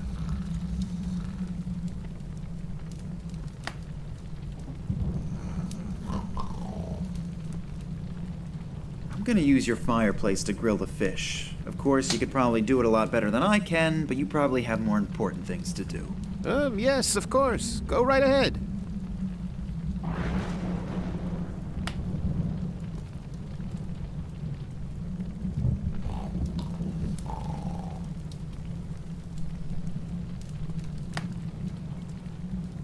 Dinner is served, my lord.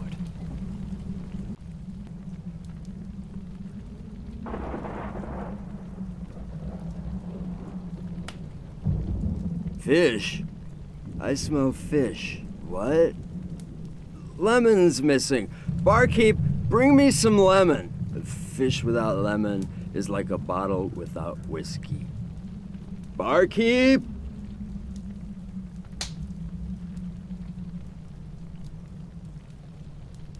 Hello. I know that you have a lot to do, but can I bother you again? If you have to. Yes. You probably don't have any lemons, right? My compliments. You learn fast. Well, what else can I do? For Klaus? Yes, he won't eat his fish without lemon. Bring me one, and I may even cut it for you. You're my hero. Thanks for the friendly chat. My pleasure.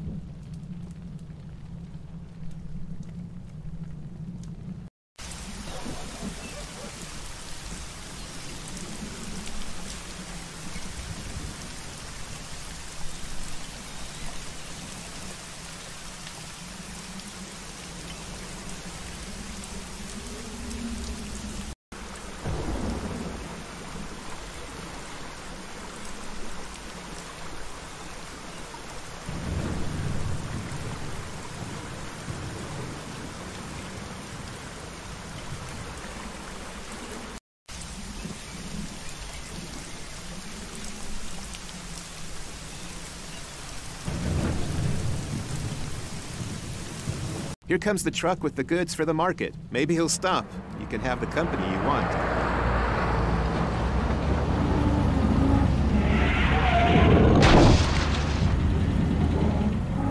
Oh, the truck driver appears to be new. He doesn't know his route and can't read any road signs. Oh, kids these days. I hope nothing bad has happened. I should probably check on the driver. I'm in luck. The truck driver appears to have made the turn.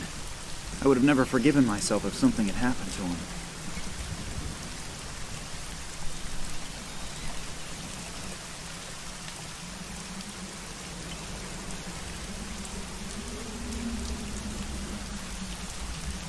Only healthy stuff. And I'm lucky. It even includes a lemon.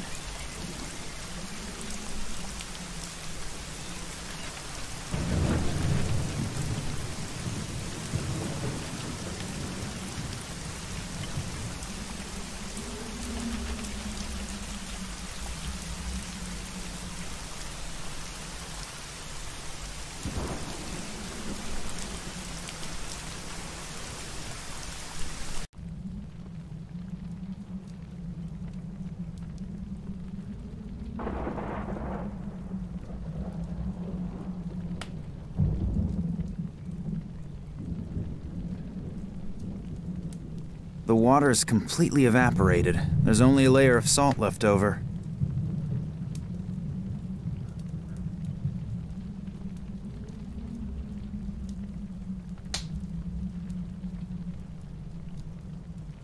Here, you can give it to your eloquent guest, if your valuable time allows it. Oh, he will definitely be pleased, and hopefully, then he'll shut his mouth for a while.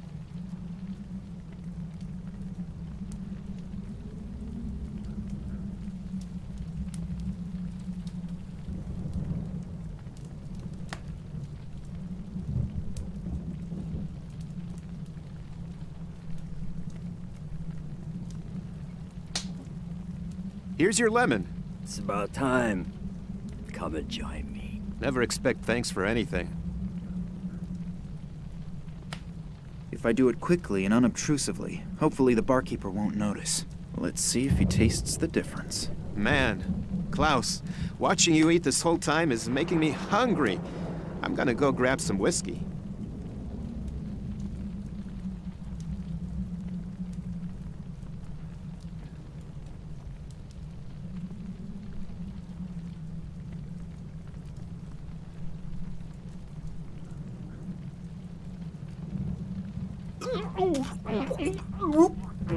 It looks as if he actually noticed the difference.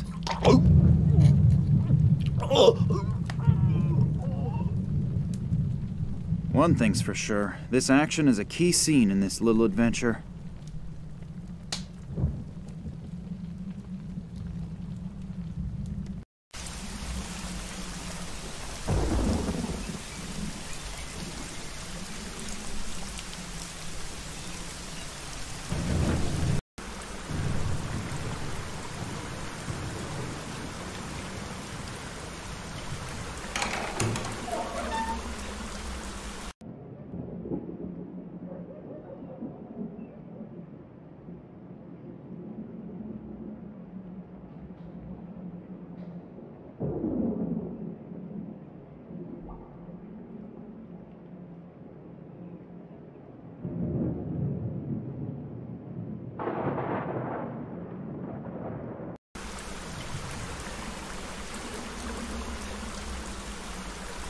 Is the offer with the boat and the whiskey still good?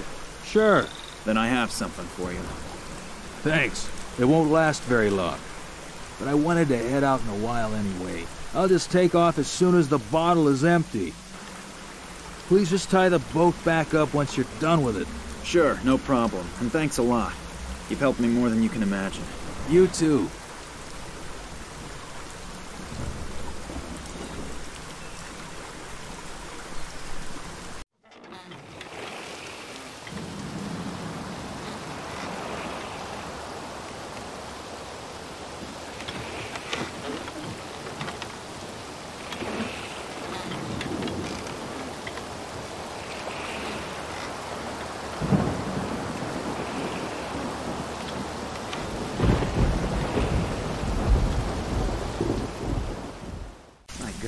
Everything here is completely overgrown and looks rather run down. I wonder if Morangi still really lives here. Hello? Hello? Is someone there? Help me! What are you doing down there? They locked me in down here. Please help me and get me out of here. Sure. But how? No idea. Think of something. But I've sprained my ankle and I'm not 30 anymore. So don't just throw me a rope. I never managed to be able to climb one back when I was in school. Is there a ladder here somewhere? I'm afraid not. But there's a door down here that I can't open. Maybe you can find a way to open it from the outside. Sure, no problem. How can I get to that door? You're going to laugh, but I have no idea. I've never been down here before. And I have no idea how to get to the well from the castle. There must be a secret passage or something like that somewhere. You're Ken Morangi, aren't you? Yes, I'm Lord Morangi. Why? If you live here, you should know your way around here, shouldn't you? Well, I always thought that too. Okay, I'll take a look around. Thanks a lot.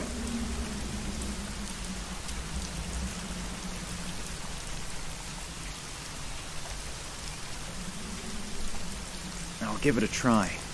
Maybe I was King Arthur in a previous life. Oh, that surprises me a little bit.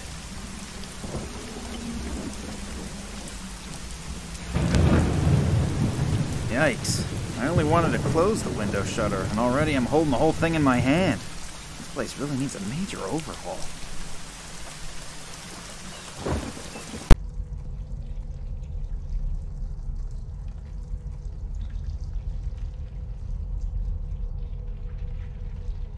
A real torture chamber. I think something like this in a museum is really amusing. But when I look around here and imagine that people really were tortured to death here, I don't find it so funny anymore.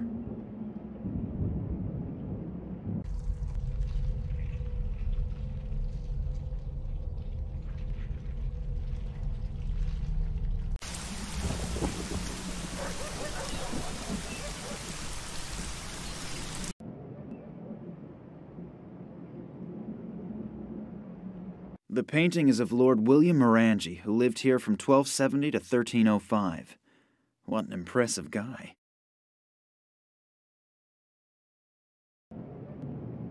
I ask myself why the chair is in the middle of the room.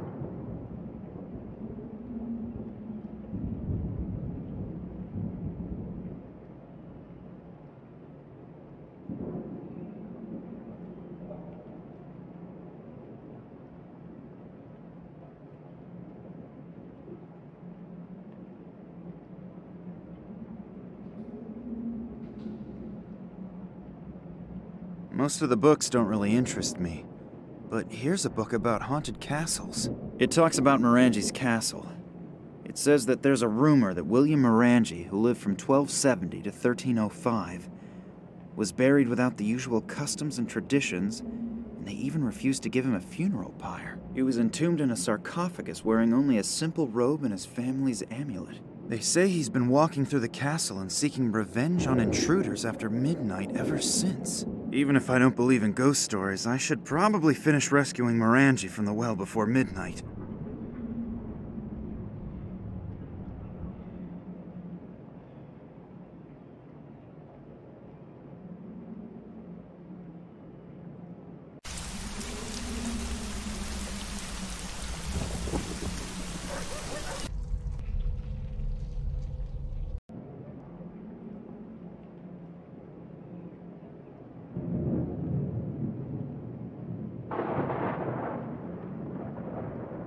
So, what do we have here?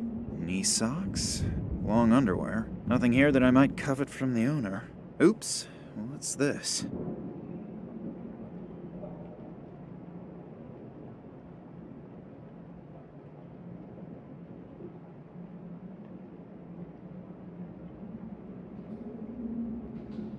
A passageway. There are a few steps down into a dark passage. It smells rather moldy. I wonder what's waiting for me down there. I have no clue how I'm supposed to get through the bars.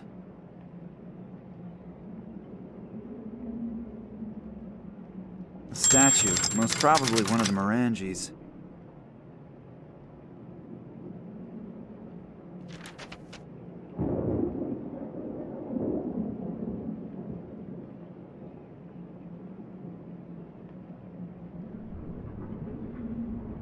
What was that? Sounds like I accidentally triggered some kind of mechanism again. Sounds like I triggered some kind of mechanism again.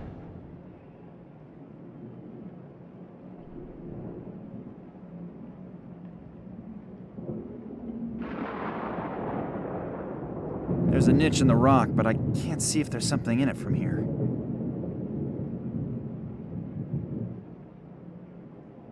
The distance to the other side is not particularly great, but to jump over the drawn-up bridge, that is something that somebody has obviously tried before.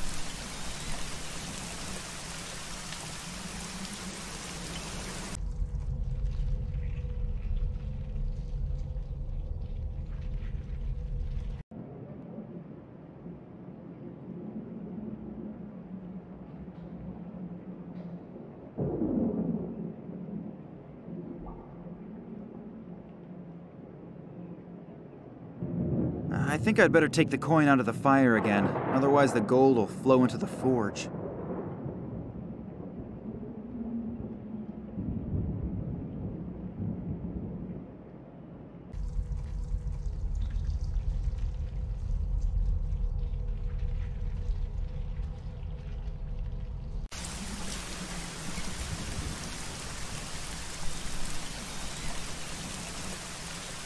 Please. Row across the lake twice and already my arms are ready to fall off. I really should exercise more.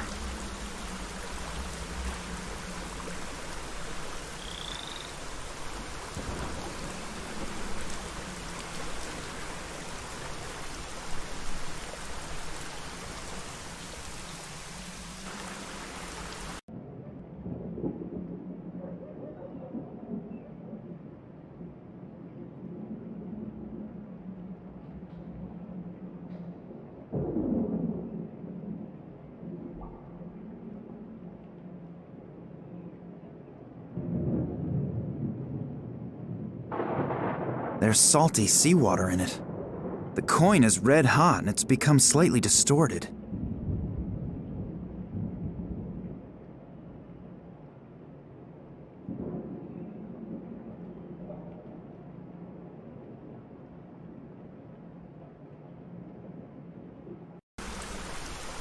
I mean, I'm already wet, but I'm still not gonna jump in there.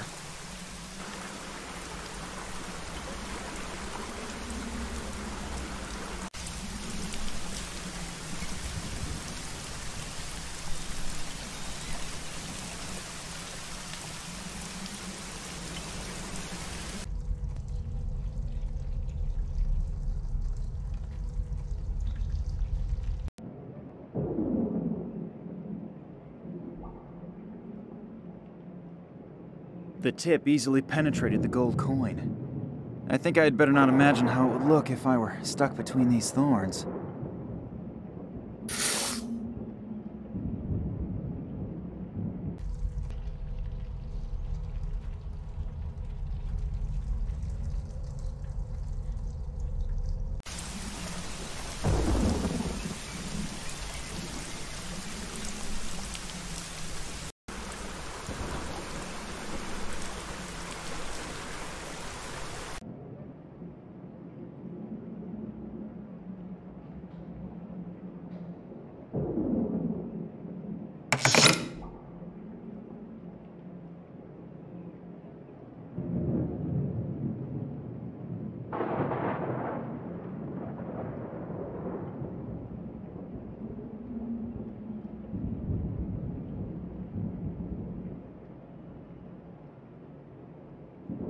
I've now wedged the spear tips into the vise without mutilating my fingers. The ultimate proof that one never ceases to learn in life.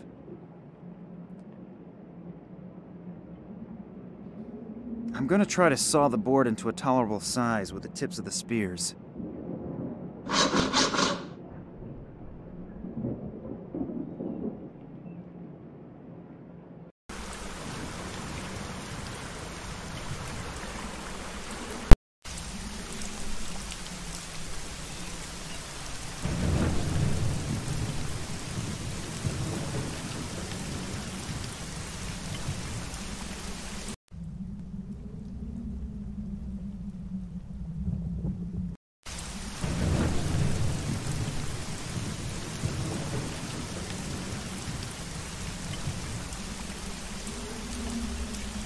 The motorcycle I rented at the airport.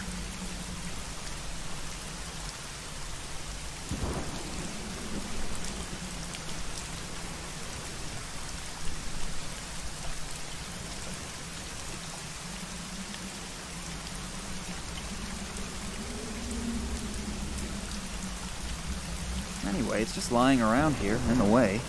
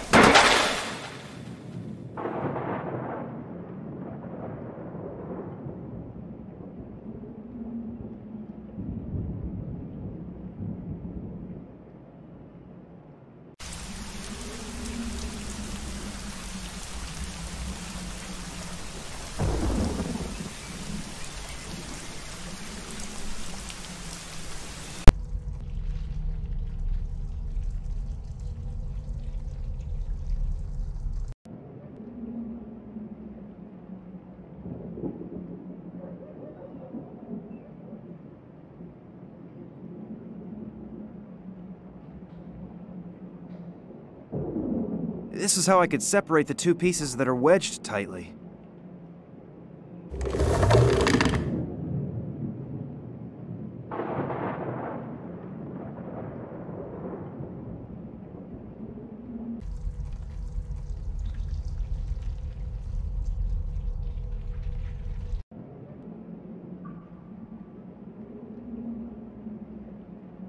Sounds like I triggered some kind of mechanism again.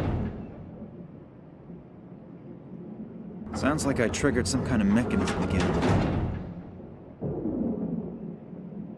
Sounds like I triggered some kind of mechanism again.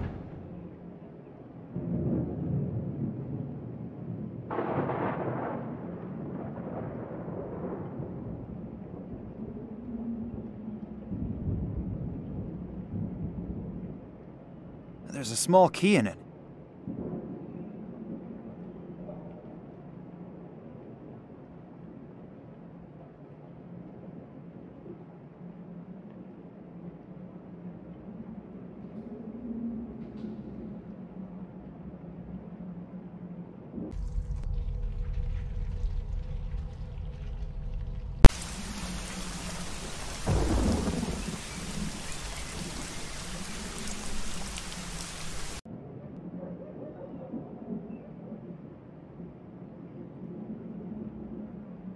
I'll pour lamp oil into the groove that goes once around the sarcophagus. Let's give good old Lord Morangi a well-earned cremation. Maybe the story about him being a ghost here is actually true because he wasn't given a suitable burial.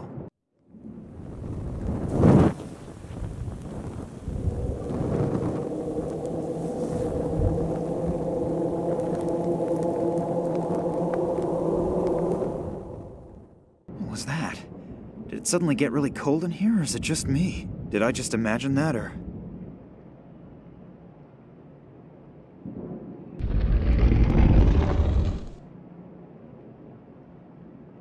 Excuse me, Lord Morangi. I have to save one of your descendants. And I hope that your amulet will help me.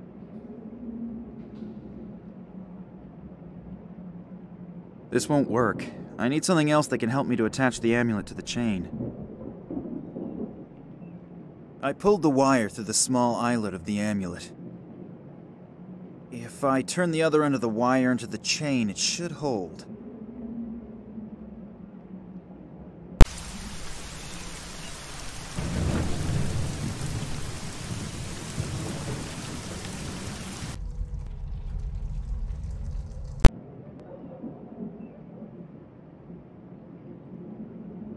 Sounds like I triggered some kind of mechanism again.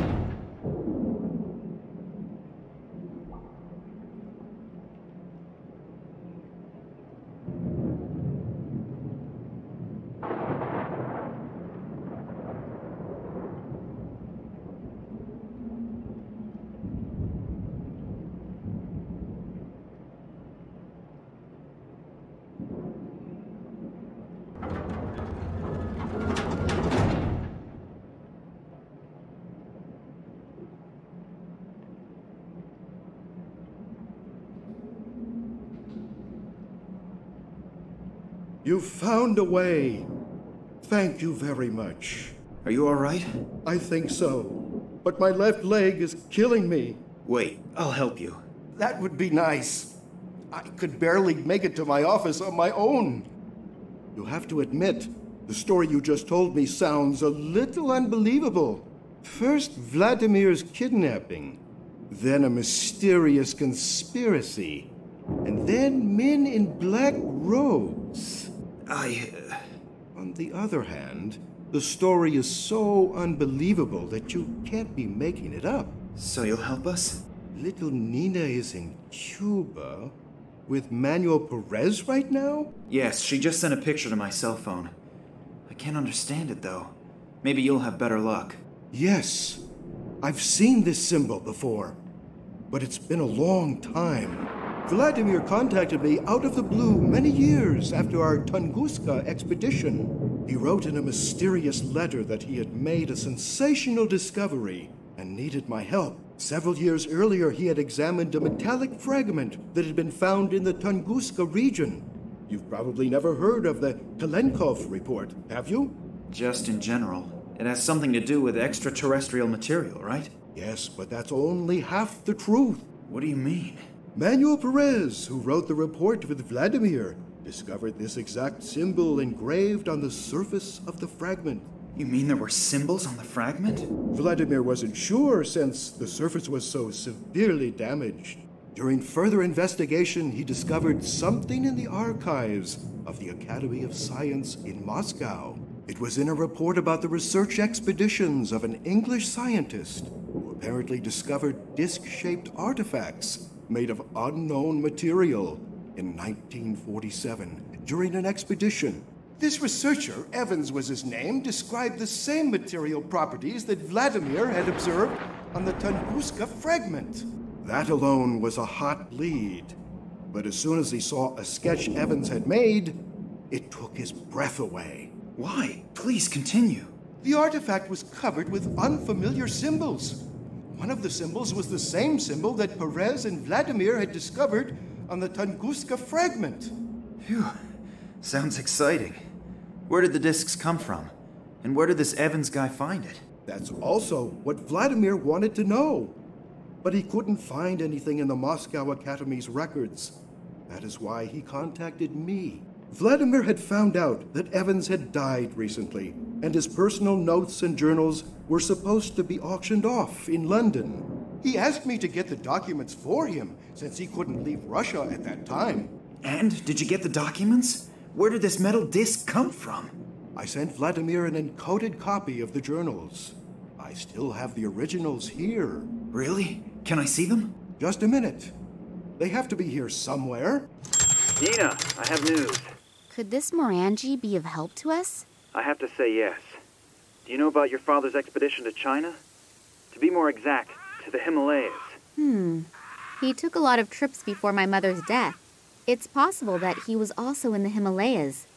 Why? I think that he was looking for something there and maybe even found it. Maybe that's also the reason he disappeared. I don't get it. I'm gonna send you a few things to your cell phone. You better get going right away. I'll meet you in your father's apartment.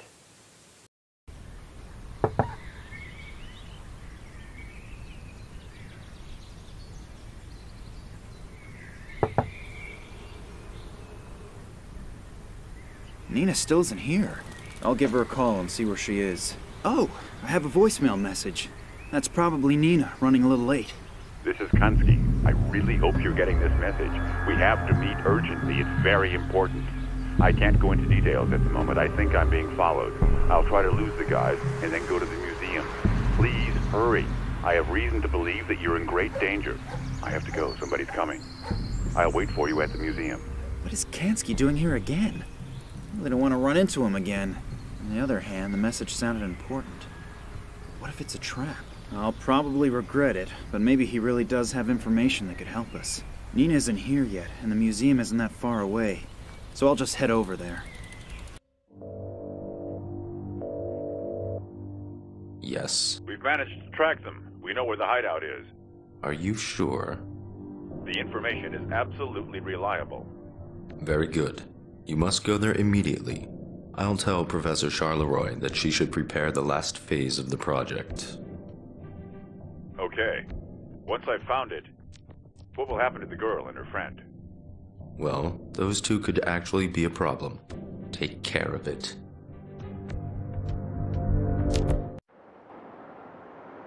Oh my god, that's Kansky! I don't feel a pulse. He's dead. What have I gotten myself into? Kidnapping was bad enough, but murder? I should get out of here.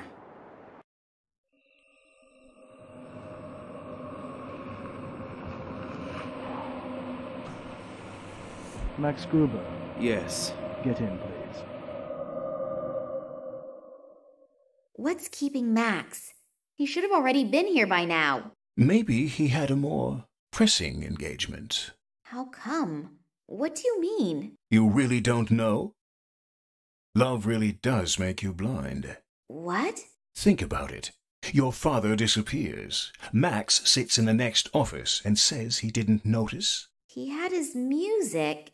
Who urged you to go home and wait for your father there? It was Max. So what? So what? Have you already forgotten that's where someone knocked you out? No, but... And then the attempt on the train. This has to have something to do with you or your father. That's clear, isn't it? Yes, but... Your father wasn't on board. And who knew you were on the train, other than us? I know that all sounds strange, but... Nina, wake up. I don't know who Max is working for or what he's up to, but he's playing some kind of evil game, and he's playing it at your expense. Do you think we should... Forget Max. I know you like him, but he was only using you. If we don't go now, he'll win the game, and your father will lose. Maybe you're right. So what do we do now? The trail to your father leads to the Himalayas, and at least we have parts from a travel journal by this Evans.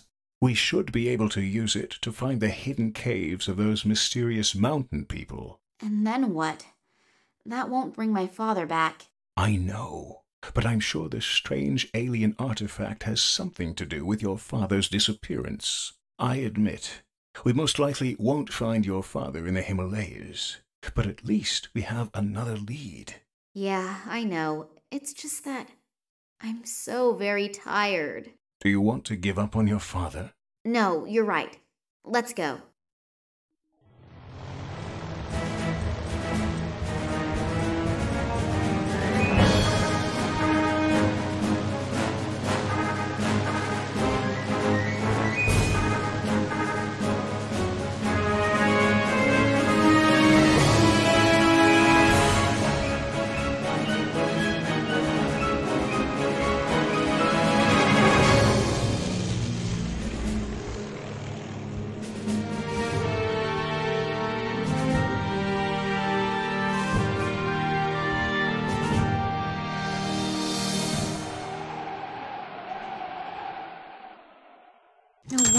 caves are unknown.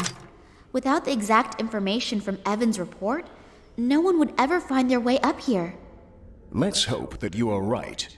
We are, you know, in the border area, and I really do not want to make the acquaintance of overly nervous border patrols. I'll stay at the entrance and keep an eye out.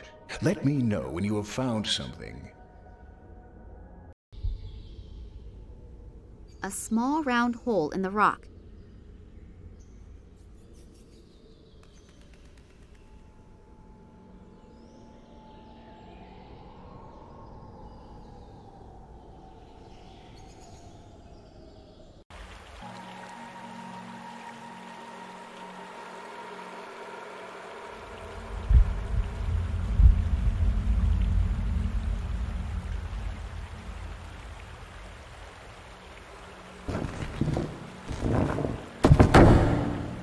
Lucky that there is another drain.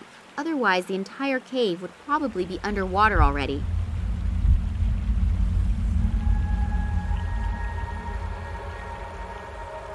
Oh, a bone.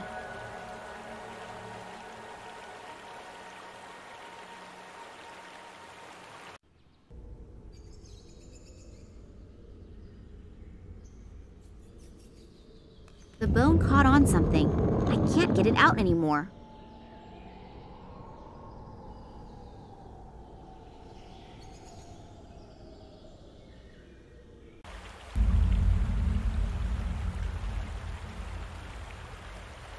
This room emanates a weird atmosphere.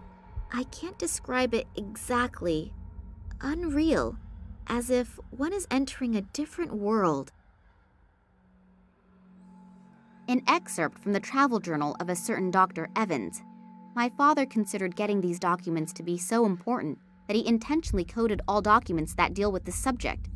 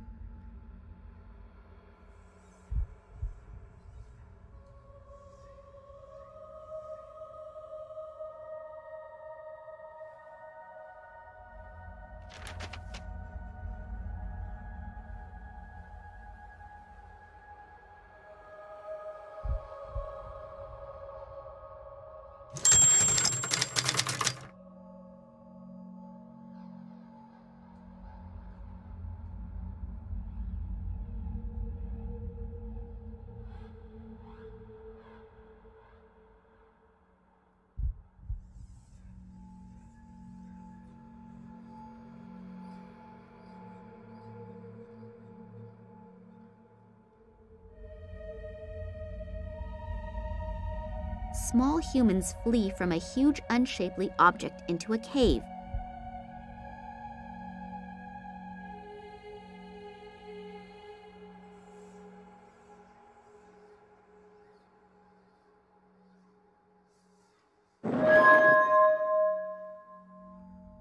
Strange disc.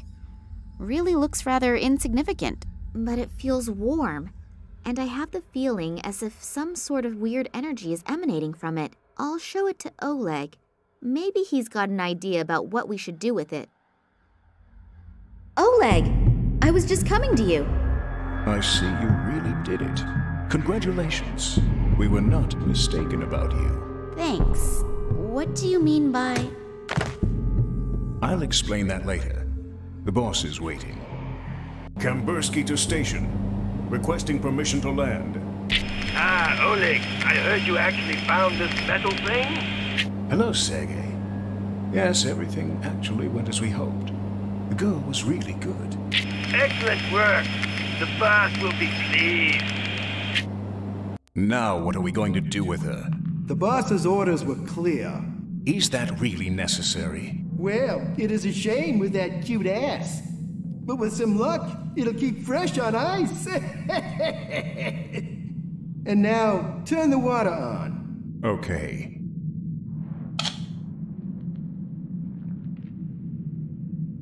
Nothing. What a piece of crap! The damn thing's broken again! Let's see what the problem is. We should hurry, though. The prototype is as good as ready for use. You see, and the boss is waiting for us. And the little one? We won't be gone long. We'll take care of her later.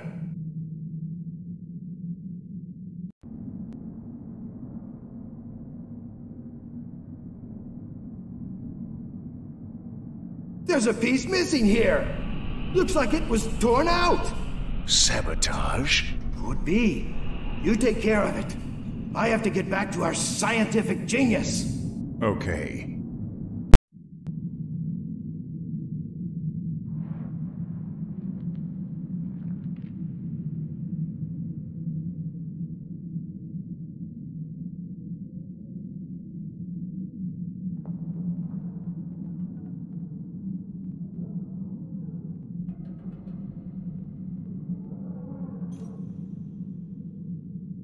Oh, God. I hurt all over, and I'm totally freezing. Where am I? I can only vaguely remember that Oleg knocked me out. But why? I really thought he was someone I could trust. Yet another bad judgment.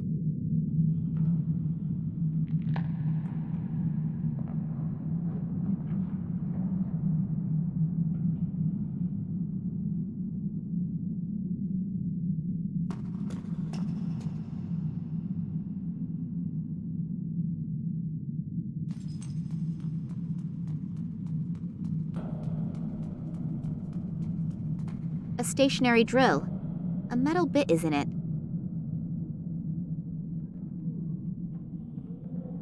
I'll take everything with me that is not on the trees by the time I count to 3.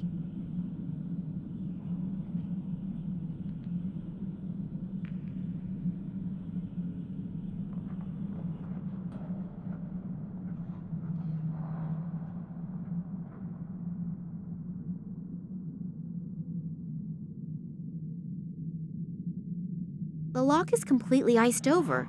I can't get the key into it.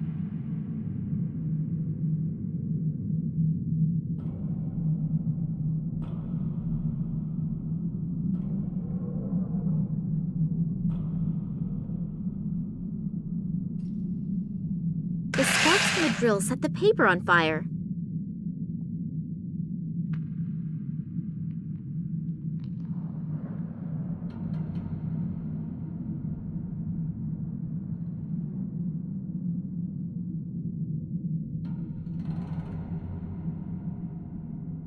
I actually managed to create a little fire with the drill. Not bad, Nina. Not bad at all.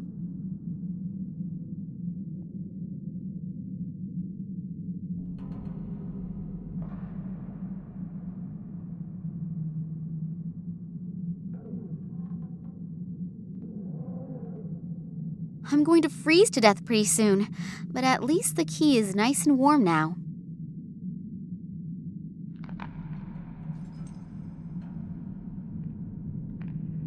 The hotkey is melting the ice, so the lock is now open.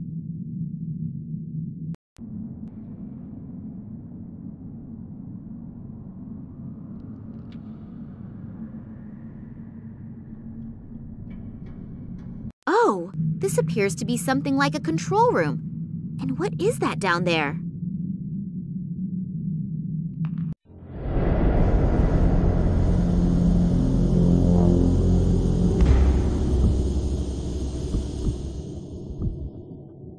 Problem solved? Not quite. But at least I found our saboteur. There was a terrible, regrettable accident just now. That's too bad. What's going on with the water? That isn't important right now. I need you here. Oleg, may I introduce you to Professor Charleroi, our scientific leader? Pleased to meet you. Yeah, sure. Save it. We don't have time. The boss will be here soon, and I want to have everything ready to go by then. Oleg, Sergei, and this Nicole Charleroi seem to be like a kind of complete assembly of all the human scum on Earth. Right now, I'm really tempted to jump through the window and send all three of them to... But what are they doing down there? And what kind of machine is that? I don't know for sure what is going on here, but I'm really sure that it is something quite nasty. And this I know. As soon as I get even the slightest chance, I will mess up their plans, but big.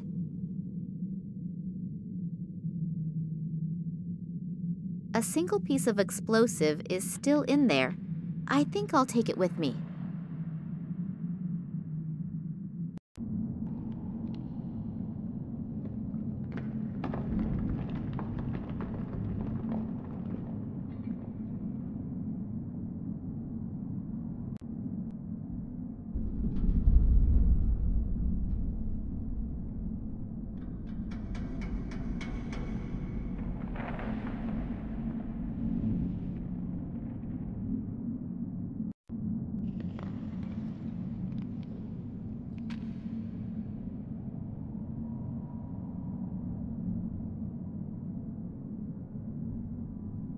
Maybe I can pick up one of the lighter packs.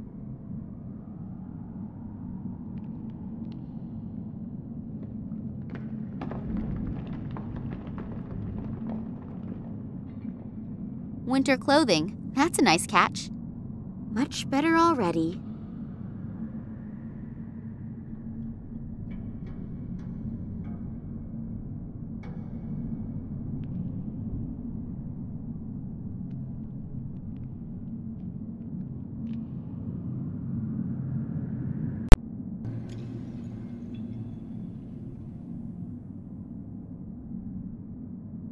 Somebody please tell me that I'm dreaming. Just where am I? Antarctica? Nobody is ever going to find me here. I can forget about that.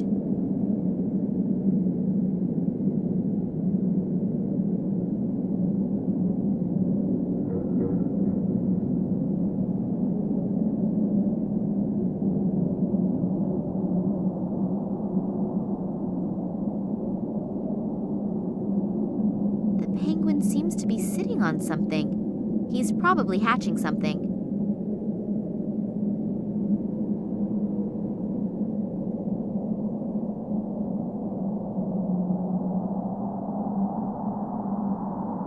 There's someone lying there. Hello? Are you hurt? Hello? I almost fear that he's dead. Funny that someone should fall into the glacier's precipice who probably knows his way around here. Plus, there was a warning sign. Just a moment. It could, of course, be that he had a little help when he fell. I believe these people here are capable of that.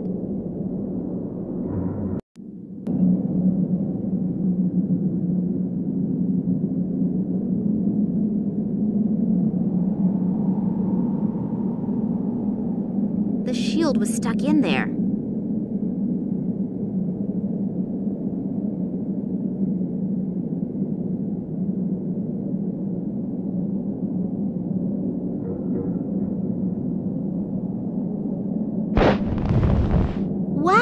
What an explosion! It appears that it even triggered a small avalanche, but it didn't appear to bother the penguin.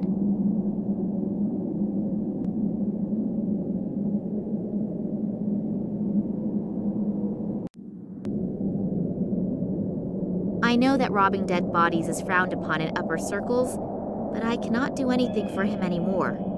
He, however, could perhaps still be helpful.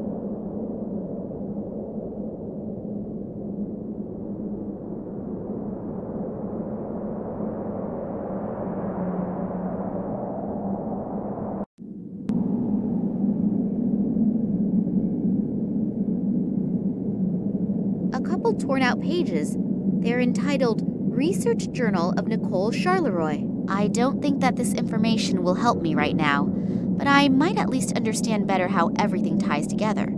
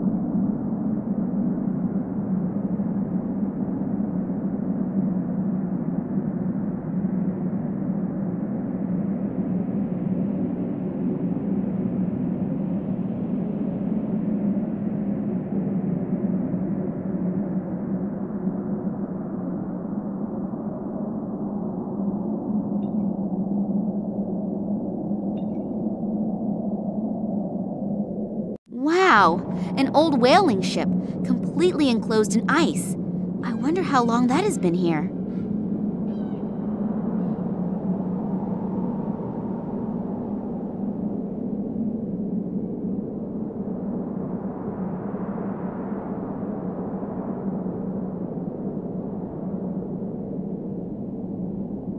The jacket is frozen stiff, but it appears that there is still something in the side pocket.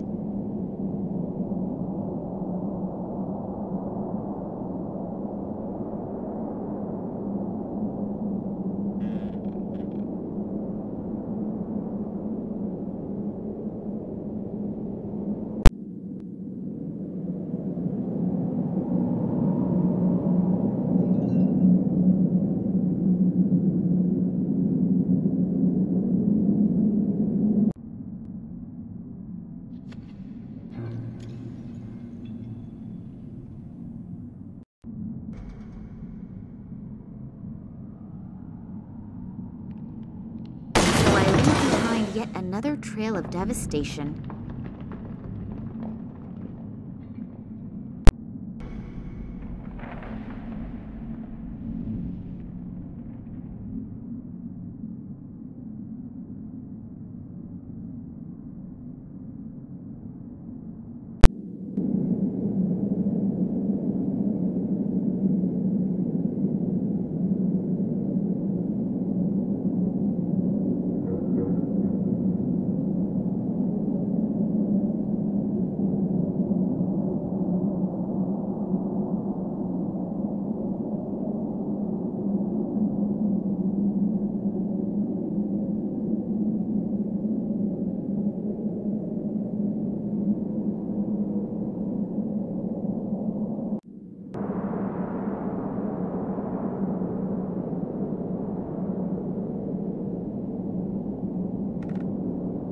Well, it will probably take some time until the salt has eaten its way through the ice.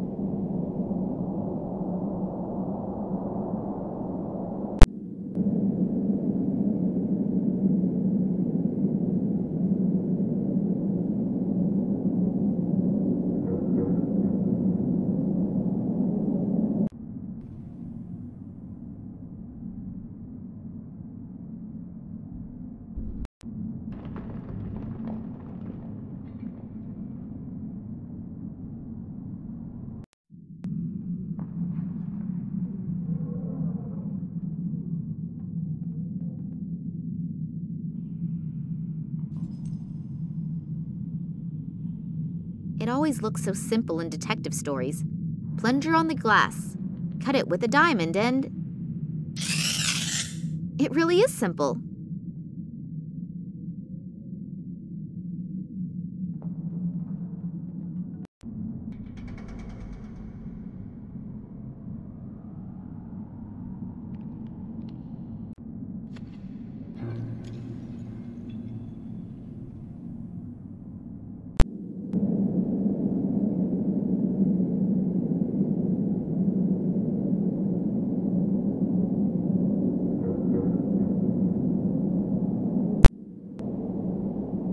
There are people who prefer to jump into ice holds at minus 300 degrees, but I am definitely not one of them.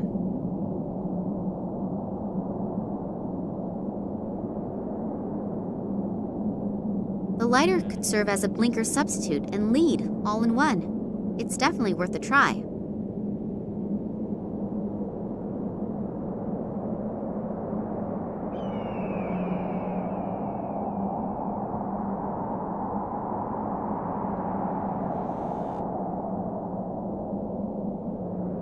That was easier than I thought it would be.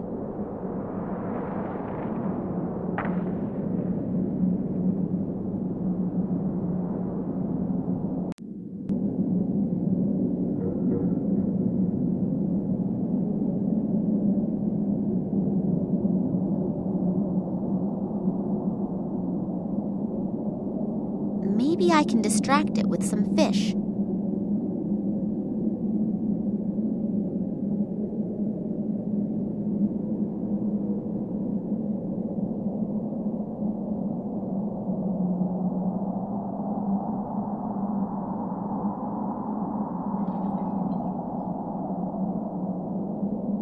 At least now the poor little guy has a real chance of seeing something come out of that egg.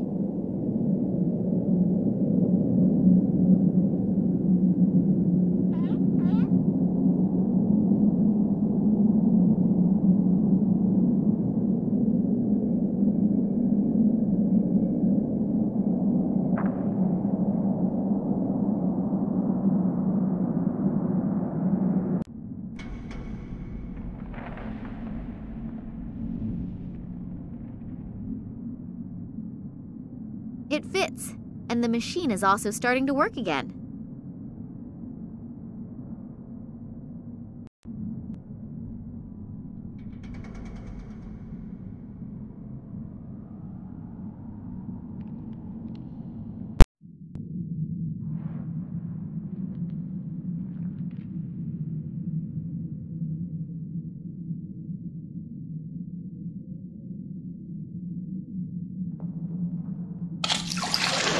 Is missing. The water's going to drain right out again.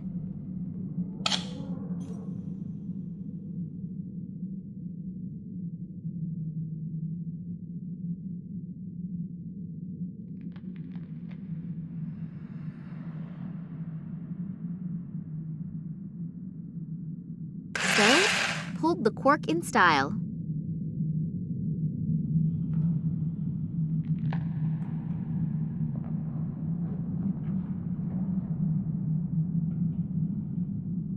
It even reasonably fits into the drain.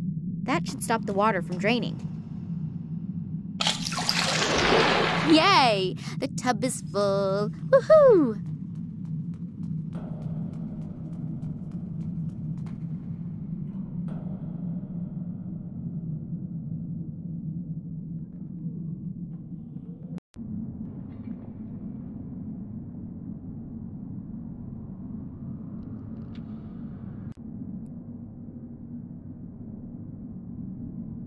Too bad, actually. It was just about to get nice and warm.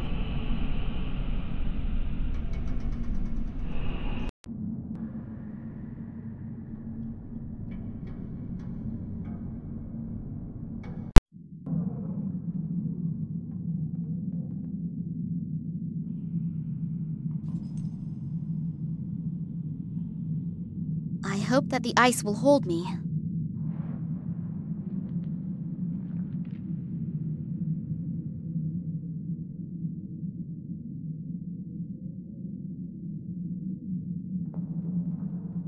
The camera has been screwed on tight, but at least I could remove the strap.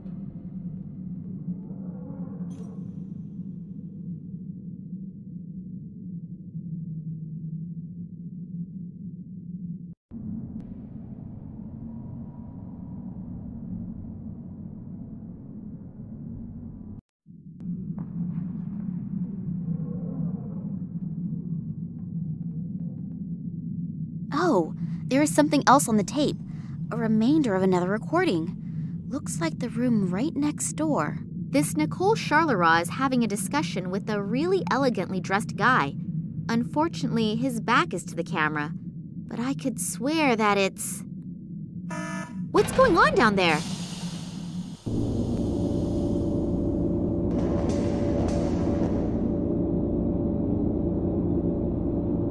I heard we are ready. Yes, apart from a few small details, everything is ready. Thanks to the artifact, we were able to quickly bring the radiation fields to the desired level. So I was right. About the artifact? About you, Professor Charleroi. Your team has truly done magnificent work. And Sergei, Oleg, you also deserve a lot of praise. Thank you. It was an honor for us. But enough self-congratulations. We still have a lot to do. Mankind is waiting for us to relieve them from a few decisions. Massimo Gartuzzo? If he's involved in this, it must be a really big thing. And if he goes to the ends of the world just for this, then I'd rather not dwell on how big this thing is. Realistically, there are only two possibilities. Either I make sure there is a super big noise, or I die clandestinely, quietly, and unnoticed. And since I definitely do not feel like dying, I should think of something that makes a huge kaboom. Only I probably won't be able to do much by myself. I need help, and I need it fast.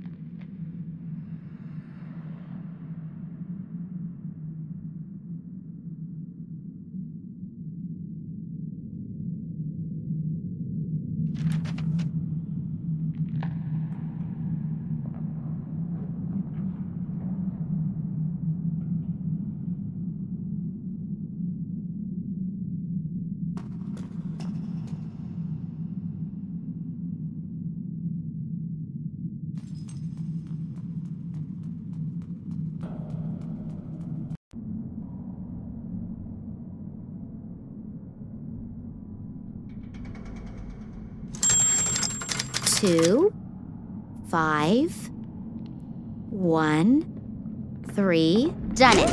I wonder what is waiting for me in that room over there.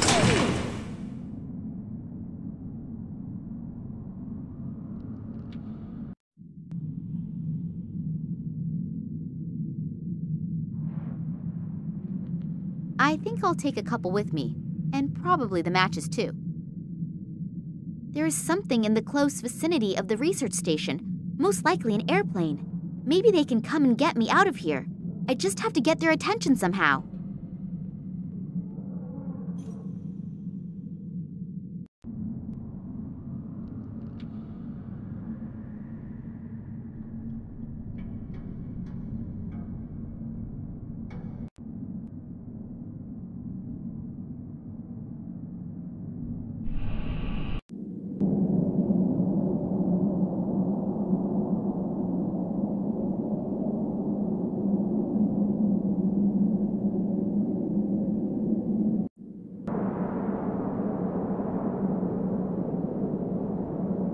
The matches burn well, but the fuse doesn't. It probably got wet at some point in time.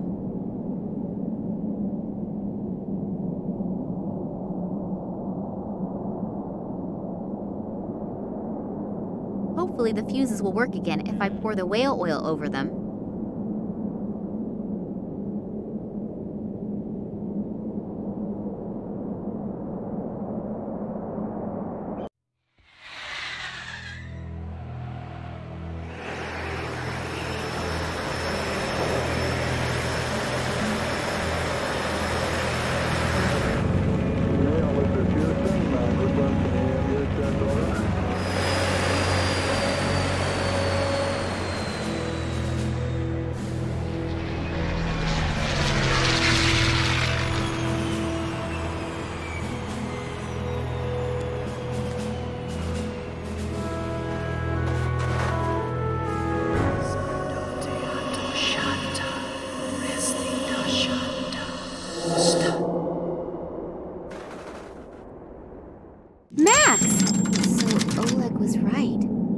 not what you think. Typical statement from a man. They aren't our enemies. They want to help us. I've had my fill lately of people who allegedly want to help me. Yeah, I know. I'm really sorry about Oleg. How did you know? Later. These men have brought me here to... So you are in cahoots with them. They're the same guys who were seen in the museum by the janitor and the little girl when my father was kidnapped, right? Yes, and the sect did actually kidnap your father. But for his own protection. Don't worry. He's fine. For his protection? From people like you? You played me for a sucker and were working with these guys the entire time. No. When I got back from Ireland, the sect also kidnapped me. Then they explained how everything fits together.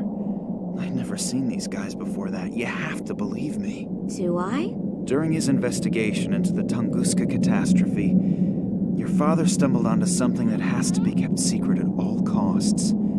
The sect has done everything it can to make sure this secret doesn't fall into the wrong hands. And what is that? The people believe that they're the offspring of aliens from outer space. Oh, God. And the Tunguska catastrophe was caused by a nuclear-powered interstellar spaceship that crashed while trying to rescue its last living survivors from Earth. Bullshit! Psst. Don't tell me you believe that. I don't know what I should believe anymore. Do you remember your encounter with the sect? In Tunguska? Yes. It was pretty weird. The fact is that in the summer of 1908, an unidentified object was annihilated in a detonation as powerful as a modern hydrogen bomb, but they found no crater and no remains. Then these strange fragments appeared years later. Your father examined them and discovered that they were made from materials that didn't come from Earth, but were processed. The Kalenkov report? Exactly. Then the military got a hold of the material, and your father was prohibited from doing any more research. When he and Manuel Perez took off again for the Tunguska region, Perez accidentally became a victim of an experiment that the military was conducting with the extraterrestrial object there. Your father realizes how dangerous the material is, but he continues to do research despite, or maybe because of it, until he comes across evidence of the Zopa, whose abandoned caves he discovers in China. There he discovers artifacts that consist of the same extraterrestrial material as the fragments from the Tunguska region.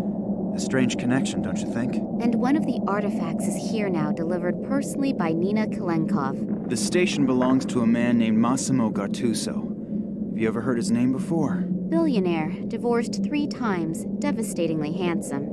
You can ask him for an autograph in a second. What? He's here. I saw him below in the station. Hopefully we aren't too late. He bought shares in all the telecommunication companies through middlemen and will soon control the entire mobile network. So what? Are you afraid that the prices per minute will go up? Be serious for a second, Nina. Don't you have any idea what they're planning here? Think about Perez's accident, the psychiatric clinic in Cuba, the French female scientist, and the Russians' animal experiments. Give me a hint. They are working on a technology that will manipulate thoughts. Oh, come on. First you come to me with these aliens, and now this? It sounds inconceivable, I know. But research into this technology is nothing new. As far as I know, no one has been successful yet. But with this extraterrestrial material, do you think that Massimo Gattuso will go to so much trouble if the artifact was merely of value archaeologically? The sect believes that he is about to implement this technology, and you can imagine what will happen then. So, do you trust these people? More than I trust this Gattuso. And what are you planning to do? The sect will take care of detonating the transmitter, and we have to find a way to disrupt the experiment itself. Are you familiar with the layout in there?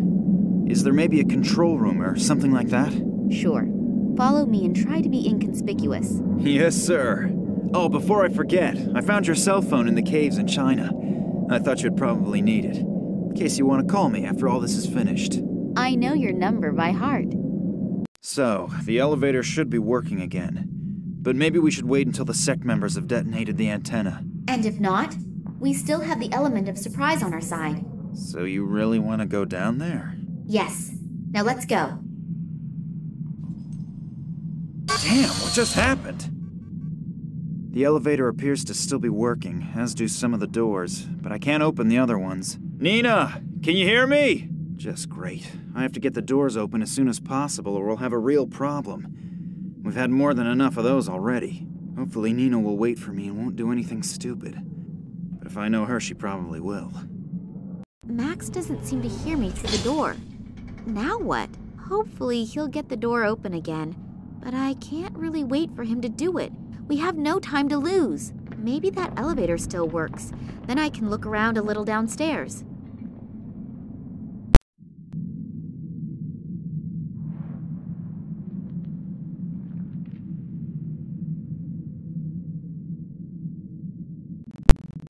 I hear voices behind that door. As long as I don't have an army behind me, I really shouldn't go in there.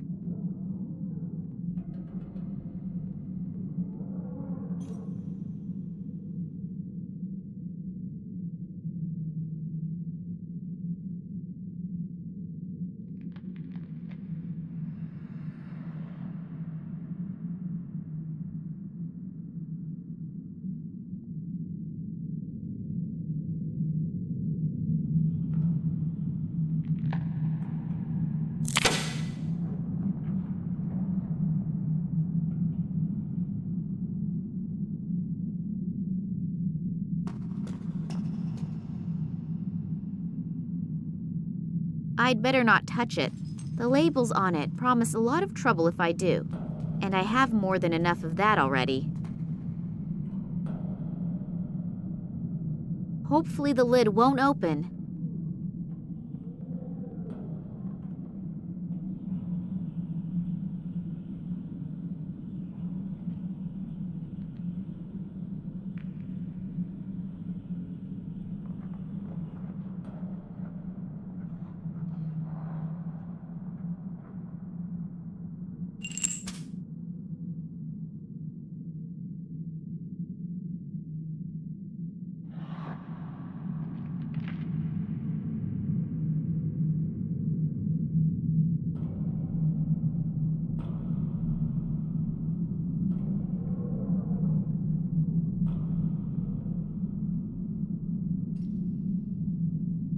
In some places where the walls have cracked, the ice is visible behind the walls. We must therefore be below sea level.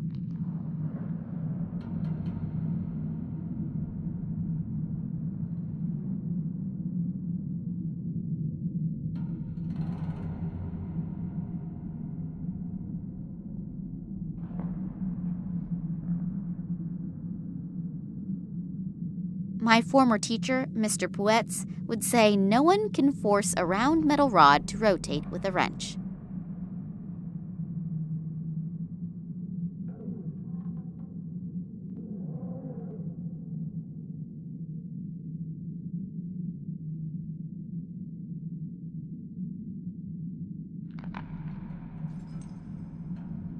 The nut would just slide back and forth, and that won't get me anywhere either.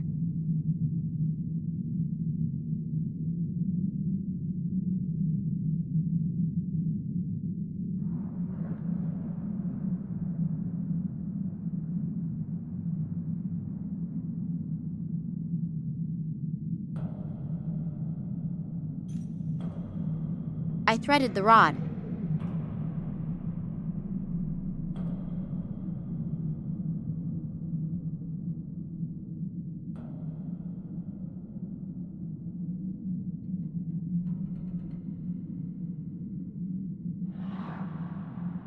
My former teacher, Mr. Puetz, would say no one can force a round metal rod to rotate with a wrench.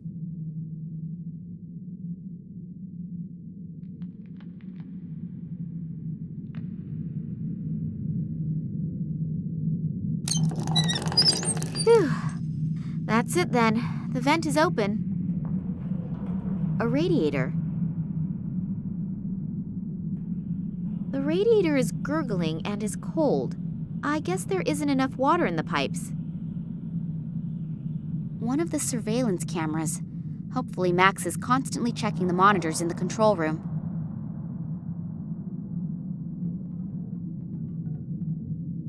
One of the surveillance cameras. Hopefully Max is constantly checking the monitors in the control room.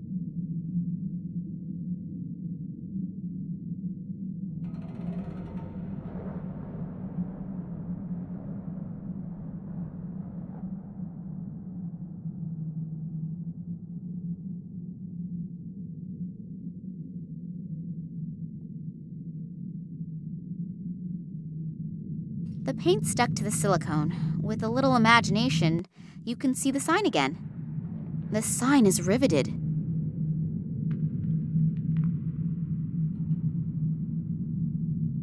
The peeled-off paint from the shield is now on the silicone impression. The no water symbol can be made out halfway clearly.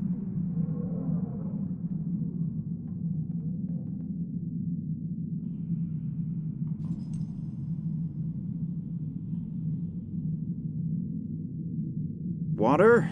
Heat? There's no water in the heating unit? I'll see if I can find a control unit for the water feed. I hope that was the right switch.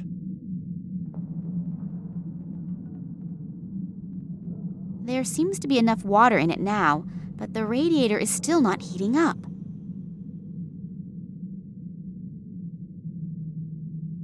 If my plan works and Max understands my clues, the heater will get warm, and so will the pipes with the icicle between them. When it melts and slides out of the pipes, it will hopefully push the vat from the shelf onto the floor. And as soon as the vat cover opens and the highly explosive chemical comes into contact with the ice on the floor, it will go kaboom! A great fuse! If I could somehow get out of here, I should close the valve again afterwards, otherwise this whole joint will blow with me and Max inside. There's no flame lit in the heating unit?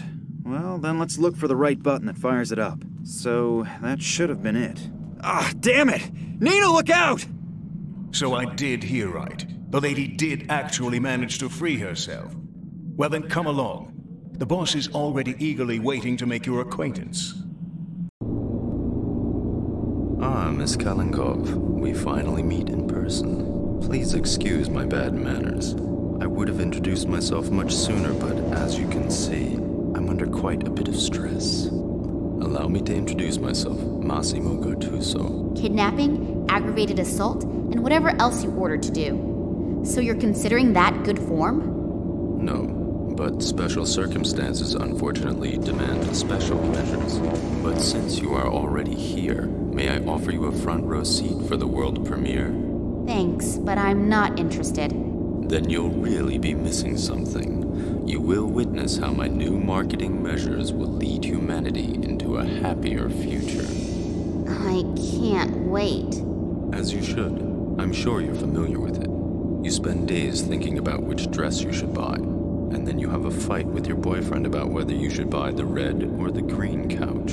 I don't need a couch, and certainly not a green one. I will relieve humanity from these problems in the future. Through brainwashing? I call it help in decision-making.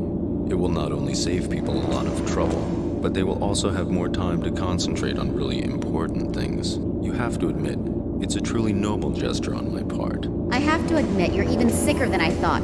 All you care about is selling your products. You don't give a shit about the people. What a shame that you don't appreciate my plans. Don't worry, though. You won't be in the position to take offense. And now, if you'll please excuse me, I have to prepare for the first test run. And if I can offer you a word of advice, be happy that you will be allowed to witness this spectacle. It would be a shame if you couldn't enjoy your last hours on Earth, wouldn't it? It can't be much longer until the icicle slips from the pipe. I have to get out of here, fast!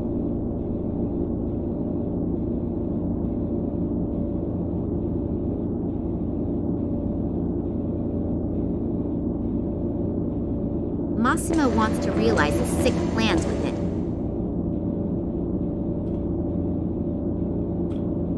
I won't be able to get there unnoticed. One of those monitoring cameras again. I think I may have something you've been looking for. Oh, the part from the water pump? Thank you very much. We will reward you with a painless death. How friendly of you. Oleg, put that thing back in there quickly so that it's nice and warm again up in the station when we celebrate our triumph. Okay. You will watch our guest of honor. I don't think that our princess wants to run away, do you? No, of course not. It's terribly comfortable here.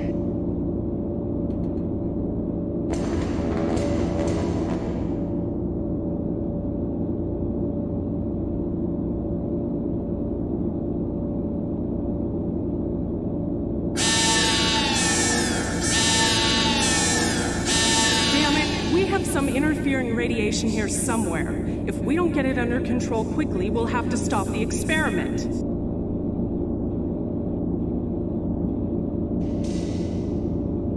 You mean escape using the crane? We'll see if that goes well. But I don't have a better idea, so let's give it a shot. Good luck, Nina.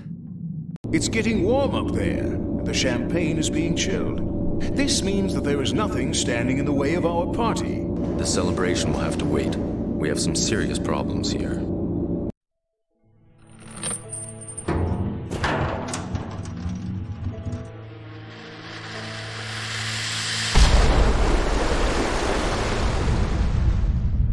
What the hell was that? I'm sure we can thank this little toad here for this. But no more fun and games. You're finished!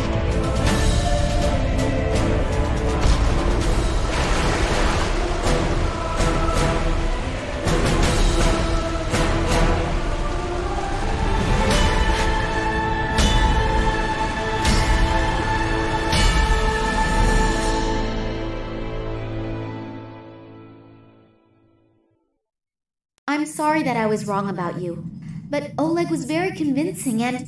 That's okay. I'm a man. I don't hold a grudge. Come on, we've got to get to the airplane. The people from the sector are probably already waiting for us.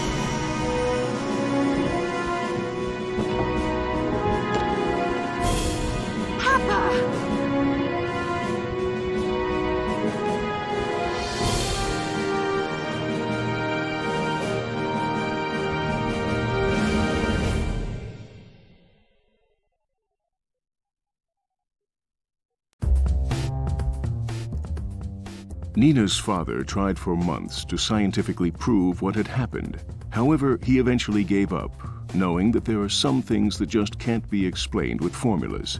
Still, or perhaps because of that, a small film company is very interested in his story.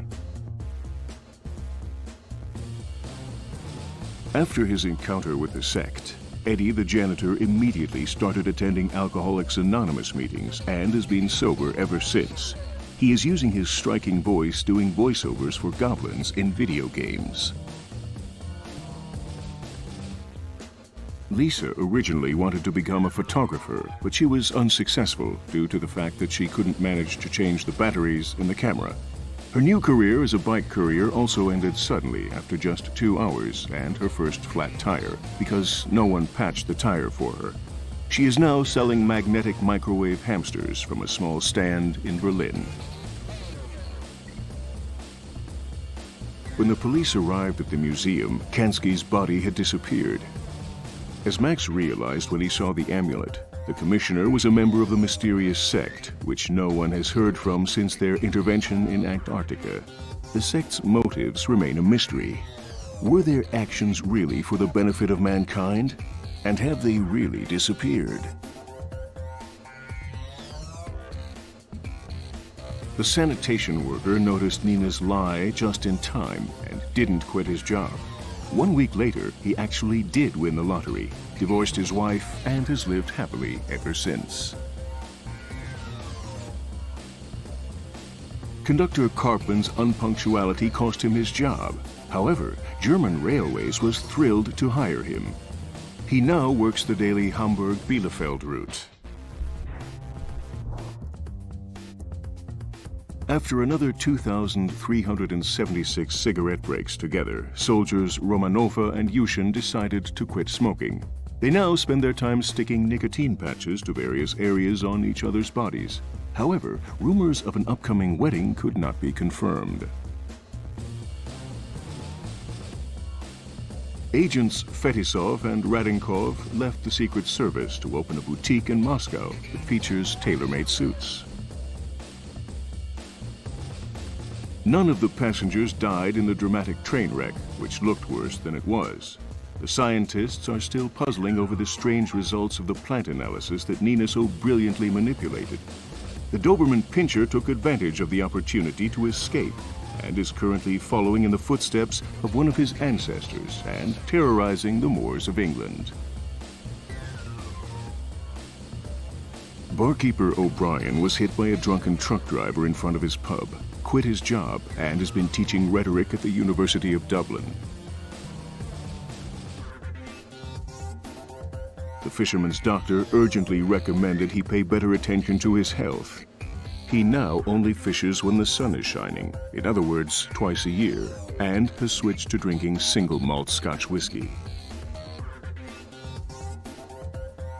Klaus lost his home when the pub closed. He wandered around homeless and without a goal for months until he finally discovered his purpose in life and a place to stay in the small German town of Geesthacht. He is now a game designer for graphic adventures.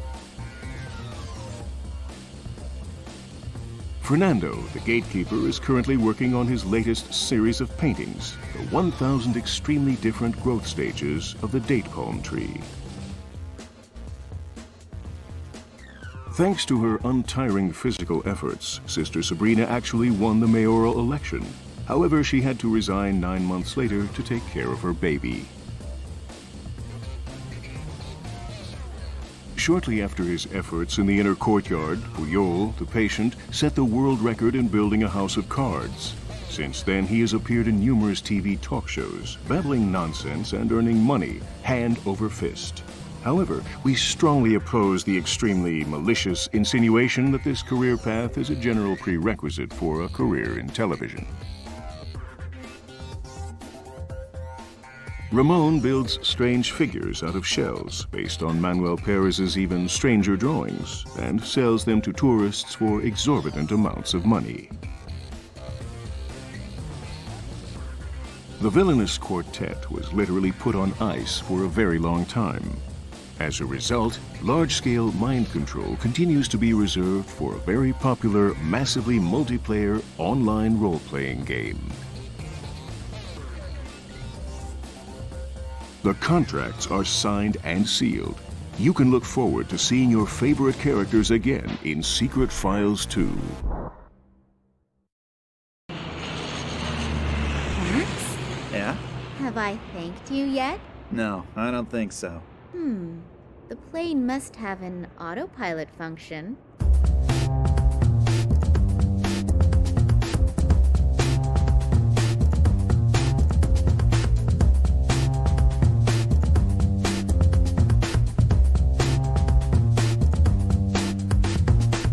Camera's rolling. And I'd like to help you too. I don't need to go to bed anymore anyway, and I can always sleep when I'm dead. So, if I can do something for you... That's really nice. Here's looking at you, kid. Sorry, I forgot my line. Cut! You know the difference between me and you? I make this look good. Cut! Just because I'm filming a shitty film for some shitty people doesn't mean that I enjoy being an actor. I was not outstanding, and I was not exceptional. I was monumental. I was epochal. Camera's rolling.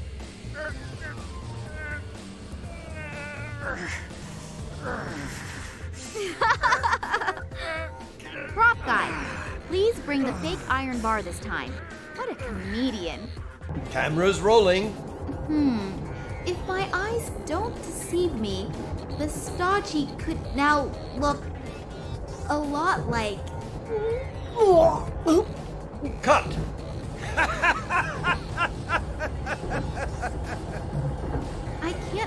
taking the train. Sorry.